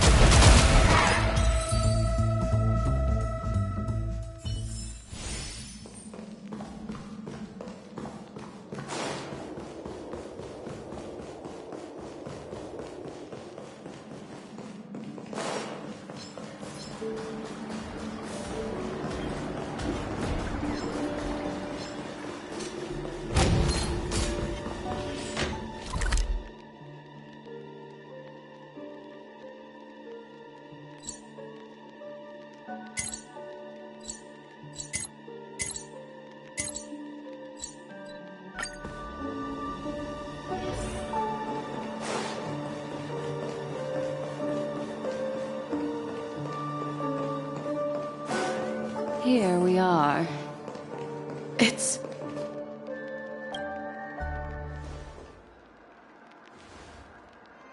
Finally, you've arrived.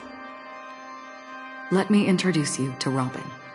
She woke up from Anna's dream by her own will, and it's this tough lady who led us here with her song. I woke up for the same reason as all of you. In the dream, I experienced something that could never occur in reality. Are we going to lock it up in a cage? I want to see it fly freely in the sky. Without us, this bird would be too fragile to survive on its own. Do you want it to die? No, but... Then let's take care of it together until it can return to the sky. Huh? Birds have wings because they're meant to fly. Even if they may crash on the ground one day, they shouldn't be trapped in a cage. Birds belong to the sky, so we should help them return there, right? The illusion was so impossibly blissful that I realized it was just a dream. And this is our final hope. Enna's dream is founded upon the harmonious choir, namely everyone's shared wishes. It will only materialize once the aspirations of all beings in Penacony merge as one. At present, it has become impervious due to people's desire to remain slumbering within the dream. And in order to destroy it,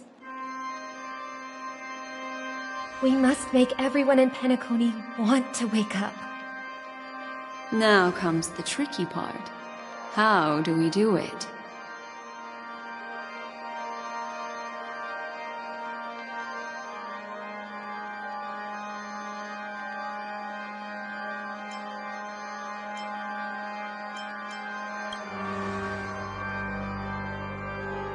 Humans yearning for sweet illusions borders on obsession, leading them to subconsciously resist the harsh reality.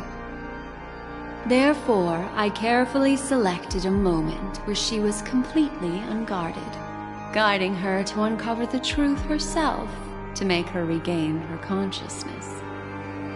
However, to wake up everyone in Penacony and get them to share the same determination, that would be nearly impossible. Indeed. I'm afraid it's almost as difficult as resurrecting an Eon. But we can't just stay here and do nothing.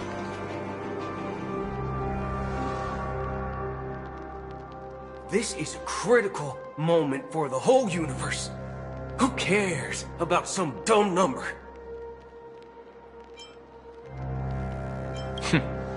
Thanks to Black Swan.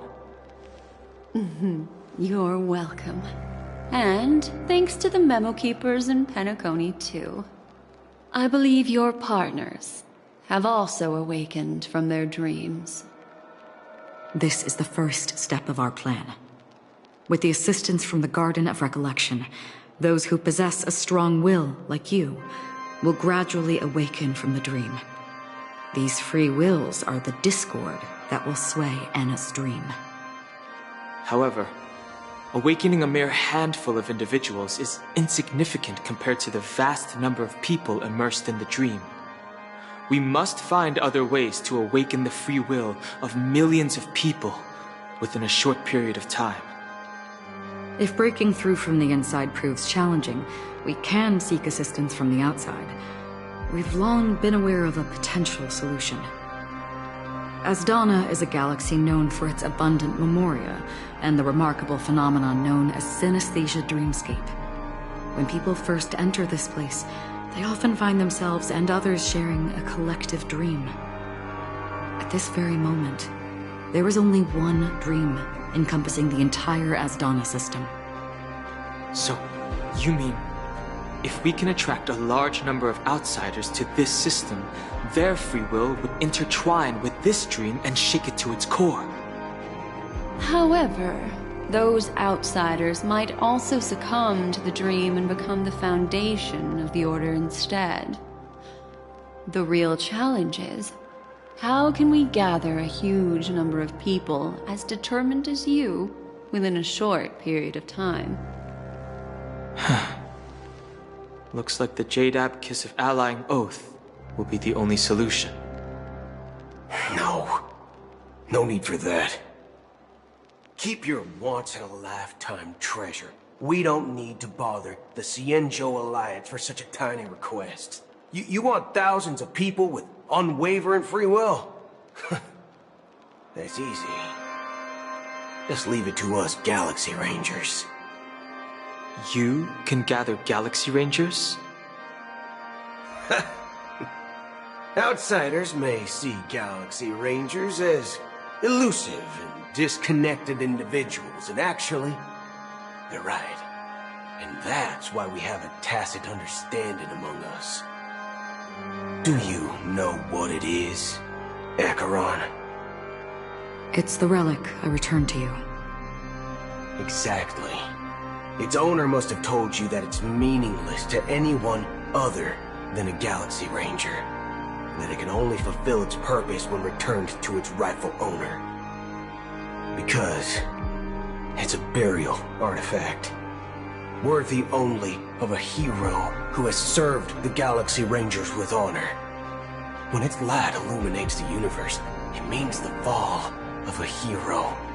And in the direction it falls, countless meteors will streak across the sky. Those meteors are Galaxy Rangers, coming from all corners of the cosmos, driven by a shared purpose, without questioning the cause or counting the cost, because we abide by a common principle. The shooting stars of the hunt only descend on the longest night, and with them comes the dawn. We've stayed silent for far too long. Now, it's time to remind all the cowards, oppressors, and villains of the universe of our presence. I'll be the one to ignite the first spark. Once the dreamscape is swayed, I'll complete the second step. I'll fine-tune the slumbering souls with the Song of the Harmony, interrupting them with the discord of Trailblaze, and guiding them towards reality. It's true that some people are born strong, and others are born weak.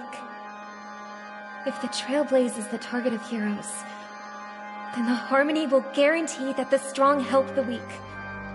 Only the people of Penacony themselves can be the saviors of their homeland. Their path of happiness should be forged by themselves. While I may not be a nameless, I'm willing to instill courage in all those who need it. This includes my brother as well. Anna's dream is too cruel for him and everyone else. Your plan sounds well conceived, but still, it appears somewhat idealistic and romantic. The flaws rooted in human nature can't be eradicated overnight. Do you believe these efforts alone are enough to convince everyone to choose the right path? I agree with you, Black Swan. That's why the most critical aspect of this plan is not to convince everyone to choose the right path, but to inspire them to save themselves. So, you're the key in the end, I assume? The Harmonious Choir possesses the power of an emanator. To overcome it, you'll need the same level of power. The final step in destroying the sweet dream will be my responsibility. That's a relief to hear. Now that our roles are assigned, let's get to our battlefields and pose a grand finale. May I have a moment alone with you? There's one more thing I need to explain to you. This grand festival is drawing to its close. This is the starting point for the ultimate stage of our journey, just as it marked the beginning of all the stories in Penacony.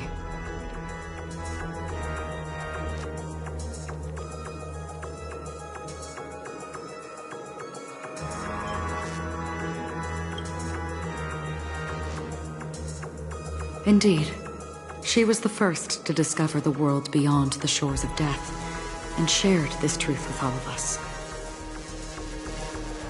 There's something you should know. We were able to locate you within this boundless dream, and find the key to breaking free from the dream, all because of one person's unwavering dedication. Firefly. She awakened from the dream ahead of others, discovered the Express amidst the stars, and brought us valuable information about the remnants of the Order. She may have been aided by the script, and it came at a cost. As you know, Firefly is a stowaway who entered the dreamscape in a different way from ours. Without the dream pool in the hotel or assistance from the family, she can only awaken from this dream in one way. A real death. We mustn't fail her determination. I'm not implying that we must win this fight no matter what, but our resolve should match that of that courageous lady. Are you ready?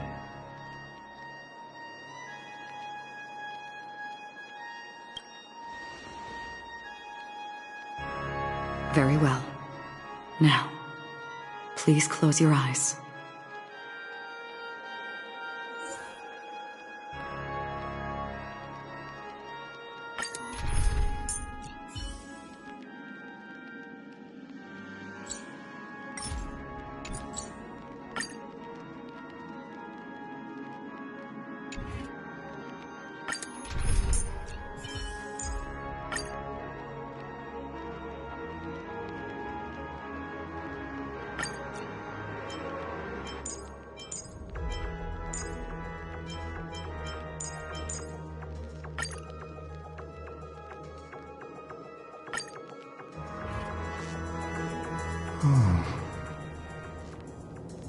How long has this reign been ongoing? If I remember correctly, it has lasted for decades, or even centuries.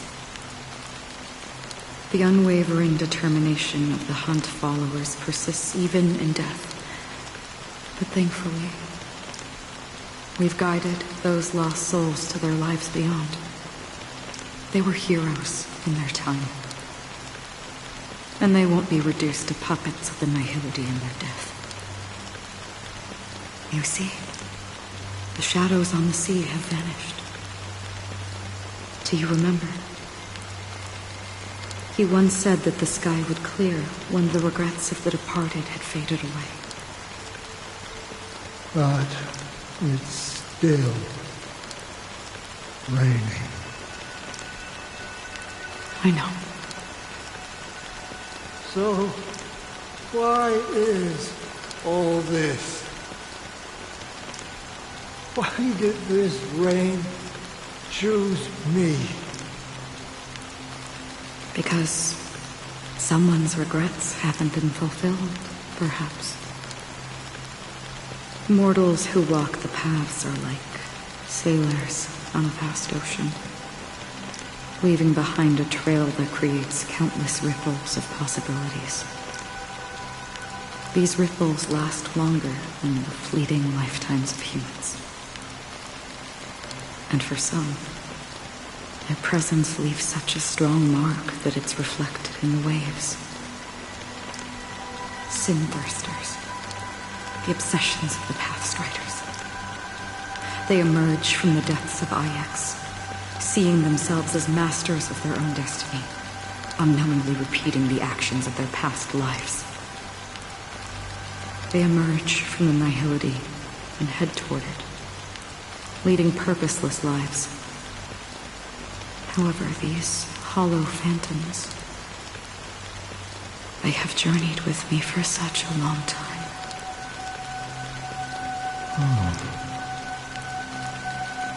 So this is how it is.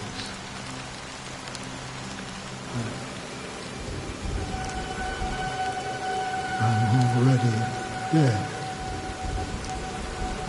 Yes. Are you watching over me?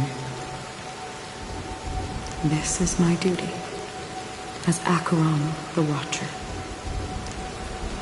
I'm guarding the path to the abyss of the Nihility, guiding every soul reluctant to become one with it. Back to this side.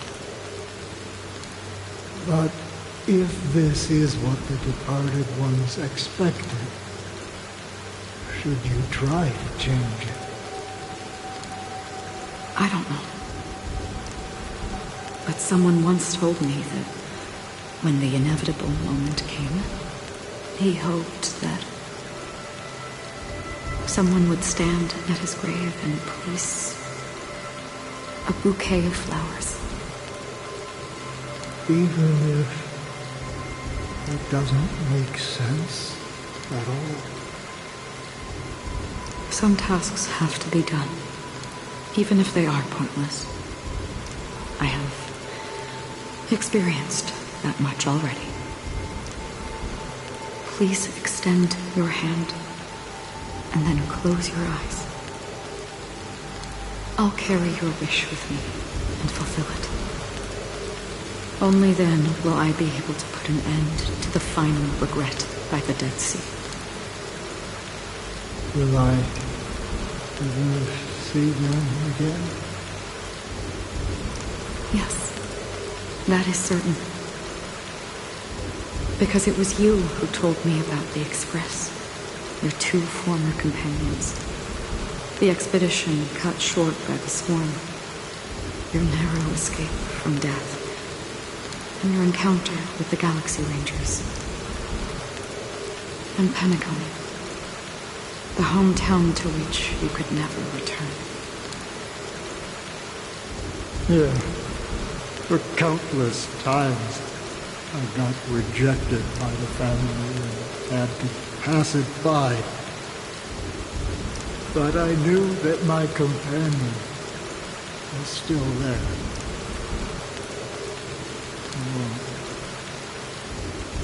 Mikhail.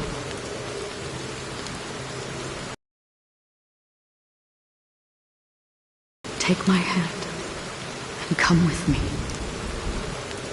We will leave this place. You'll embark on a long, long journey, shrouded in darkness.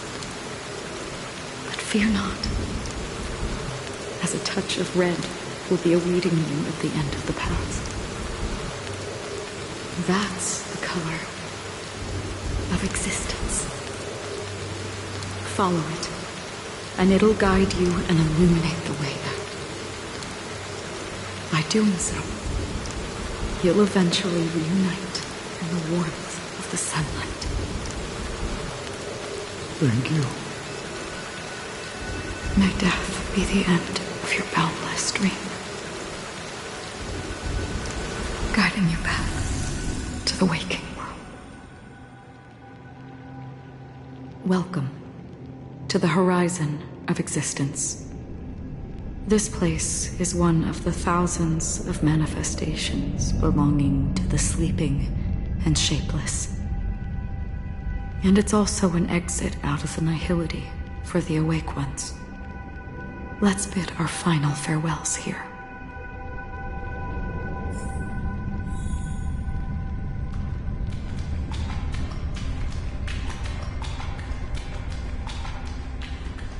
Always distinguish between reality and imagination.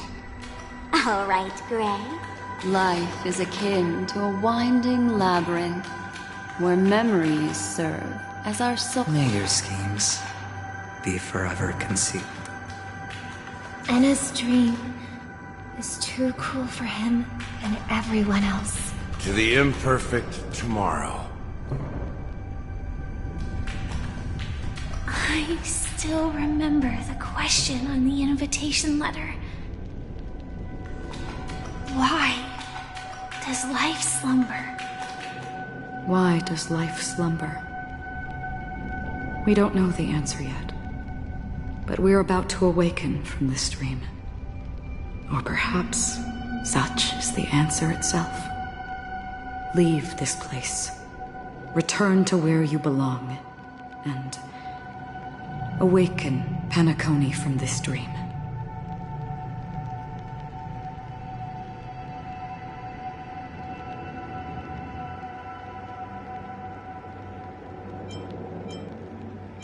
As I said, our plan is not about convincing everyone to choose the right path, but about inspiring them to save themselves. So, when will people actively save themselves? The answer is When they are in desperate situations.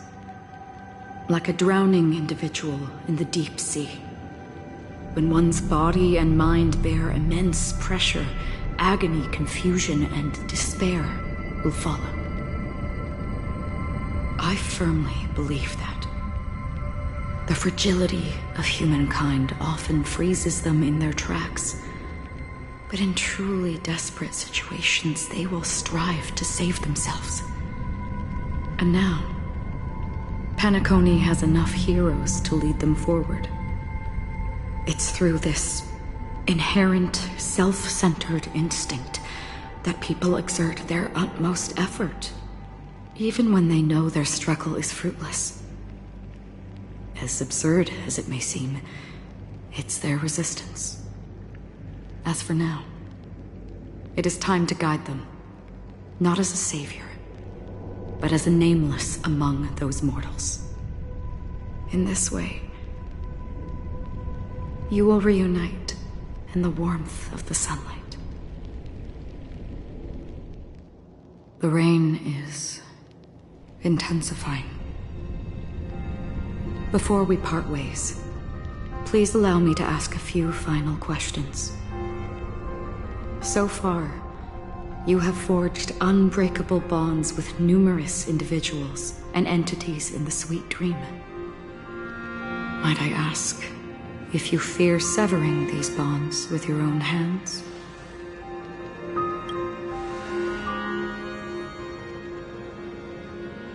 If there is a vast, lifelike dreamland that is virtually indistinguishable from reality, a realm without death, where everyone can attain the happiness and fulfillment they deserve, living blissfully ever after,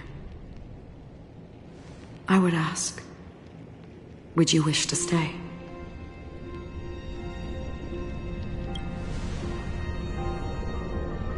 Imagine if this splendid dream were fated to fall apart. Friends, family, strangers, followed by the gentle breeze, soaring birds, the stars, and ultimately yourself. Everyone, and every face they remember. The joy and the heartaches, the vows sealed and those left hanging. All will inevitably march towards a predetermined ending. If you had grasped the journey's finale right from its inception, I would ask, would you still embark on this journey?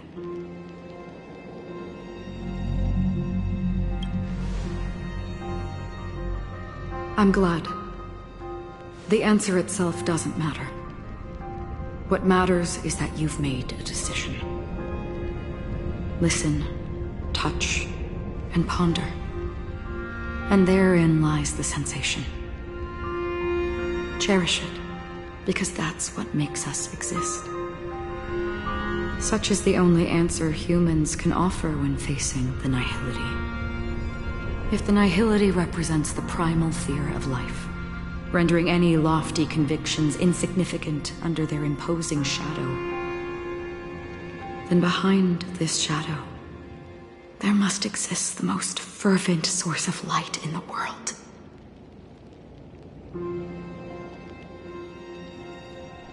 Just as every life that edges closer to death fervently approaches the end of the nihility, we must pursue that primordial light. Think you exist in the nihility, and you watch over others to depart it. Such a task is absurd and meaningless. Nevertheless, someone had to do it. As for the meaning you mentioned, even if it's a meaningless task, I've come this far, haven't I? Even if the future you forge may not even belong to you. It may not belong to me, but it definitely belongs to someone.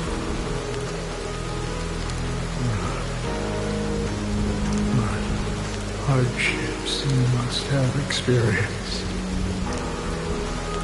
In that case, allow me to do something new.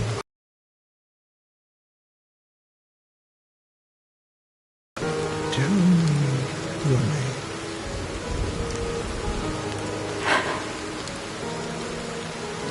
Perhaps my existence will vanish in the next moment, and nobody will remember this conversation or your answer. But I believe that your name should be remembered. And this universe will remember it as well.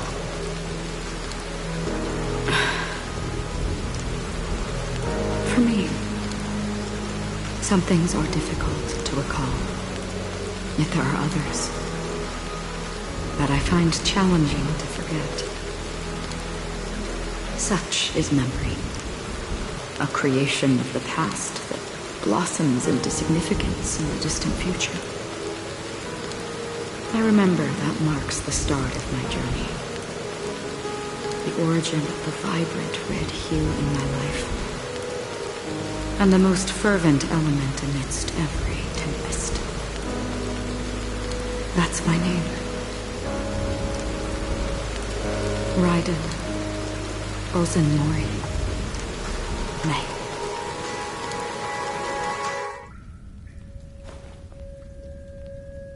The Golden Dream is getting restless. In the coming long nights, I'm afraid you will face many setbacks and witness many tragedies. And in the end, you will only see in black and white. But please believe me, that in that monochrome world, there will be a glimpse of fleeting red. And when you make a choice, it will appear once more.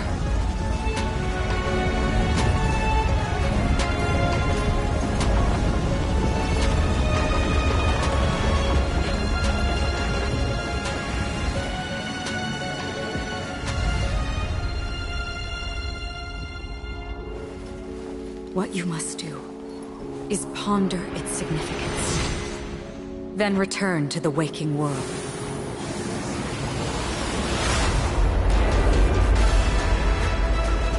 That's where we all find our answers.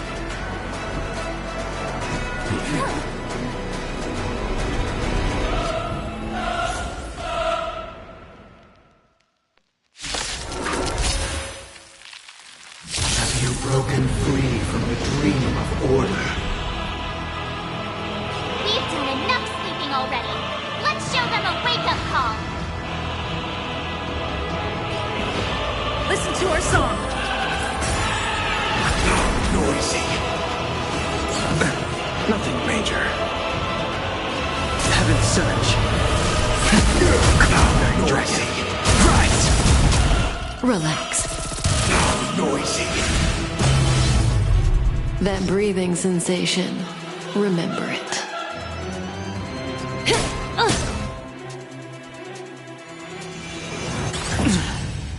Pity you chose the wrong enemy. Noisy. Stand still.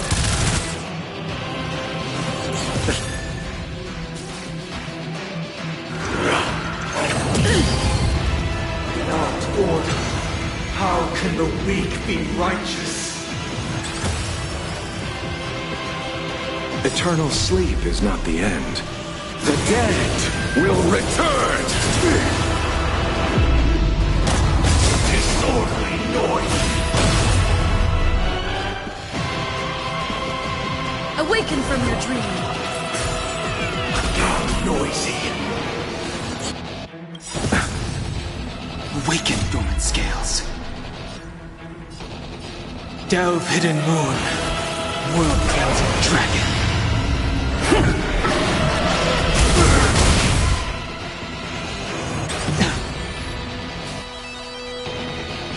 Rejection. Feel free to make your case.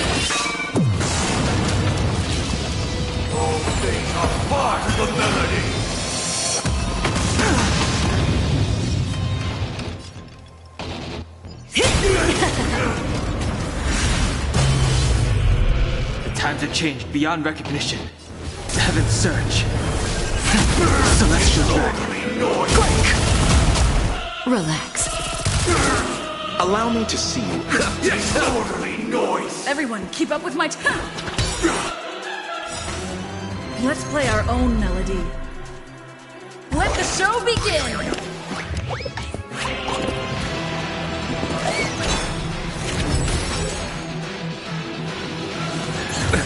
Nothing major. This won't take long. Good times never last. Time to say bye. Boom.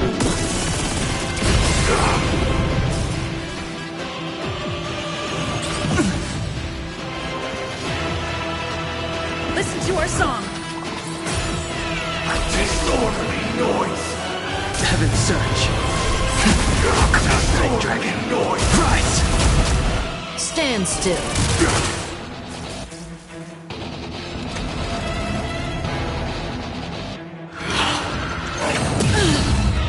Sink into a dream.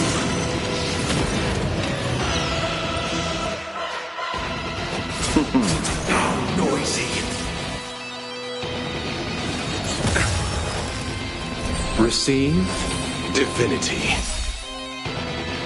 That which is seized must be repaid.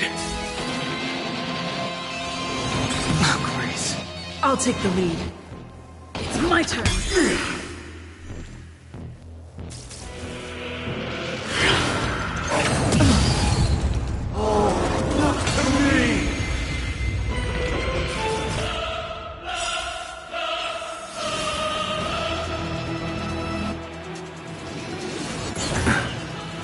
Eternal sleep is not the end. The dead will return!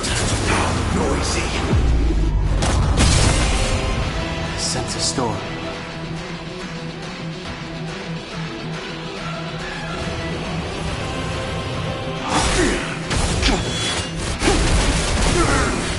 Relax.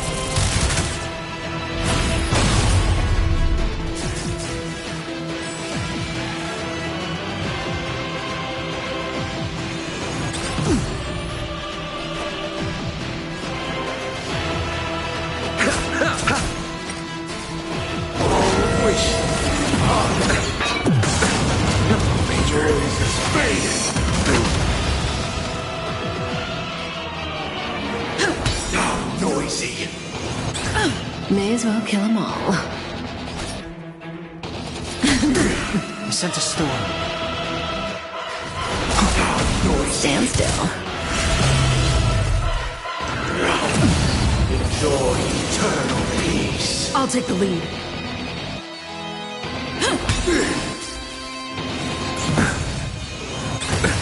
Nothing major.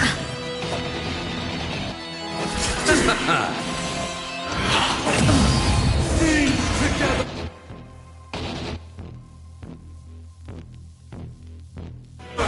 Say bye to breathing. Let's play our own melody. Let the show begin.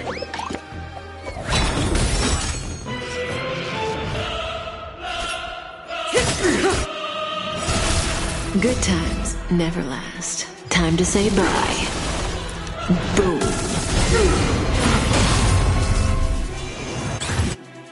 Didn't hurt. Awaken, dormant scales. World cleansing dragon. Weakness is not defined by you. Listen up. Disorderly noise. Heaven's surge. Break. Disorderly noise.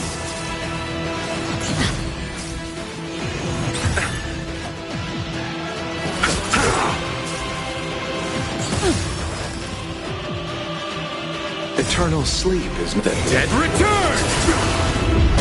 Disorderly noise. May as well kill them all. Disorderly noise.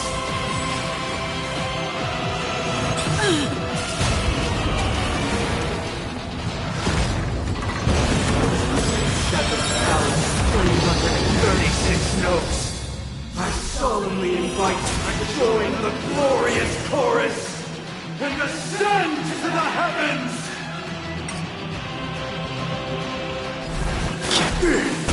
Stand still.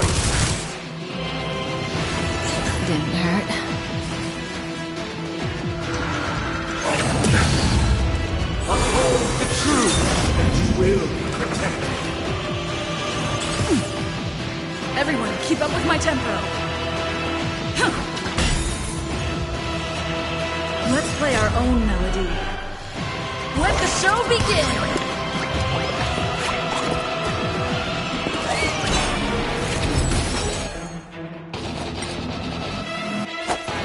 Receive divinity. Thanks. You're too good to me.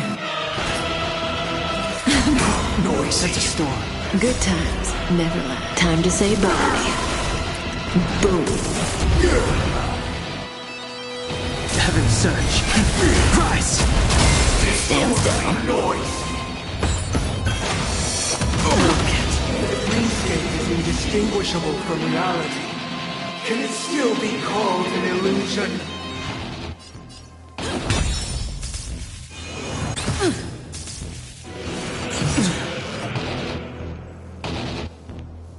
Awaken, dormant scales. World-cleansing dragon. Disorderly noise! Perfect melody I command! Recreate paradise anew!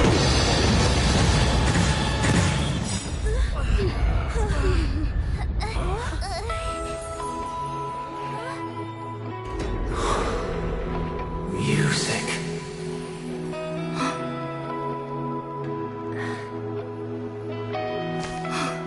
There seems to be another kind of sound coming into the Order's symphony.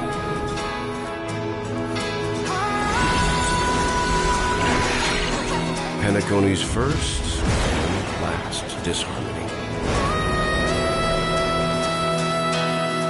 Eternal sleep is not the end.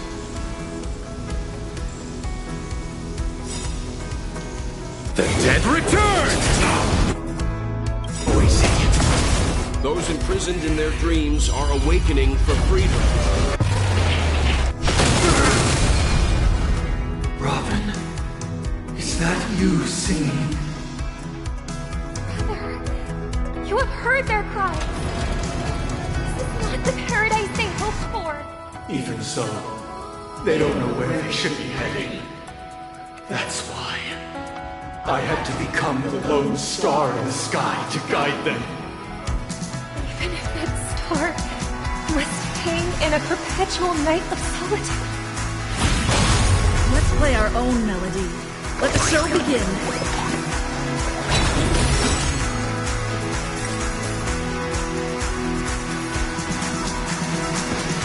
Listen to our song. Good times never last. Time to say bye. Boom.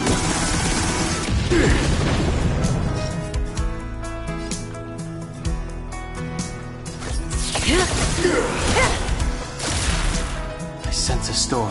Heaven's surge. Celestial dragon. Quick! Stand still. Awaken, dormant scales. Delve, hidden moon. World cleansing dragon. Disorderly noise! Nothing major. I hold the truth that you will be protected. I'll take the lead. It's my turn. May as well kill them all.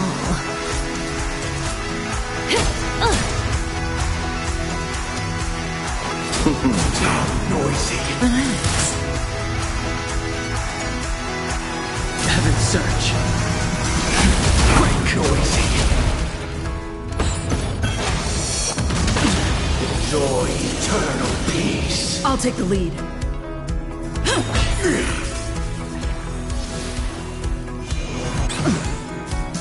All things are part of the melody. Thanks. You're too good to me. Wait for good tidings.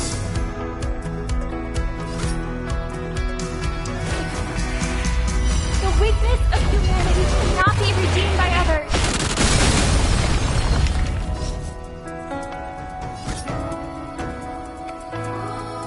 Let's play our own melody. Let the show begin.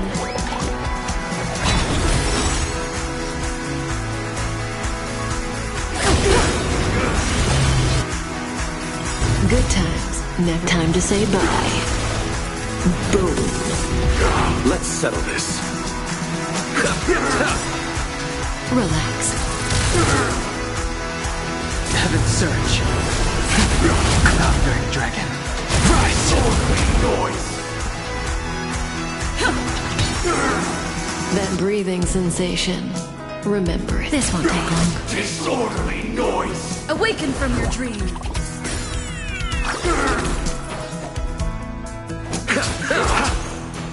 Stand still. Disorderly noise! Heaven's Surge. Celestial dragon. Break! Awaken dormant scales. Delve hidden moon. World cleansing dragon.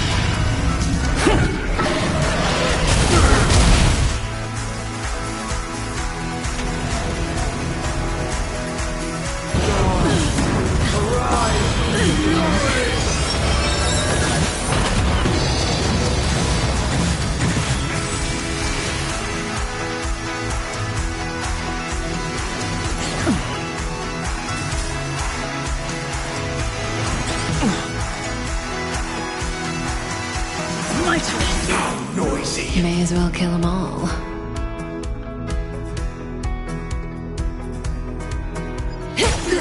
Now noisy! Wisdom comes protect. Eternal sleep is not the dead will return! Disorderly noise! Receive divinity. Thanks. You're too good to me. That which is seized must be repaid. Even if the future is full of pain, we won't escape from it!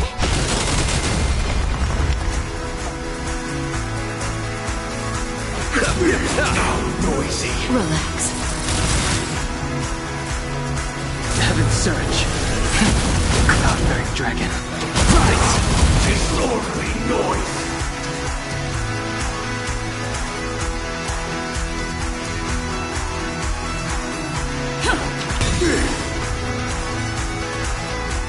Noise is fading. Enjoy eternal peace. That breathing sensation. Good times never last. Time to say bye.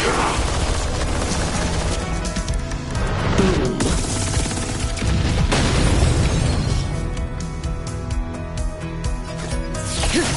Noisy. All things are part of the melody. Wait for good tidings. Let's play our own melody. Let the show begin!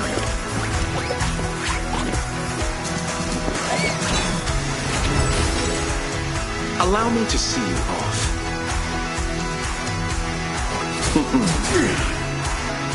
Abyss flower, bloom. Do not fret. Stand still. Noisy. Eternal sleep is not the end. The dead will return!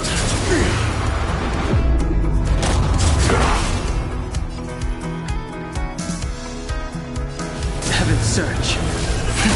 Celestial dragon. If we had never experienced solitude, how could we have embarked on different paths? Now, our final talk has concluded. All the work of creation has been completed. The inevitable day has arrived.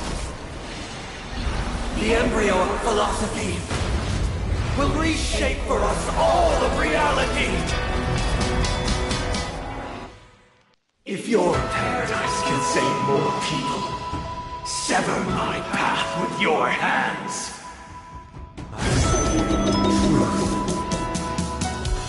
Everyone, keep up with my tempo.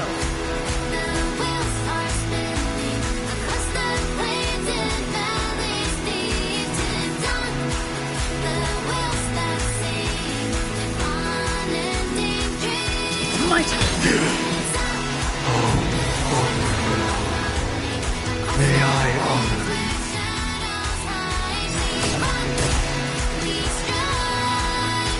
I swear on words.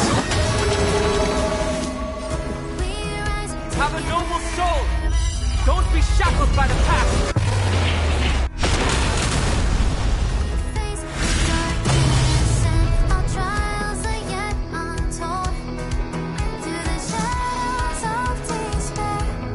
Awaken from your dreams.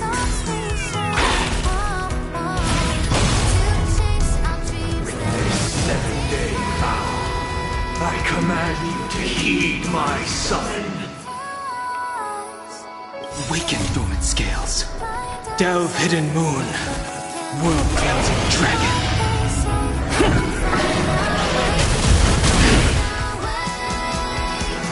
Heaven surge. Conquering dragon. Rise. Relax.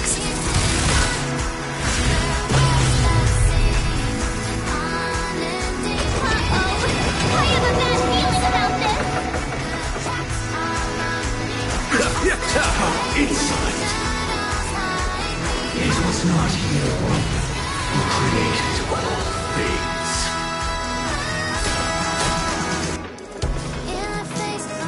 It was humanity that created you! Listen to our song. Insolent! Divine being becomes the foundation of our paradise!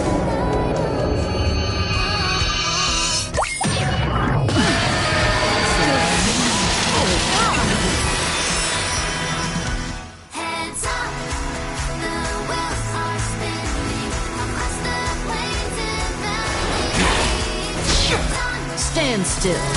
Insolent!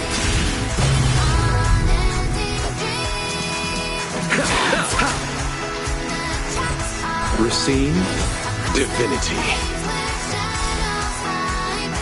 That which is seized must be repaid. Good times never last. Time to say bye. Boom. Insolent! By the solemn desire for order. Stop it! You want to achieve the paradise we promised. But the order is not the only choice. True happiness and the meaning of life lie in defying the nihility.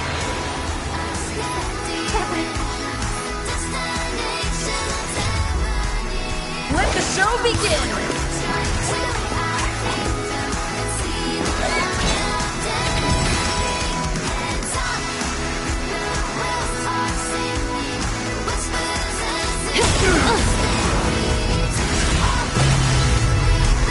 Witness the will of the weak.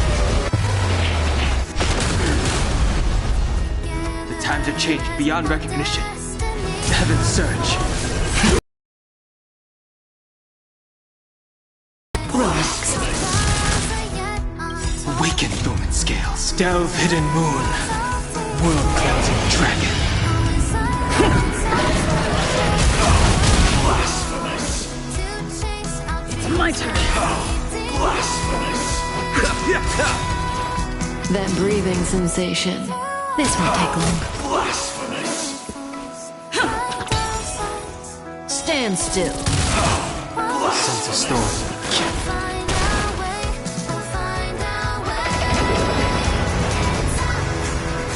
I swear on truth. Allow me to see you off. Eternal sleep is not the dead will return!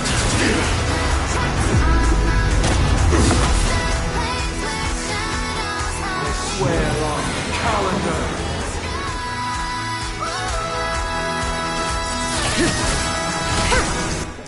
Insolent!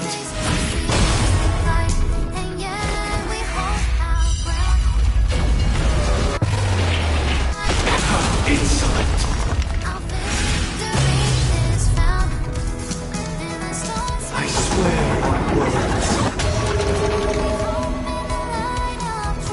Awaken from your dream!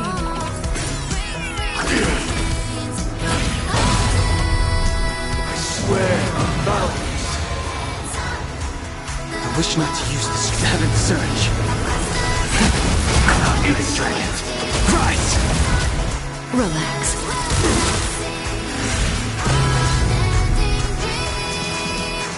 I swear on rules. Pity, you chose the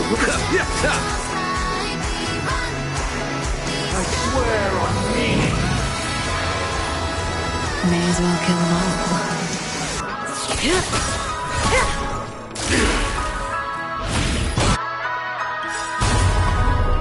Good times never last. Time to say bye.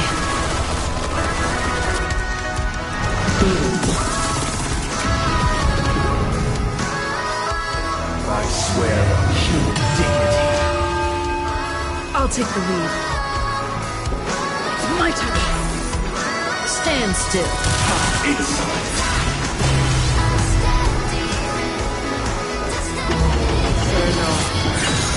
May you return.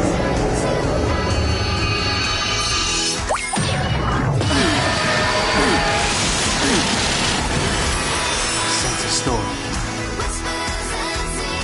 Heaven surge. Celestial dragon. Break! Insolent.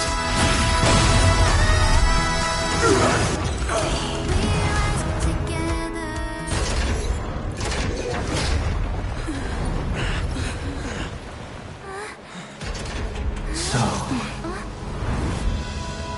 why does life slumber? Because someday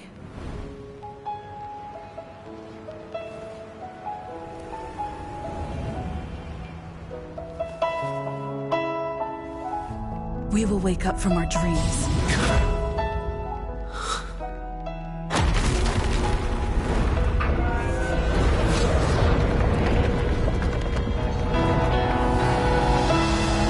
The night is still too short.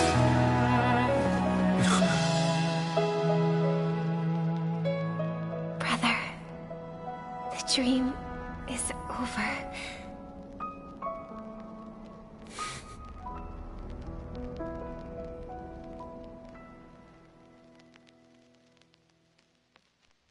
In the first year of the AE 2158, a fiery conspiracy erupted in the land of the dreams, but soon faded in chaos and destruction. Whispers carried the tale of those fateful 48 system hours, when a sun teetered on the precipice of collapse. A paradise stood on the brink of destruction, and a world was poised to surrender to its new master. Amidst it all, a body decayed, a pack of vultures gathered, and a brother and sister were doomed for eternal separation. And so, an eon succumbed to slumber once more. Some celebrated this fall, while others mourned. Among the insignificant witnesses, mere specks in the vast tapestry of the universe. It was said that this time, the Eon met their demise with dignity. As the cosmos bathed in the radiance of a pure dawn, a tempestuous storm brewed on the horizon. The chant of everything for the Amber Lord grew ever louder. Yet, no matter how one contemplated, time inexorably swings Klapot's colossal hammer in eternal cycles. The tale of the Astral Express reaches both its conclusion and a new beginning. Time marches forward, heralding the arrival of a new chapter in the history of trailblazing expeditions. Brother, do you think the stars will fade away. Where did that come all of a sudden? Because the constellation that looks like a bird, the Torrid Eagles, looks a bit dim lately. It's the Torment Eagles. Don't worry, it's still there. It's located in the inner ring of Penacony and can only be seen when spring and summer overlap. As for the question you asked, I think stars do die, just like people. But do you know, sister? No star actually belongs to the present. The light we see from them is from a long time ago. Even after the stars perish, their light will travel millions of light years, spanning countless years, to illuminate the night sky of another world. In our paradise, I believe there will be a star like that, shining with the same light.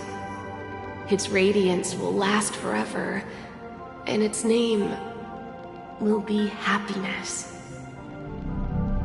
No, not just one star.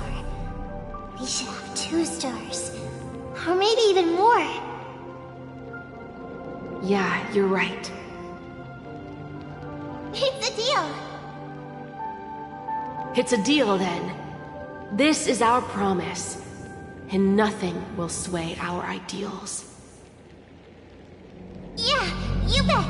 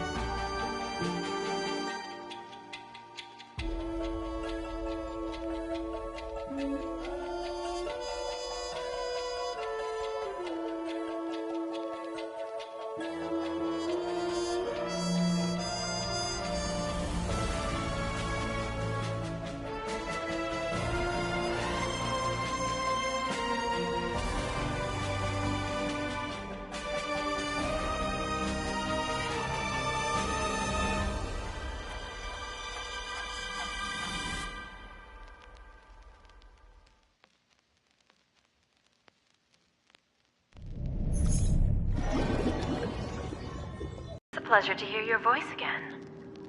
Congratulations. You've become the biggest winner of this festival.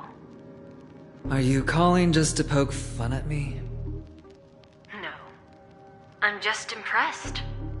Not only did you venture alone into Penacony and discover the truth of Dreamflux Reef, but you also managed to escape with the help of that Knight of Beauty. Remember the recording you received from your Trailblaze friend? It's now the most valuable chip in this game. However, this came at a high cost. Losing a cornerstone is a hefty price to pay. Diamond just called a meeting to discuss what to do with you. Just as I expected. So is Diamond planning to demote me, or kick me out of the 10 Stonehearts? Why don't you take a wild guess? Well, alright. Then I'll guess. He's going to promote me to P46? Alright. What will you wager? Are we talking about a real bet here?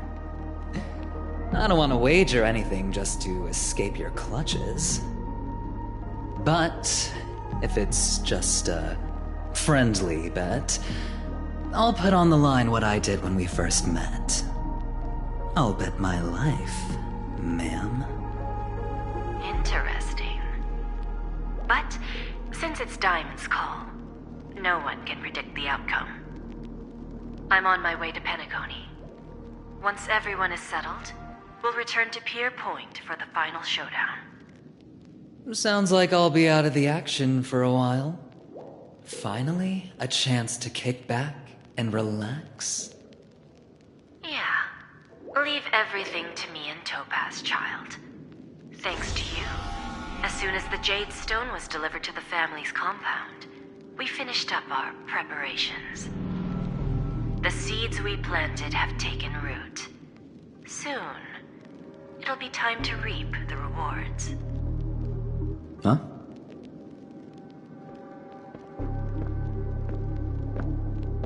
Let's wrap it up for now. Looks like I've got a visitor here.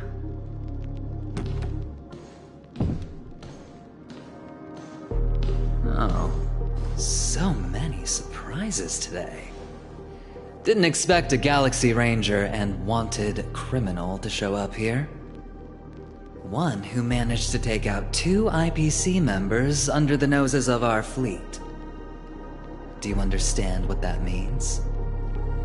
Screw Wubba Boo, I just put him to sleep. Don't try to intimidate me with that nonsense. Besides, I've taken down more IPC lackeys than the residual value you squeezed. And I don't mind adding a few more zeros to my wanted poster. I have a question for you. Be honest, or I don't mind putting a bullet into your head.